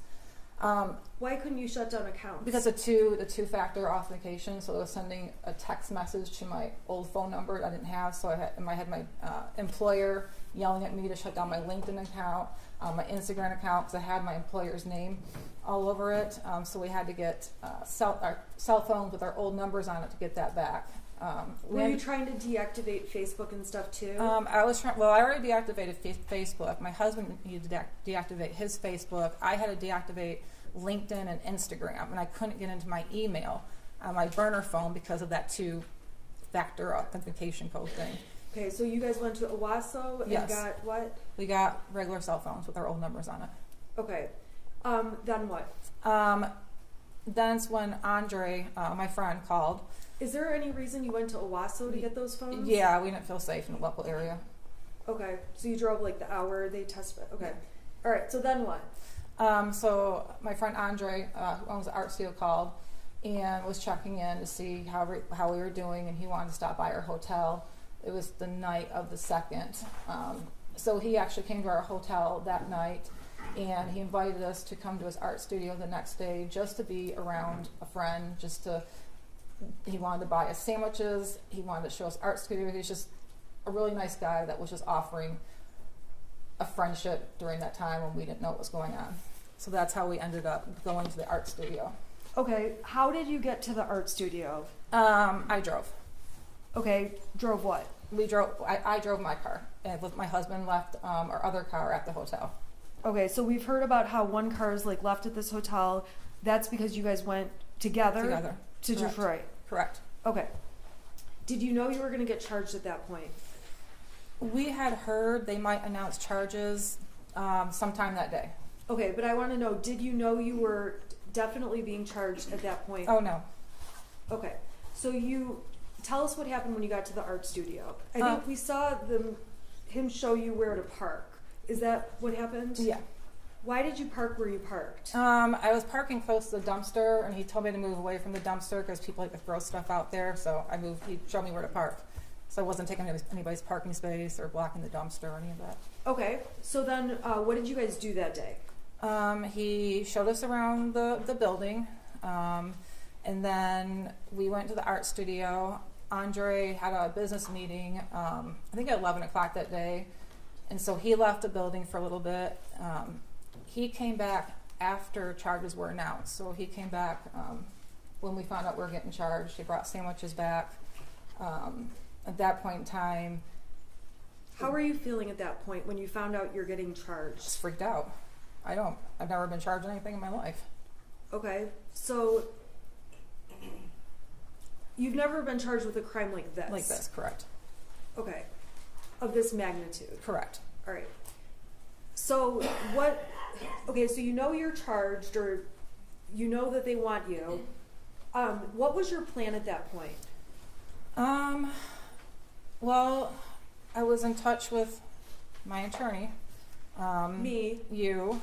And I was taking your advice that we're going to turn ourselves in. When were you planning to turn yourself in? The next day, so it would be Saturday morning. Okay, why was that?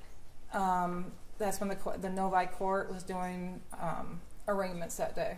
Okay, so on Friday, the whole afternoon, you know you're being charged. That afternoon, what was your plan at that point? Or what were you doing at that point? I was debating whether or not to go back to Auburn Hills and stay at the extended stay. And I think this is before we even knew there was a manhunt out for us. Okay. Your Honor, may I approach the witness with the defense exhibit, proposed exhibit A? The prosecution has received it. Okay. No objection. Do you object to submission? Nope. Okay.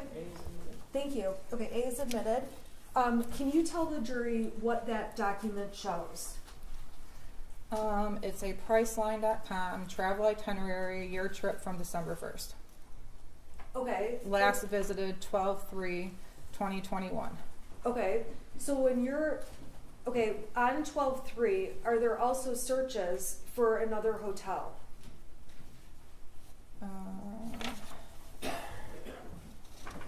I think so.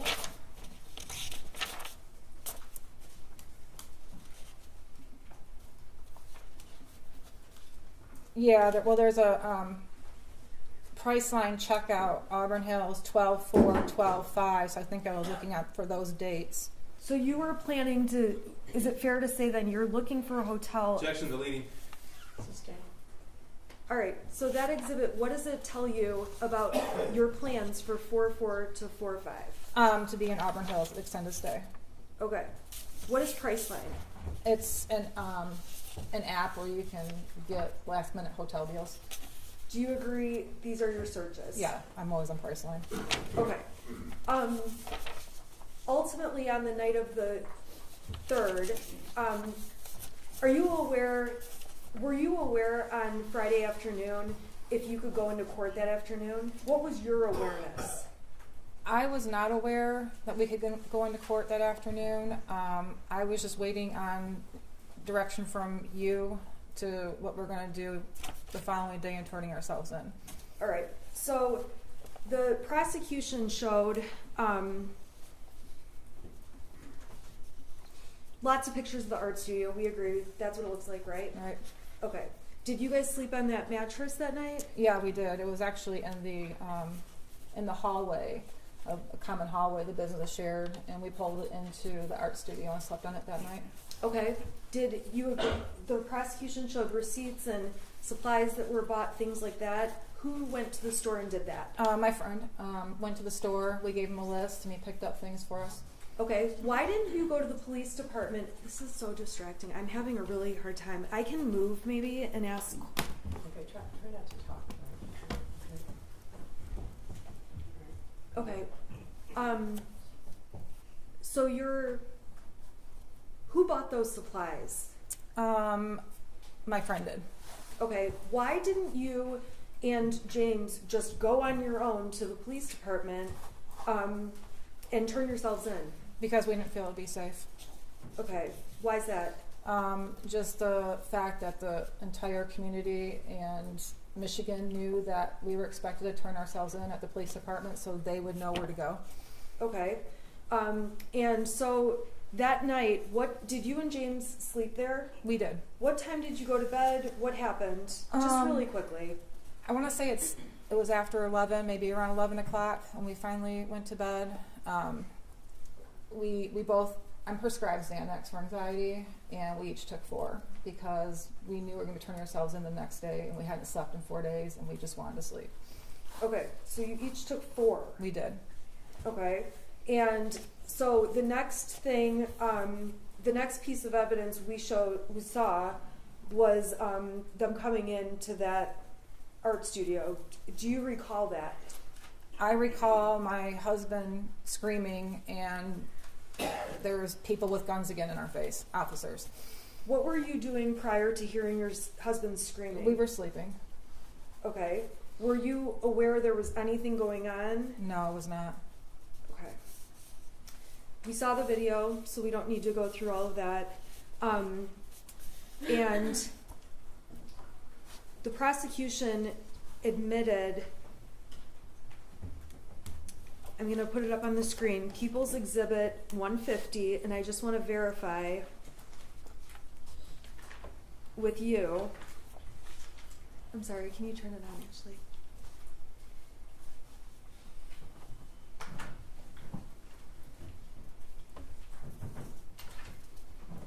Okay, do you see it on your screen? I do. Okay, what is that? That's an alarm I set for the next morning. For Saturday morning? For Saturday morning, correct. Okay, do you recall why you set it for 6:30, 6:45? Is there 2 alarms or 1? Yeah, there's 2. Okay, why did you set those alarms? Because we were going to wake up and drive to the Novi courthouse and meet you there by 8:30. Okay, and what was your plan there? What was going to be your plan when you got to Novi? We were going to be arraigned. Okay, now,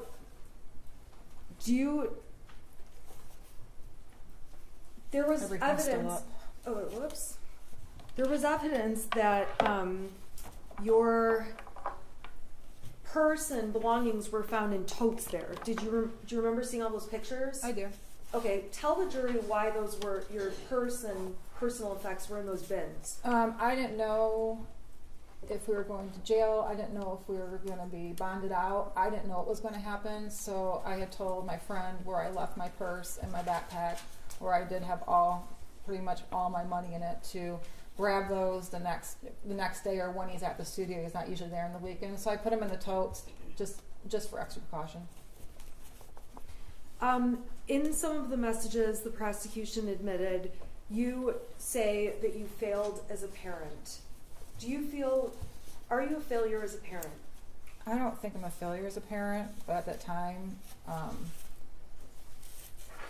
I guess I felt bad that Ethan was sad at those things, and I guess I don't know, I just felt like I failed somewhere.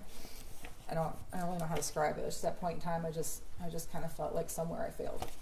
Do you believe there was anything, do you believe that you knew or had reason to know your son was a danger to anyone else? No. As a parent, you spend your whole life trying to protect your child from other dangers. You never would think you have to protect your child from harming somebody else. That's what blew my mind. That was the hardest thing I had to stomach, is that my child harmed and killed other people. Do you believe there were things you were thinking at the time, I should do this, but I'm not doing it? Do you look back and think that? No, I don't. I mean, of course I look back after this all happened, and I've asked myself if I would have done anything differently, and I wouldn't have. If you could change what happened, would you? Oh, absolutely. I wish he would have killed us instead. Over the last 26 months, has this been stressful for you? It's been very stressful. Yes. Have you had a range of emotions? I've had a lot of emotions.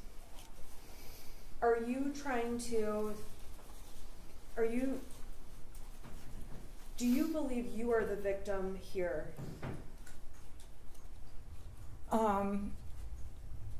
I don't want to say that I'm a victim, because I do not want to disrespect those families that truly are the victims on this.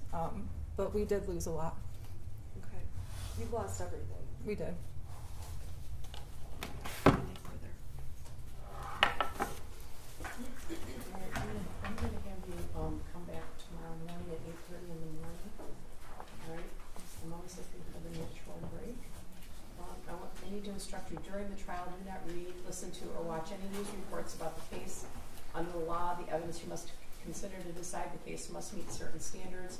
For example, witnesses must swear to tell the truth, and the lawyers must be able to cross-examine them.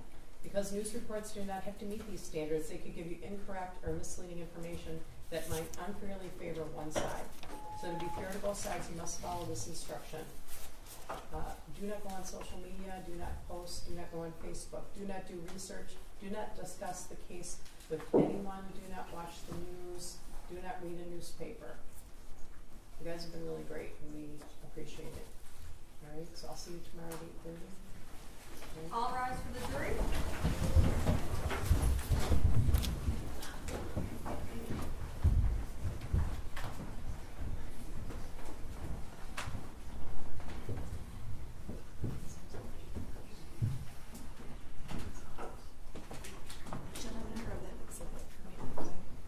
I will let the jury go right now so that I can ask if there's anything. You can sit. Is it okay if she comes out? Yeah, she can step down. You can be seated. You're going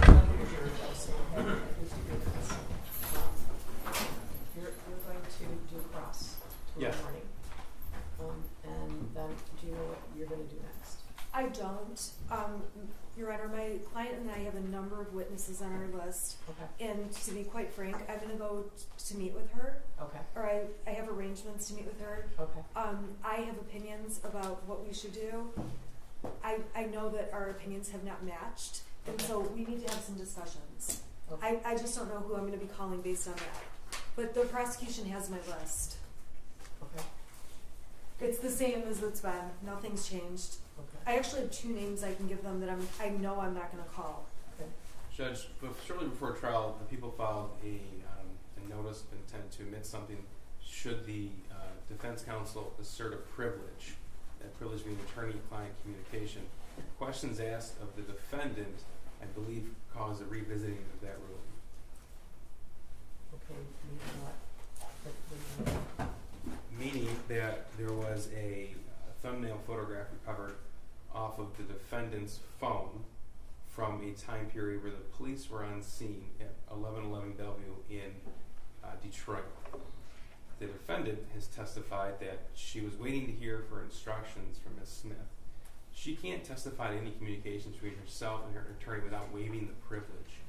That privilege has been waived. We should be now entitled to explore what that text message was. The timing of it was very important, especially considering the timing of the 911 call in Detroit, as well as the timing of the fugitive team's arrival in Detroit, and the timing of the arrest of the defendants. Are you talking about the text that I already saw?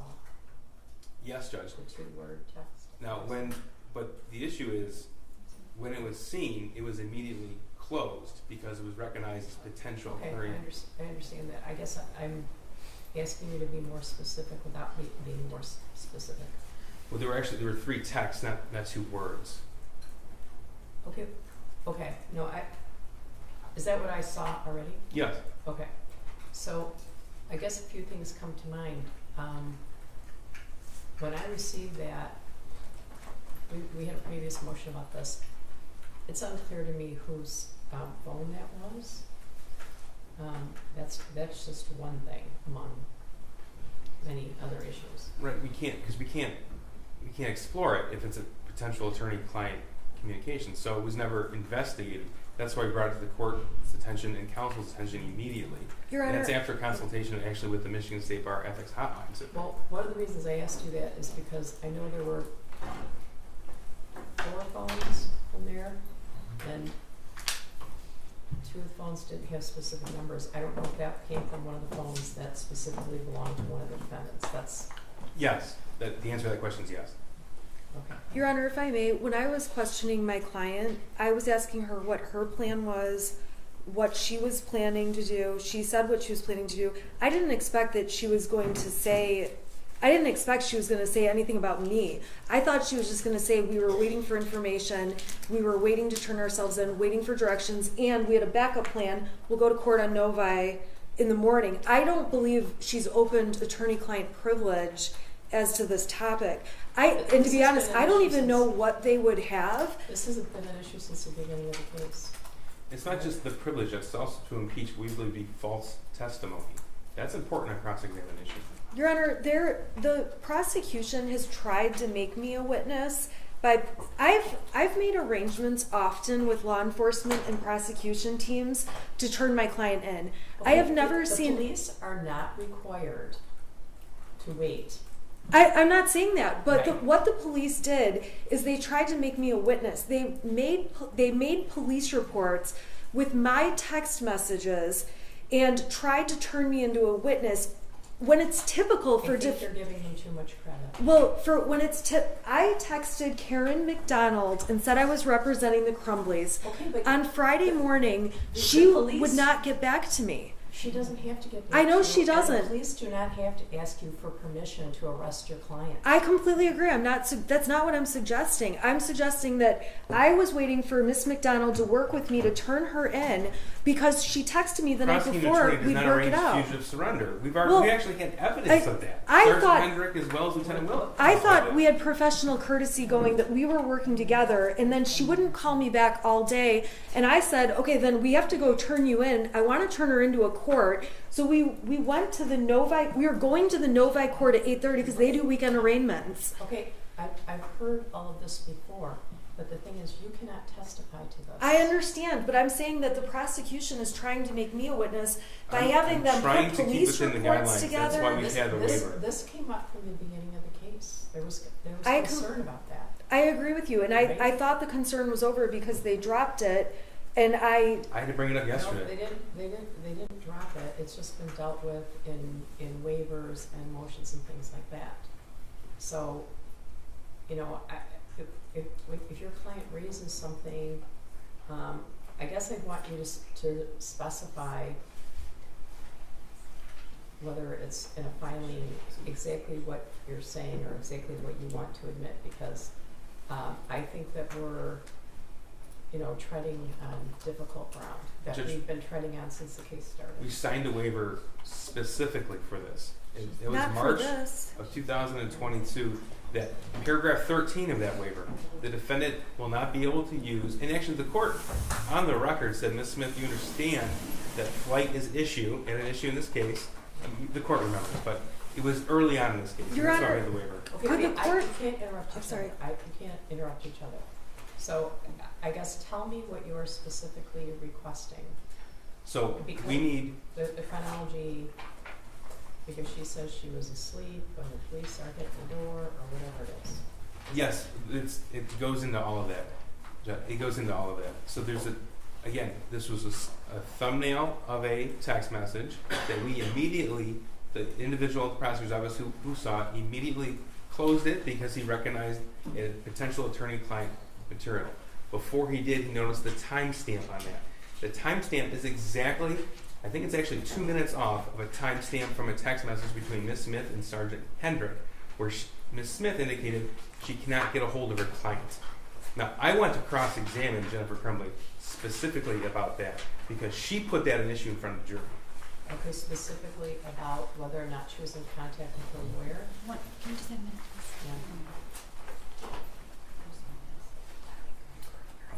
I guess one of the problems is you can't use your shield as a sword. That's a problem. Your Honor, I'm suggesting that if my client opened the door to that in any way, that you instruct the jury they're not to consider it and strike that testimony. We did not intend to open that door. I don't even remember, and I don't even know what that text message is. I saw that. I obviously responded to their filings. I have no memory of that text or this timing. So. Okay, what does that have to do with anything? Well, I'm just saying that I would just say that this should just be instructed to be inadmissible and tell the jury to absolutely ignore any testimony about any communications with the attorney. The waiver, the defendant signed the waiver. Defense counsel signed the waiver. It's, again, sword and shield, Judge. This is exactly what counsel is doing. And we can have someone from computer crimes extract any conversations, communications between the defendant and her attorney. The court can review it in camera. I think that you're specifically trying to impeach her statement that I did not talk to my lawyer that night. I'm trying to remember the exact statement. Well, the timing of when she was awake, when she sent the message, the fact that she indicated that she was asleep, the method in which she indicated how she fell asleep, and with the assistance of 4 Xanax. It's important to explore those particular details, Judge. The timing is crucial. Okay, well, I might allow you to ask the question. You said you were asleep at 11 o'clock because you took 4 Xanax. I might allow you to ask, isn't it true that you texted your attorney at 11:03 or whatever it is? I might let you ask that.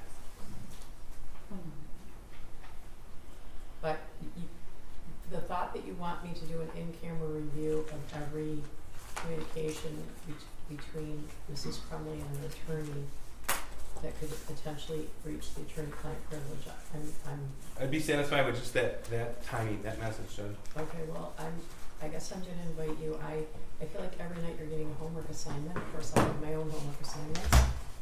But if you would like to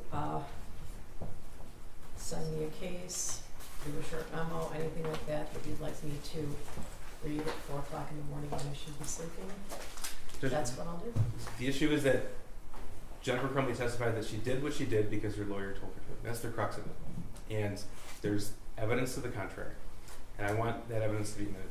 Okay, are you specifically, okay, those are 2 different things though. Are you specifically talking about the text that we dealt with last week? Or are you talking about other communication that was dealt with previously? I think last week is the one we're referring to, Judge. That's Okay. the motion that was filed. Okay. There's also text messages from Ms. Smith to an officer. There's no privilege there. There's no privilege. Correct. So that's naturally going to be part of cross-examination. Okay.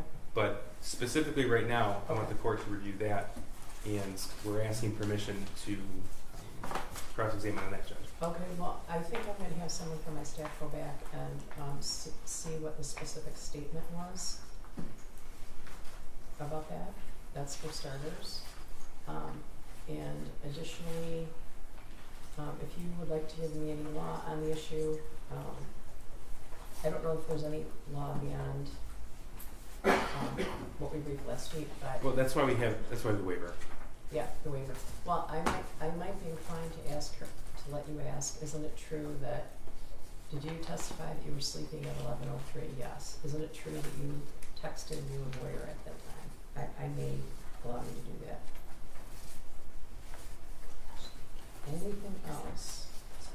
I don't think so, I'm going to have someone from my staff review the record and determine exactly what was said. I think that's important. It was in March of 2022 on the hearing we had. The waiver, it is, and the initial waiver. I'm sure I have the waiver. Yeah, I have all those waivers. I'm familiar with the waiver, but what to review the record to see exactly what Ms. Crumbley said that a quote from her. Okay, I'm trying to be careful. Anything else? I don't think so, Judge. No, Your Honor, thank you. Okay. I will email the prosecution tonight, who I plan to call. All right. Thank you. Have a good evening. Thank you, Judge.